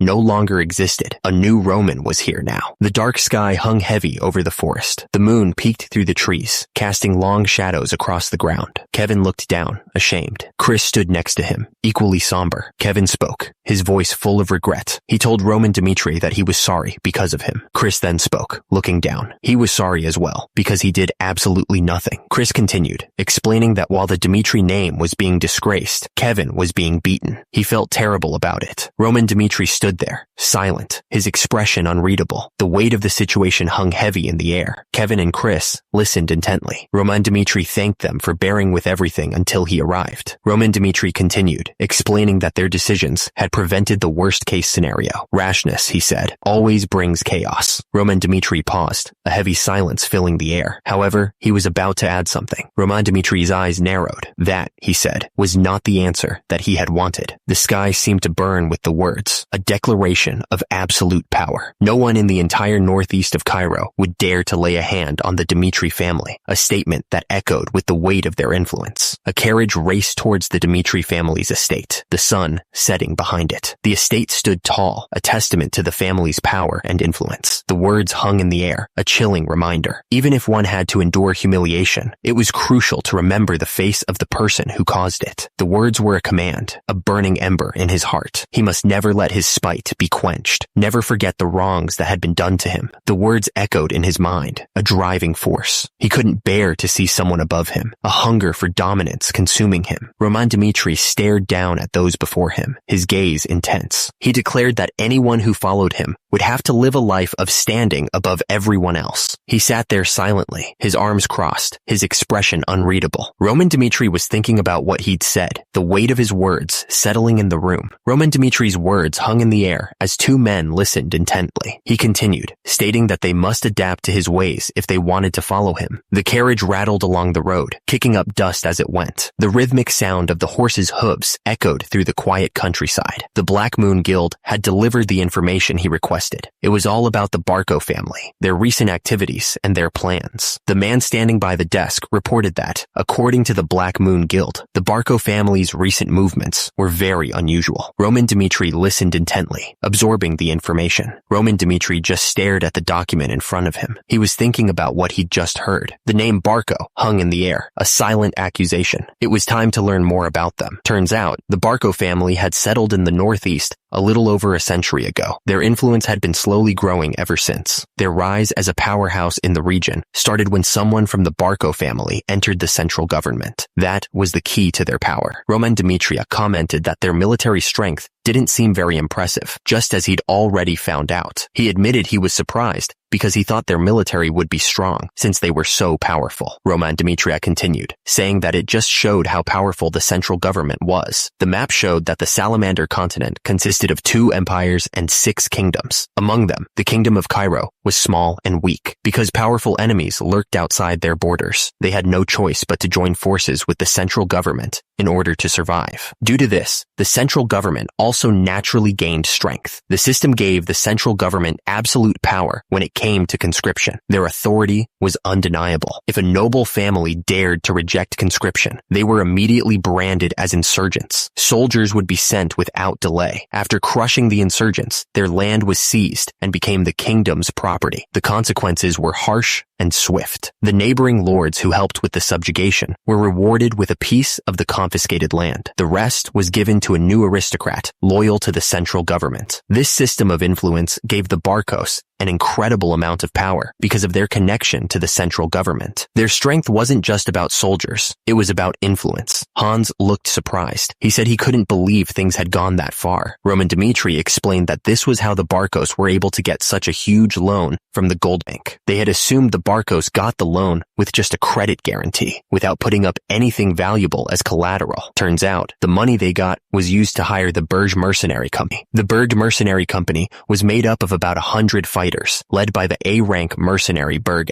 They were a group that mostly took jobs fighting in wars between different lands. Hans listened intently as Roman Dmitri explained that Barco had been conscripting their people. He added that they were expected to attack Lawrence within half a month, meaning Barco had finished their preparations. Hans looked worried. He said that Lawrence probably didn't stand a chance, and even if they defended a siege, they'd only last a month at most. In the darkness, Roman Dmitri's words echoed. He had told Anthony Barco that he wouldn't interfere with matters regarding Lawrence. Roman Dmitri sat at his desk, his expression unreadable. The weight of the situation seemed to press down on him. But for Roman Dmitri to keep living on, something had to change. The stakes were getting higher. The words burned in Roman Dmitri's mind. He couldn't let the Barkos get away with threatening him like that. He was sure that no matter what the Barko family did, they were no match for the Dmitri family. A brutal fight broke out. Swords clashed, and the air filled with the sounds of grunts and screams. Roman Dmitri's eyes glowed with power. It would be easy to crush them if he used the family's strength. But that would be too easy, too simple. It would be meaningless. The nobles sneered, looking down at Roman Dmitri. They talked about how the Dmitri family had common origins. They didn't think of Roman Dmitri as a threat. The word spread that the nobles of the Northeast didn't see Roman Dmitri as someone to worry about. They thought he was weak. He needed something more than just petty squabbles. He was thinking about what he needed right now. Roman Dmitri wanted a chance to get back on top, to be great again, like he was before. He wanted a chance to rise to a greater stage. Roman Dmitri's eyes glowed with determination as he thought about his next move. He was ready to take on whatever came his way. Hans looked up at Roman Dmitri, his expression serious. He insisted that he needed to see his father right away. Roman Dmitri's eyes narrowed as he considered his next move. He thought about finally getting what he was promised. Nearby, Flora stared at something in disbelief. Her eyes widened as she whispered something. Another man watched the scene unfold, his face pale with shock. The air was thick with tension, and something awful had clearly just happened. A knight walked through the scene, his armor stained with blood. The scene of the battle was chaotic. He held his head, breathing hard. The blood on his hands was still fresh. Nearby, someone watched him and thought that Dmitri hadn't changed at all. It was Lucas, a B-rank mercenary. The blacksmith shop was nearby. A man looked at the worn armor and commented on its terrible condition. Lucas asked if the battle had been that hard for the other guy too. He didn't even want to talk about it, saying he almost died because of some reckless idiots. He looked totally annoyed. The blacksmith looked him up and down, then commented that the quality of his gear wasn't so great. He wanted to know where Lucas had bought it from. Lucas sighed and said he'd tried a new store for the first time and almost lost his life because of it. He admitted that Dmitri's ironwork and equipment production was the best, saying he'd made a foolish mistake. The blacksmith replied that's why Lucas was there now and that he'd be in his care. He told Lucas he'd make him a full set, but it would take some time. Lucas said it didn't matter, as he was going to be resting up in Dmitri for the time being anyway. He seemed relieved to be getting new gear. Lucas looked exhausted as he admitted he was sick and tired of the battlefield. He looked like he needed a long break. He noticed a group of people gathered in the town square. They were all talking at once, creating a loud buzz in the air. Lucas wondered what they were all looking at. What were they gathering over there for? Lucas wondered if a war had broken out or something. He hadn't planned on taking any more work, but he couldn't help being curious. He couldn't help but be curious and decided to check it out. Lucas said as he pushed his way through the crowd. A few people were gathered around a poster. It was a recruitment notice, and it seemed to be drawing a lot of attention. The system showed the details of the recruitment. To join, you had to be healthy and want to become stronger. The notice said they were looking for 30 recruits, and the wage was 8 silver per month. The man reading the notice did some quick math in his head. He figured the monthly cost of living for a family of 4 was about 5 silvers, so the offer wasn't too bad, especially considering the risks. But then he noticed something else. There was a special condition, and it gave him pause. What was the catch? The system revealed the special condition. It stated that recruits would belong only to Roman Dmitri, not the Dmitri family. The notice stressed to keep that fact in mind. The message was clear. Apply only if you were willing to give your life for Roman Dmitri. There was no room for doubt. 2 men stood near the recruitment poster. One of them scoffed, saying that you shouldn't even think about applying. The man continued, saying that hundreds of people must have already applied for the job, but the other man wasn't impressed. He scoffed, declaring that he was a BR-rank mercenary. The BR-rank mercenary said that he needed at least 50 silvers a month to even think about pledging his loyalty to a noble. The recruitment wage was way too low. Roman Dmitri's eyes narrowed. He needed to stop the other man from leaving. He said something. He couldn't believe what he was hearing. Had he understood correctly? He wondered if hundreds of people had really applied. The B-rank mercenary confirmed that he was right. Hundreds of people had applied, but he wondered if it was really worth it. He continued to question if the conditions were really that good. After all, wasn't this Roman Dmitri, the moron of Dmitri? Roman Dmitri listened to the man's words. He looked absolutely furious. The man leaned in, his voice low. He warned her about the potential hardships of becoming Roman Dimitri's soldier, unsure of the kind of suffering she might face. A group of people gathered around a sign, their faces etched with curiosity. One of them tilted his head, wondering what it could be. Someone cleared their throat, ready to speak. He reminded the group that one of them was an outsider and might not know the full story. The man insisted that Roman Dimitri was no longer the fool he once was. He spoke with conviction. He continued, praising Roman Dimitri for destroying the Blood Fang. He added that Roman Dimitri now treated people with genuine care. The man looked absolutely shocked. He couldn't believe what he was hearing. Someone in the crowd spoke up, admitting they hadn't believed it at first either. But after hearing what Clark had to say, they started to have second thoughts. Someone else immediately asked who Clark was. The name was unfamiliar to them. Another person chimed in, explaining that after Clark's son became Roman's subordinate, his family's life of poverty completely changed. It was an amazing turnaround. Someone paused, trying to recall the son's name. The details were a little fuzzy. The question hung in the air, directed at someone named Kevin. Kevin held a baguette in his hands, a small smile on his face. He seemed completely removed from the violence of moments ago. From atop the building, a voice echoed, filled with confusion. The question hung in the air, unanswered. The word appeared in a bubble, expressing the speaker's disbelief. It was as if they couldn't believe what they were hearing. Kevin looked absolutely stunned, his eyes wide with surprise. He stood there in his armor, speechless. Lord Roman declared that Kevin would get a 3-day leave starting tomorrow. He added that rest was also an extension of training, a necessary part of their growth. Lord Roman told Kevin to enjoy his time with his family since he had worked so hard. He seemed to genuinely care about Kevin's well-being. Kevin replied, agreeing with Lord Roman's decision. He seemed to be processing the information, still a little surprised by the sudden offer. The door swung open, revealing a bright blue sky. It was a stark contrast to the enclosed space of the castle. Kevin started to change, pulling off his armor. He thought to himself about getting a leave. Kevin muttered that the leave felt weird to him. He remembered a time when he couldn't survive without working every single day. Kevin wondered how his family was doing. It had been so long since he had seen them after coming to the castle. Just as Kevin was about to leave, Sir Hans called out to him. Sir Hans wanted to talk to Kevin before he left. Sir Hans asked if Kevin was seriously going to meet his family looking like that. He mentioned that Lord Roman had arranged for some clean clothes for Kevin to change into, so he should go put them on. Sir Hans then asked if Kevin needed money to buy his family gifts. He then told Kevin that he would be receiving 30 silvers a month from now on. Sir Hans told him to go have a good time with the money, whether he spends it on gifts or something for himself. Kevin stood there, holding the clothes and the pouch of money. He looked surprised by the sudden generosity. Kevin walked through the town square, a huge smile on his face. He held a large paper bag filled with bread, ready to bring it home to his family. Kevin looked down at the clothes he was wearing. He couldn't believe how soft they were, saying that they made him feel good just by wearing them. Kevin smiled, thinking about his family. He had bought tons of bread for them and thought the freshly baked bread smelled amazing. Kevin imagined Mary's face when she saw the bread. He was sure she would be overjoyed. Kevin approached Mary, smiling. He remembered that she had said it was her lifelong wish to eat whipped cream on freshly baked bread, and he was finally able to make it happen. He remembered that she would complain about having to eat hard bread every single day. He felt a pang of guilt thinking about it. Kevin thought about how he couldn't even buy her freshly baked bread, not even once. He remembered that fresh bread cost twice as much as the dried stuff, and then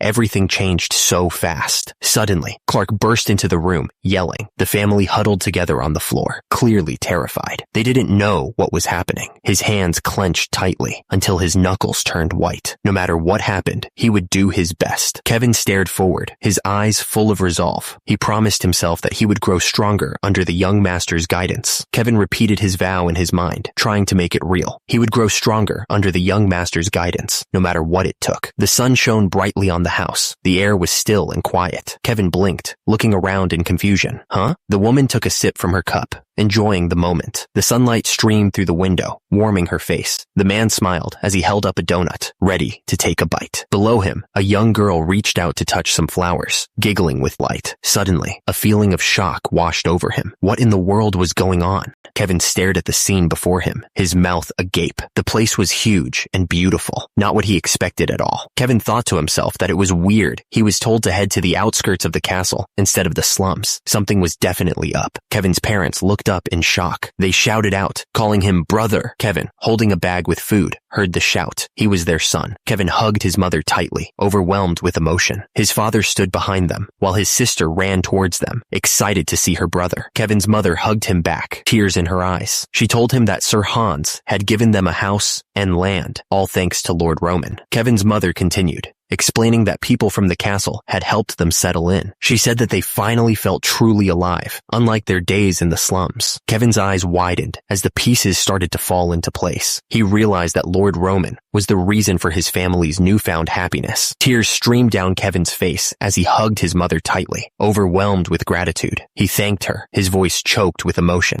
Kevin's father watched the reunion, a look of surprise on his face. He wasn't sure what was happening, but he could feel the strong emotions in the air. Kevin's father suddenly noticed something was off. He pointed out that his son's cheek was bruised. Kevin looked up, startled by his father's words. He stammered, asking his father what he meant. The question hung in the air. Did Lord Roman beat him? Kevin looked surprised by the question. He stammered, trying to deny it. His parents looked at him with concern, urging him to tell the truth. They assured him that they would be there for him. Kevin's mother interrupted, insisting that Lord Roman wasn't that kind of person. His father looked even more confused, wondering what was going on. Kevin took a deep breath, ready to tell them what really happened. The words hung in the air, heavy with disbelief. It was as if they couldn't accept what they were hearing. Kevin gestured, trying to explain how else they could explain his new house and land. He paused, admitting that it was a good point. Turns out, you can't always believe what you hear. Rumors are just rumors after all. The man pointed out that Kevin had said Lord Roman slapped a knight of Barco just to protect his own knight. He wondered what kind of noble would go that far for a subordinate. The man just scoffed, clearly not convinced by the story. He didn't believe it for a second. The people in the market were buzzing with shock. One of them couldn't believe that Lord Roman, of all people, would do something like that. The man pointed out how Clark and his family were living now. The woman gasped because she'd heard that Lord Roman gave them all that because their son, Kevin, became his subordinate. The man continued, saying he'd even heard that Lord Roman had granted Kevin a house, land, and even slapped a knight of Barco, all for Kevin. He said someone close to Clark heard it directly from him. The man thought back to how it felt like just yesterday when he felt bad for Clark's son whenever he saw him. The other man paused, pointing out that he'd seen Kevin making a huge fuss in a store before. He asked if he was sure he didn't just see a look-alike. The guy with the dark hair said he'd heard that Lord Roman treats his people extremely well. The blonde guy chimed in, saying he wanted to be like Kevin too. Another man was thinking that if he could just gain Lord Roman's trust. He trailed off, lost in thought about the possibilities. Another person was thinking about Clark's family. They wished they could have the same good fortune. The system flashed a message. Roman Dmitri treats his people with care. The message seemed like a promise. The system continued, saying that if you can gain his trust, it seemed like that was the key to everything. The system seemed to be offering a chance at something new. It was a chance to live a life completely different from before. The man with the green hair pointed out, that's why so many people were applying for the private soldier recruitment. He was trying to explain the situation to his friend.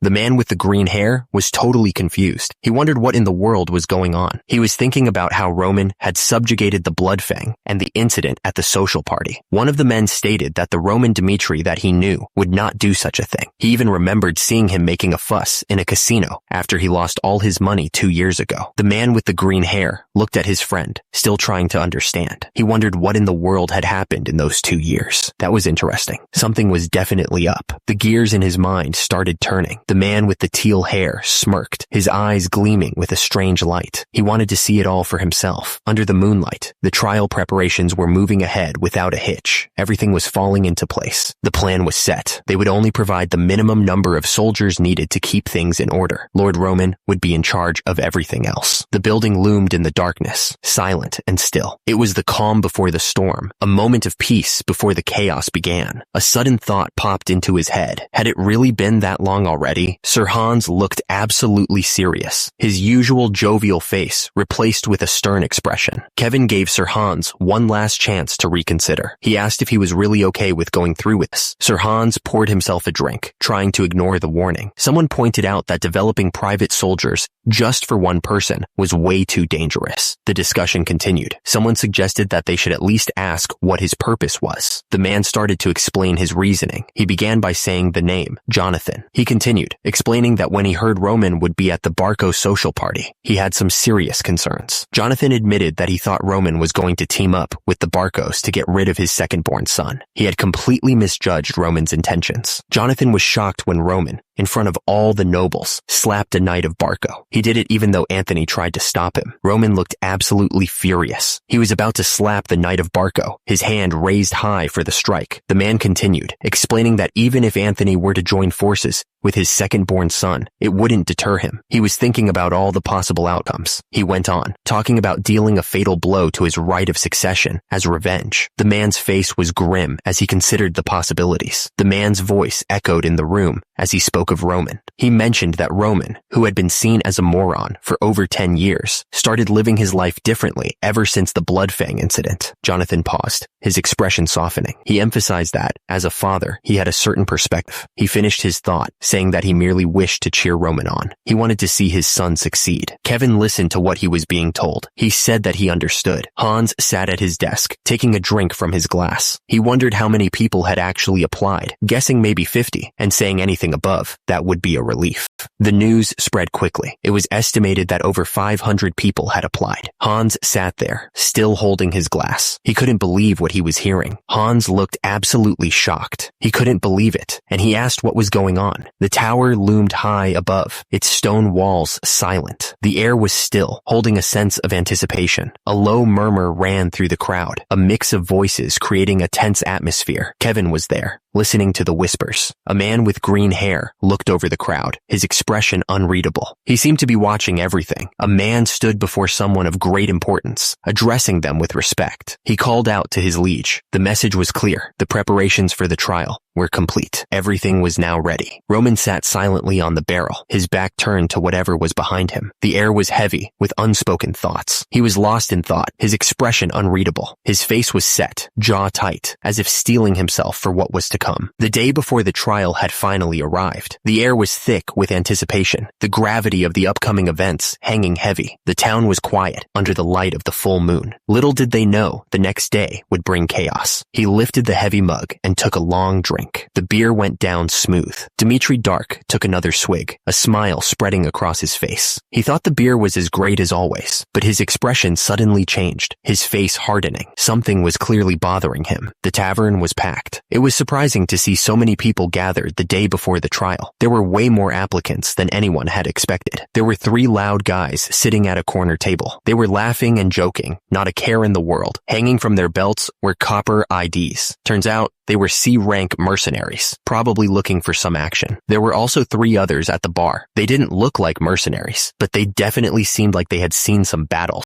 There were tons of inns in Dmitri, so why were so many people crammed into this one small place? Considering there were at least a handful of tough guys in this room, something was definitely up. The situation was getting intense. The level of applicants was much higher than expected. The man with green hair took a drink from his tankard and thought to himself, if these guys were so tough, why were they here? It couldn't just be curiosity, like him. He set the tankard down on the table with a thump. He just didn't get it. What was going on here? Suddenly, another man walked up to him. Henderson explained that he had planned to join the Lawrence family at first. After all, Lawrence was his hometown. Kevin continued to explain why he had changed his mind. He had seen Roman Dmitri destroy the Bloodfang in Lawrence. That was the moment he knew. The thing is, the people who weren't actually there didn't believe it. They couldn't imagine it was possible. But that day, Kevin saw him at the plaza. He was there. He saw it with his own eyes. Roman Dmitri was covered in blood. It was a gruesome sight. Roman Dmitri was dragging the leader of Bloodfang by his hair. It was a show of force, a clear message to anyone who dared to challenge him.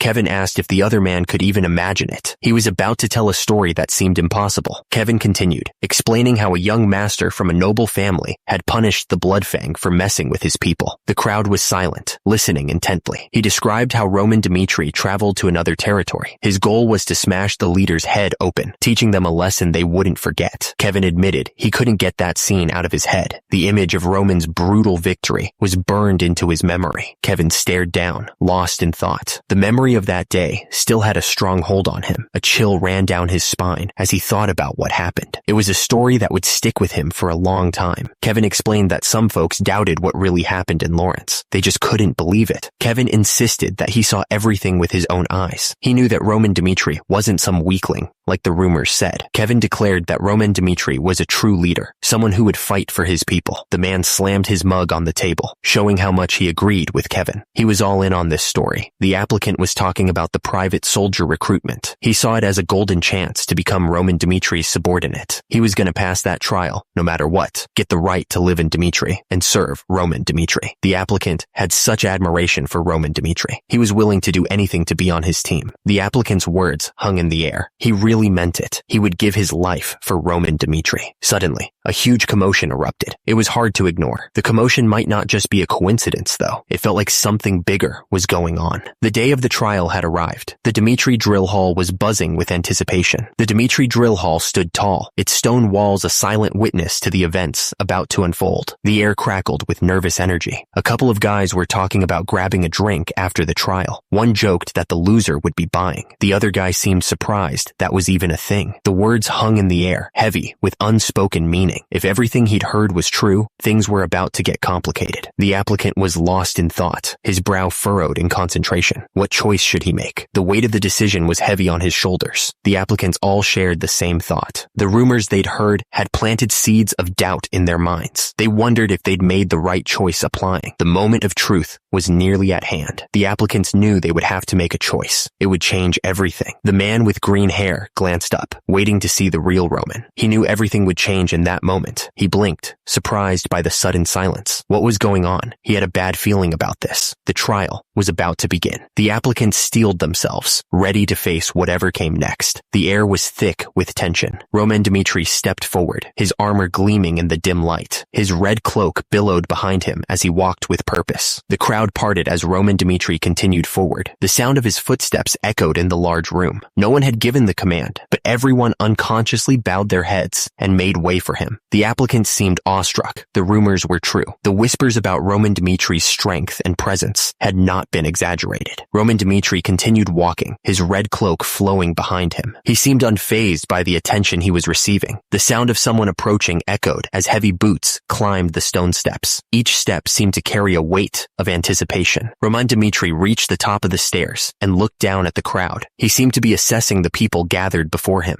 A voice boomed out, commanding everyone to raise their heads. The applicants straightened up, their eyes fixed on the source of the voice. Roman Dmitri declared that he would select 30 soldiers to fight for him that day, just as the notice had stated. The crowd shifted nervously, wondering who would be chosen. Roman Dmitri paused, his gaze sweeping across the crowd. He announced that he had something to tell them all before they began, creating a sense of anticipation. The voice of Roman Dmitri echoed through the training grounds. He wanted everyone to know exactly who was speaking. Roman Dmitri stared out at the crowd, his expression serious. He was about to make a declaration that would change everything. Roman Dmitri declared that he had no plans to spend his life stuck in some faraway place. He wanted more than just a quiet existence. Roman Dmitri continued, stating that he intended to always fight for a better position than the one he currently held. He wouldn't settle for anything less. Roman Dmitri warned that following him meant risking their lives in battle. Anyone who wasn't fully committed should turn back now. The message was clear. Turn back now. The words hung in the air, an ultimatum for anyone who wasn't ready. Roman Dmitri continued, warning them that if their heads were to fly off on the battlefield, they shouldn't resent him for sending them there. What they should regret is not being able to witness him. The words echoed, promising that their only regret should be that they weren't able to witness him standing tall. It was a promise of power, but also a warning of failure. Roman Dmitri stood before them, his figure imposing against the sky. He was looking down at them, and they were looking up to him. He wanted them to witness him as the most powerful on the continent, standing by his side. It was a declaration of ultimate ambition, a promise of a future where they would all share in his glory. The crowd of applicants looked on, murmuring amongst themselves. They couldn't believe what they were hearing. Roman Dmitri's face was filled with arrogance as he spoke of becoming the most powerful on the continent. He seemed to forget that his own position in his family was at stake, but for some reason, it felt like he could actually pull it off. Despite the odds, there was something about Roman Dmitri that inspired a strange confidence. Roman Dmitri looked forward, his eyes focused. He was ready to face whatever came next. The instructor cleared his throat, ready to begin. Morrison. He announced that he would now give them instructions for their first trial. The instructor made it clear. The trial was simple. When an applicant stood on the marked spot, the archer behind him would fire 3 arrows. The applicants listened carefully, trying to understand the rules. The instructor continued, explaining the possible outcomes. The arrows might just barely touch them, get stuck in the target behind them, or even hit them head on. The applicants looked nervous, realizing the danger. The instructor repeated that the arrows could strike them directly. The thought of being hit by an arrow made some of the applicants gulp nervously. They were starting to understand the stakes. He continued, emphasizing the most important rule. Only those who didn't move even a little bit while the arrows flew would pass the first trial. The applicants stared ahead, trying to imagine standing perfectly still under such pressure. The instructor finished, declaring that those who didn't move would pass the first trial. The applicants looked at each other, a mix of fear and determination on their faces. This was going to be harder than they thought. The announcement boomed, declaring that the trial would begin in the order that names were called. The applicants braced themselves, knowing it was about to start. The voice called out names, starting with Dirk. He was ordered to move to the designated spot, and Morrison was told to stand by next to him, ready for his turn. The archer stood ready, bow drawn, and aimed at the designated spot. The air was thick with tension as everyone watched, waiting for the signal. The applicant thought about what was happening. He couldn't help but wonder if they would really be shot at. It didn't make sense to him that they would risk killing a potential recruit during a trial.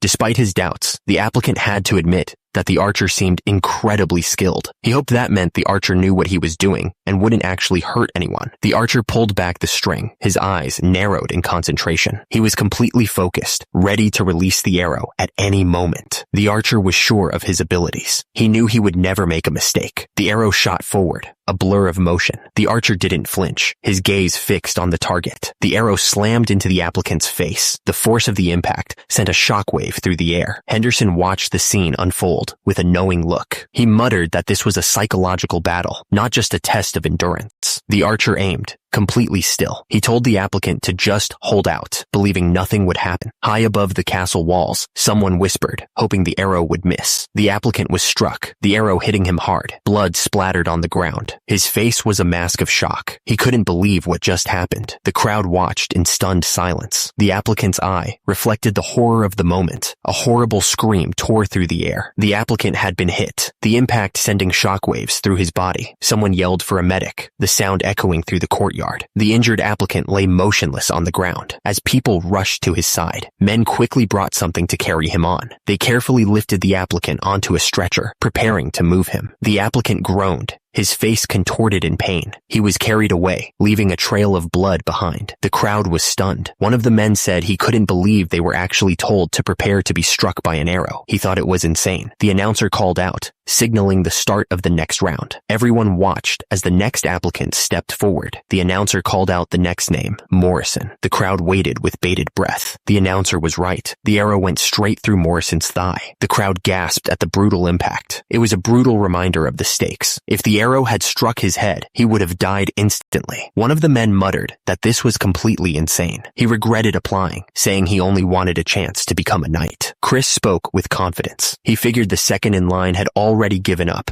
just as the liege had predicted. The announcer glared at the crowd. He taunted those who were too afraid to get hit by an arrow, telling them to give up right now. Roman spoke calmly, but his words were firm. He promised that anyone who endured the trial, even if struck by an arrow, would proudly receive the qualifications to pass. The words hung in the air, a challenge to anyone who considered themselves a coward. Chris stared straight ahead, his face set with determination. The air in the drill hall was thick with tension, everyone waiting to see who would back down. The command was clear and forceful. He demanded that they get out of there right away. The doors swung open, and a voice echoed through the hall. The instructor announced that he would explain their roles once again. The instructor continued. He revealed that in the first trial tomorrow, they would all be struck by an arrow. A wave of nervous whispers rippled through the crowd. Roman Dmitri reassured them that the archer was an expert and would only aim for non-fatal areas. He added with a slight smirk that he wouldn't miss, so they shouldn't worry about anything. Roman Dmitri gestured towards a table. He announced that these were their rewards for participating in the trial. A buzz of anticipation filled the air. A glint of gold caught their eyes as the lid of the chest was lifted. The applicants gasped, clearly impressed by the sight of the rewards inside. Roman Dmitri continued explaining the trial. He pointed out that while medics would be standing by, that didn't change the fact that they would all be struck by an arrow. He stared at them, waiting for the reaction. He paused, his purple eyes scanning the crowd. Roman Dmitri asked if, knowing the risks, they would still go through with it. A chorus of voices answered him immediately. The applicants shouted their agreement, determined to prove themselves. Roman Dmitri nodded. He told them that if there was nothing else, they were dismissed. The applicants bowed respectfully, replying.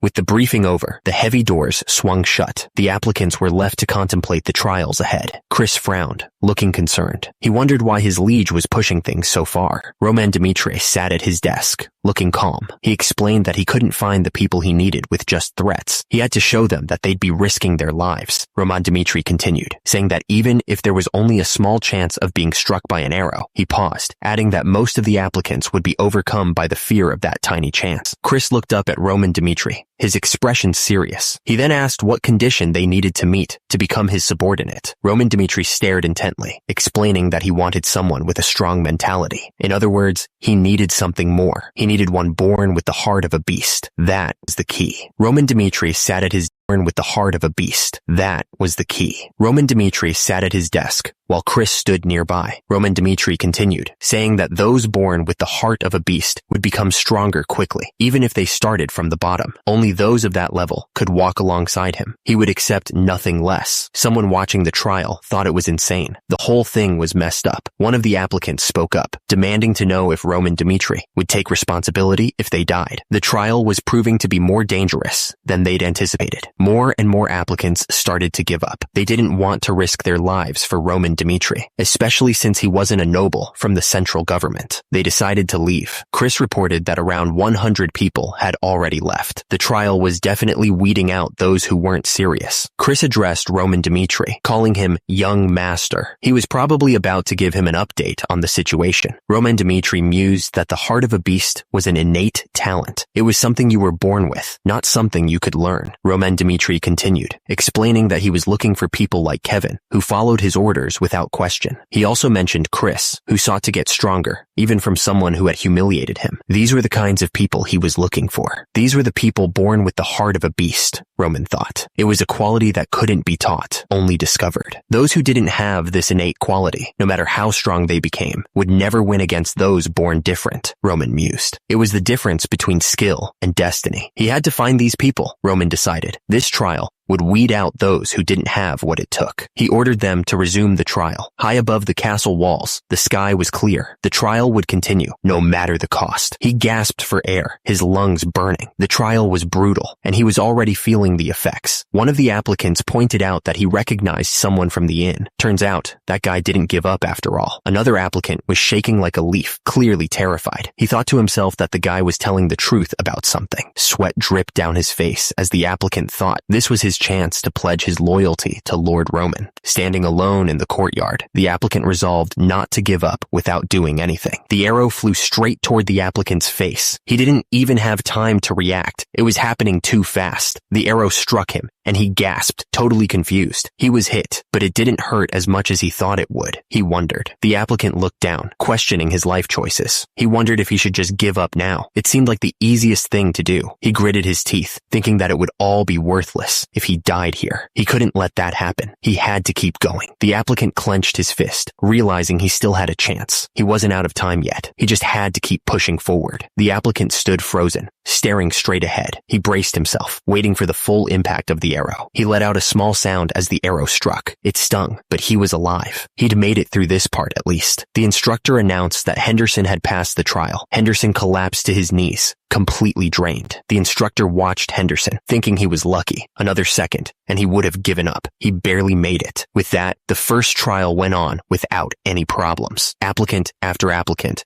stepped up to be shot, hoping to prove their worth. The instructor announced that after weeding out those who quit, about 400 applicants remained. That was a lot of people to get through. Out of those 400, only 120 were marked as successful. The trials were really cutting down the numbers. Roman Dmitri explained that he had assessed those who had proven useful through the first trial. He needed to find specific people. There were those who passed while trembling with fear, and others who passed without a care in the world. The applicants showed a wide range of reactions. Roman Dmitri stated that the two types of applicants weren't that different, at least not by his standards. They both had the courage to suppress their fears, which was all that mattered. Roman Dmitri scanned the crowd, thinking he needed to find the real talent among them. He had to separate those who were there for the wrong reasons, and find those who would respect him instead of fearing him. Roman Dmitri announced that everyone had passed the first trial, but he also made it clear that he would only accept 30 people in the end, which meant more trials were coming. There was no time to relax. Roman Dmitri declared that he would test them all once again through a second trial. Roman Dmitri promised that if they passed this next trial and became his subordinates, they would live the life of a predator. Kevin listened intently, a flicker of ambition in his eyes. The words hung in the air, and one of the applicants repeated the phrase in his mind, the life of a predator. He wondered what that truly meant. The sound of footsteps echoed as Roman Dmitri started to explain the second trial. He announced that the rules were simple and that they should listen carefully. Roman Dmitri gestured towards a collection of wooden swords. He explained that all kinds of wooden swords had been prepared for them. He added that the type or number of swords they chose didn't matter. He told them to choose whichever swords they wanted. He paused, his hand hovering over the hilt of a wooden sword, waiting for them to make their choices. Roman Dmitri looked confident as he issued the next part of the challenge. He told them to prove their worth by dueling him. The applicants looked at each other in disbelief. One of them wondered out loud if Roman Dmitri really intended to duel all of them by himself. Roman Dmitri stared intently, his purple eyes gleaming. He explained that they didn't have to win, but those who could last even a minute against him would pass and get even better stuff than what was listed. One of the applicants looked up, his face a mask of determination. He took a deep breath, bracing himself for what was to come. A bald applicant with a scar across his face stepped forward, his voice firm. He announced that he would go first, silencing the murmurs around him. The applicant's expression was serious. His eyes narrowed with focus. He seemed ready to face whatever was coming. The bald applicant stood opposite Roman Dmitri in the center of the arena. The air crackled with tension as the other applicants watched, waiting to see what would happen next. Roman Dmitri stared at the bald applicant with the scar. He asked the applicant for his name. The applicant replied, stating that his name was Vulcan. Roman Dmitri held out a wooden sword, asking if Vulcan was okay with it. Vulcan looked at the sword and stated that it wasn't a problem for him. Vulcan thought to himself that Roman Dmitri's confidence was overblown. He wondered if the rumor that Roman had beaten Bloodfang was true. Still, he was certain that it was impossible for Roman to defeat him in under a minute. Roman Dmitri looked at Vulcan, his purple eyes gleaming. He told Vulcan to get ready, signaling that the duel was about to start. Vulcan thought to himself that he'd pass if he lasted a minute, but he wasn't going to settle for that. Even if Roman was someone he'd be serving from now on, he was going to take this chance. The hourglass was turned over, the sand starting to fall. The duel was about to begin. Roman Dmitri swung his sword down with brutal force. He wanted to etch into Vulcan's mind exactly what kind of man he was dealing with. Vulcan's eyes widened as Roman attacked without hesitation. He hadn't expected Roman to be so aggressive right from the start. Roman Dmitri pressed his attack, his sword moving with incredible speed. The force of his strikes sent shockwaves through the air. Vulcan staggered back, blood dripping from his arm. He grunted in pain, realizing he was already outmatched.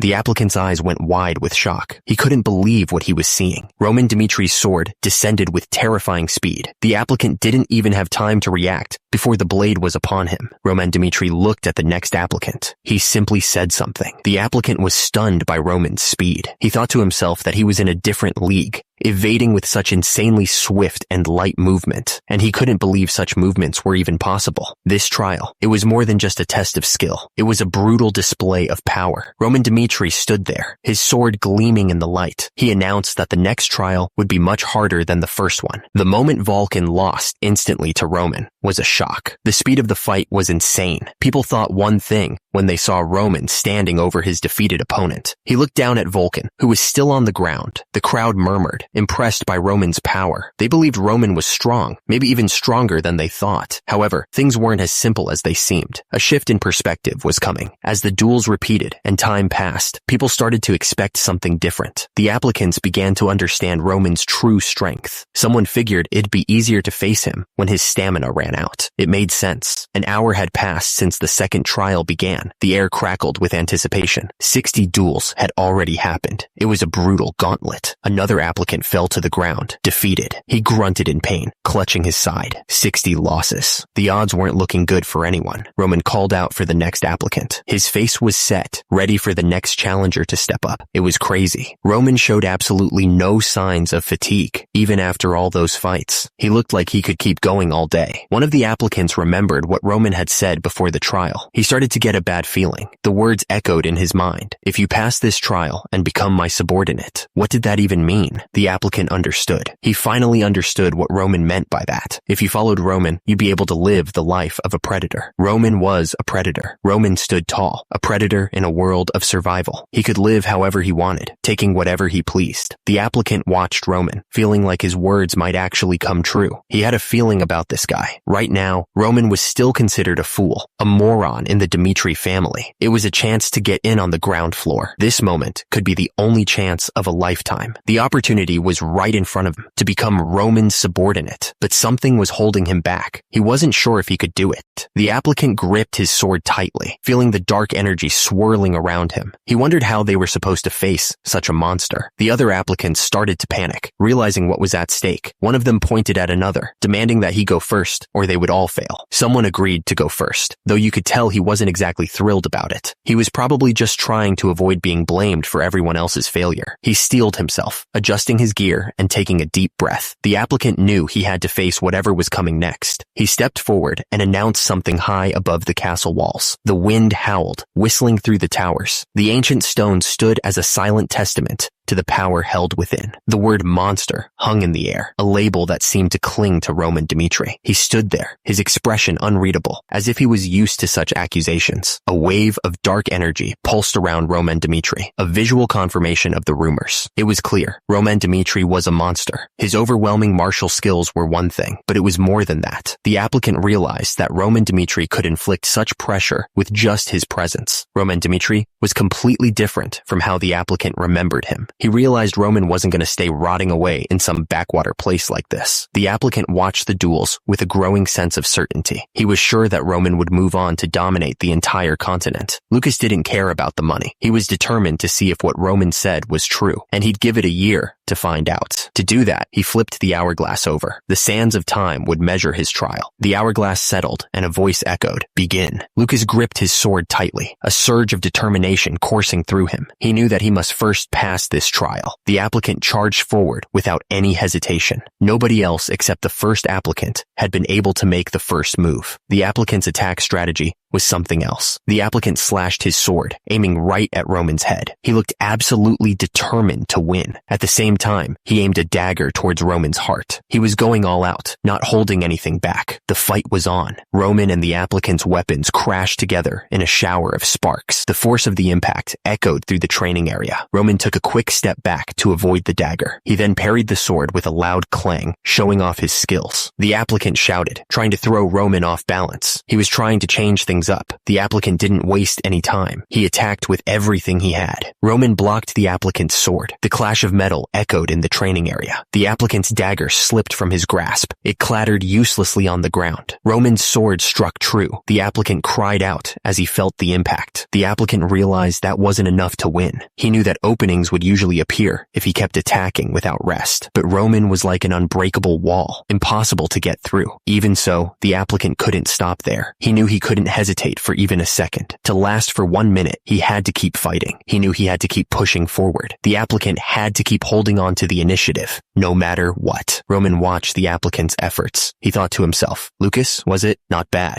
Roman thought that wasn't a good decision on the battlefield, but it was suitable for a duel. He realized that Lucas possessed instinctive senses. Roman took a step forward, his foot hitting the ground hard. He thought to himself that he wasn't planning on letting them just hold out for 1 minute. The sounds of clashing swords echoed through the training area. Roman thought that 1 minute was a wall to show them just how amazing the liege was that they'd be following. The sparring continued. Roman thought that the purpose of this trial was to etch that into their minds from their first meeting. Roman's eyes narrowed. his expression hardening. He decided it was time to end this. Lucas's eyes widened, a look of surprise washing over his face. He clearly hadn't expected that. Roman moved with incredible speed, his sword a blur. The applicant didn't even have time to react before the flat of the blade slammed into his chest, sending him flying. The system flashed a stark message. A B-rank mercenary is the limit of effort. It was a harsh truth for those who dreamed of reaching the top. The system continued, explaining that a normal person could become a B-rank if they worked hard and risked their lives. But without the ability to use mana, they would never be allowed into the realm of A-rank. The system emphasized the power needed to reach A-rank. A-ranks had to possess enough power to overpower anyone, no matter who they were. The system revealed the fundamental condition for reaching that level: to awaken mana. Without it, all effort was useless. The applicant knelt in the forest, defeated. He knew he had reached his limit. No matter how hard he tried, he couldn't escape the realm of B rank. Even so, something burned within him. He refused to accept defeat. He had survived. He had come this far. Again and again,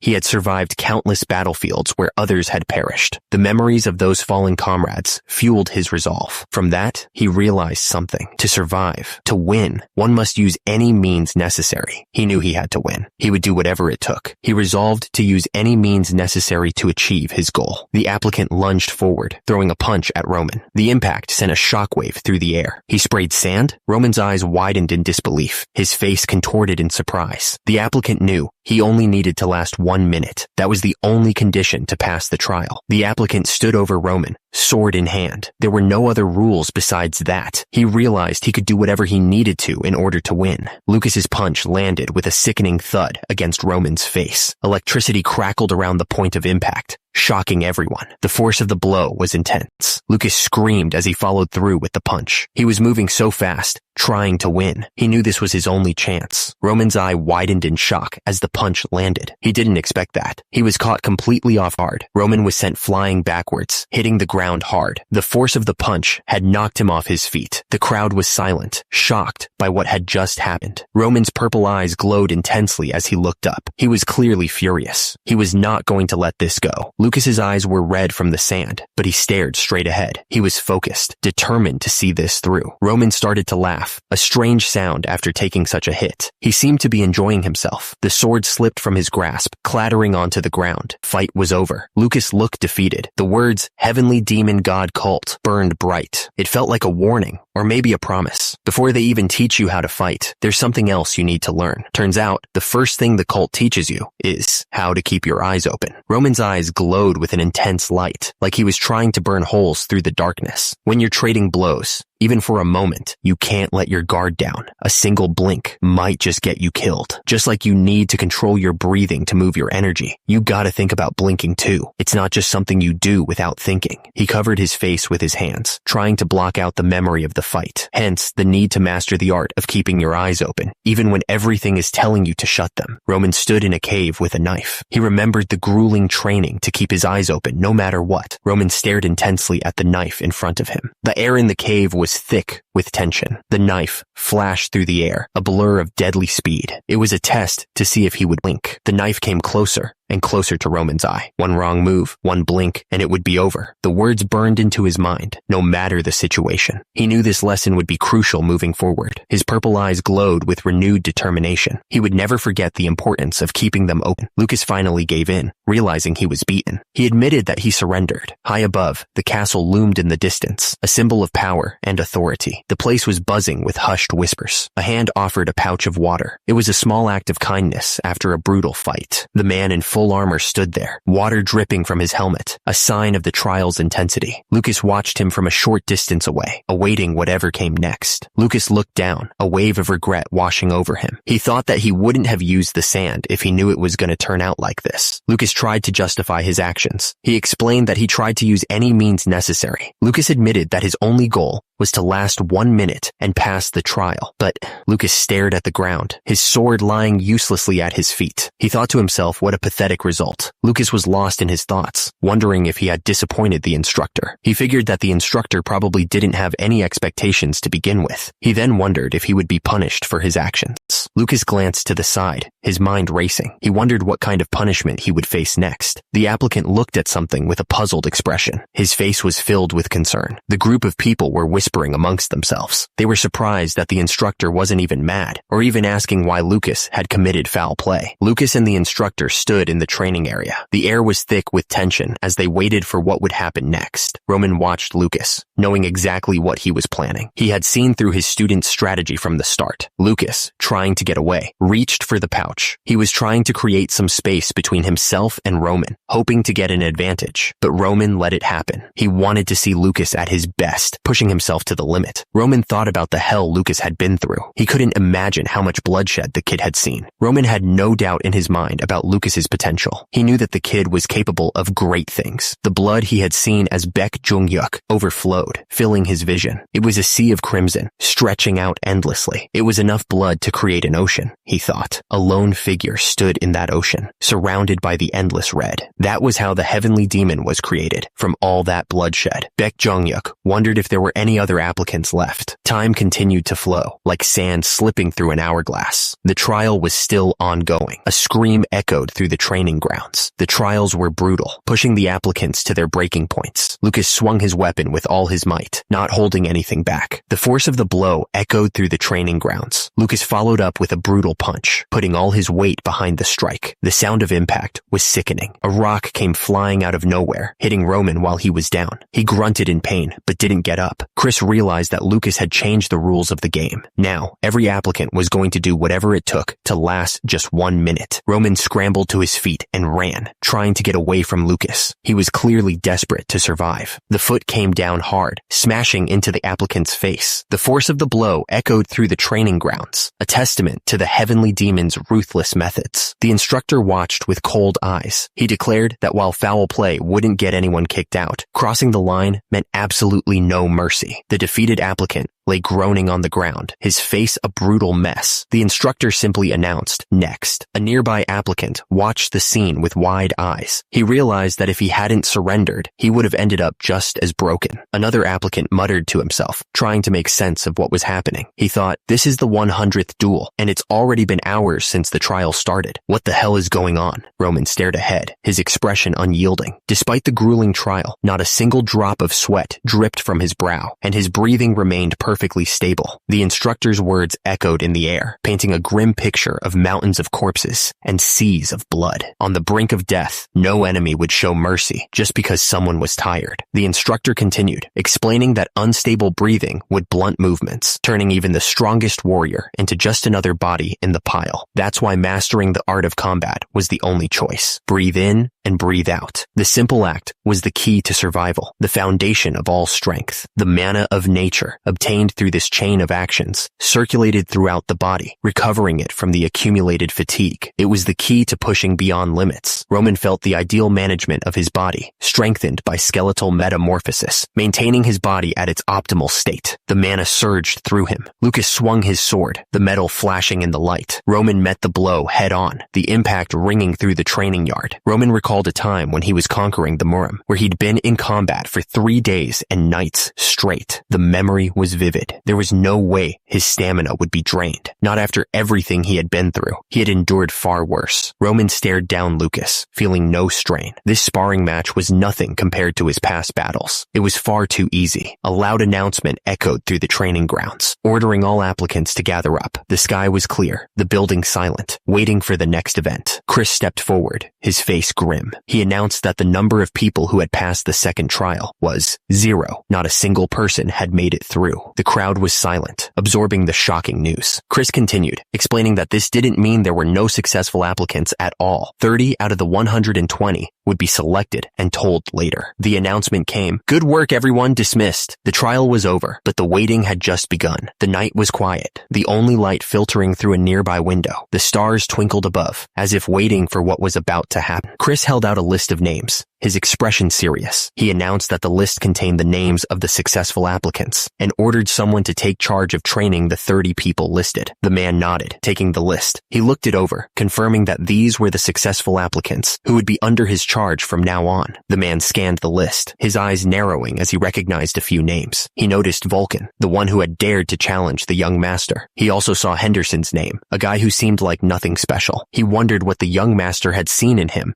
that he couldn't. The man continued to study the list. He figured that aside from those two, everyone else's inclusion made sense. He closed his eyes for a moment, considering the task ahead. Chris asked if Lucas had also passed the trial. The man at the desk confirmed that he had. Chris asked if there was a problem with Lucas passing. The man at the desk admitted that Lucas was talented enough, especially as a B-rank mercenary. Chris continued, explaining that Lucas had not only committed foul play during the dueling trial, but had also decided to surrender the moment he thought he'd lost. Chris looked thoughtful. He argued that a man like that would only bring harm to them on the battlefield. Chris stated that Lucas would forget about honor. He was just a typical mercenary who'd abandon his comrades and do whatever it took to survive. Roman looked serious. He explained that if he was to be responsible for these soldiers, he couldn't accept that as the reason why Lucas passed. He looked determined to make his point. Chris looked at Roman, clearly confused. He asked what Roman meant, reminding him that, as he himself had said, Lucas might be a coward who knew no honor. He seemed skeptical of Roman's change of heart. Roman's figure was dark against the light, almost hidden. He explained that in a situation where no one even thought of committing foul play, Lucas thought of a realistic way to face him and acted on it. He seemed to admire Lucas's pragmatism. The words hung in the air, heavy with meaning. It was true that these kinds of people actually shined on the battlefield. They could be the difference between victory and death. The words burned like fire, intense and unforgiving. They constantly looked for a way to survive and found a way out, whatever it took. It was a harsh truth, but a necessary one. He paused before offering to ask a question in return. Chris held a piece of paper, looking concerned. He asked Roman how he could be so sure that Lucas would betray his friends just because he cheated. Roman paused for a moment before simply saying Chris's name. Roman explained that the ones who make it out alive on the battlefield aren't knights like them who can use aura. He said that only those who can calmly look at each situation and act the right way are able to survive until the end. Roman told Chris to keep something in mind. He warned that no matter how strong a knight he was, there was always a chance to be killed by someone hiding in the shadows, waiting for the perfect moment to strike. No one was ever truly safe. Lucas thought about what had just happened. He realized that his decision was realistic. Lucas realized he had been too short-sighted this time as well. He knew he had to learn from his mistakes. Chris looked at Roman, still trying to understand. He asked Roman to tell him one more thing that he didn't yet understand. Chris pointed out that there were still 5 months until Roman would leave for the battlefield. He added that it wasn't like nobles were dragged onto the front lines just because they were conscripted. The man wondered why the soldiers had already been gathered. He added that the announcement should be made soon, as if it was expected. The words on the screen declared this to be the Barco family's official statement. It seemed like something big was about to happen. The statement continued, explaining that they had waited for the Lawrences to make the right choice. They had believed in the promise of the past, it explained. However, because the Lawrences betrayed their honor as nobles and their promise, the Barco family had finally decided to raise their swords. They had been patient, the statement explained, but no more. The sins of the Lawrences were clear. The message declared. They had not paid the debt left by their ancestors, it said, sealing their fate. The group was furious that the Lawrences even had the nerve to refuse giving up the land that was set as collateral. The man in the middle looked stressed, covering his face with his hand. The message continued, stating that they would inform the people of the Kingdom of Cairo through the official statement. The message continued, laying out the terms. If the Lawrences did not pay their debts or hand over their land within 1 week, then the Barcos, with the permission of the central government, would respond. The statement declared a territorial war against Lawrence. The man's expression hardened. That's right, he thought. Starting now, things would change. Roman smirked, declaring that they would start preparing to barge into the war between Barco and Lawrence. Flora listened intently, her blue eyes fixed on him.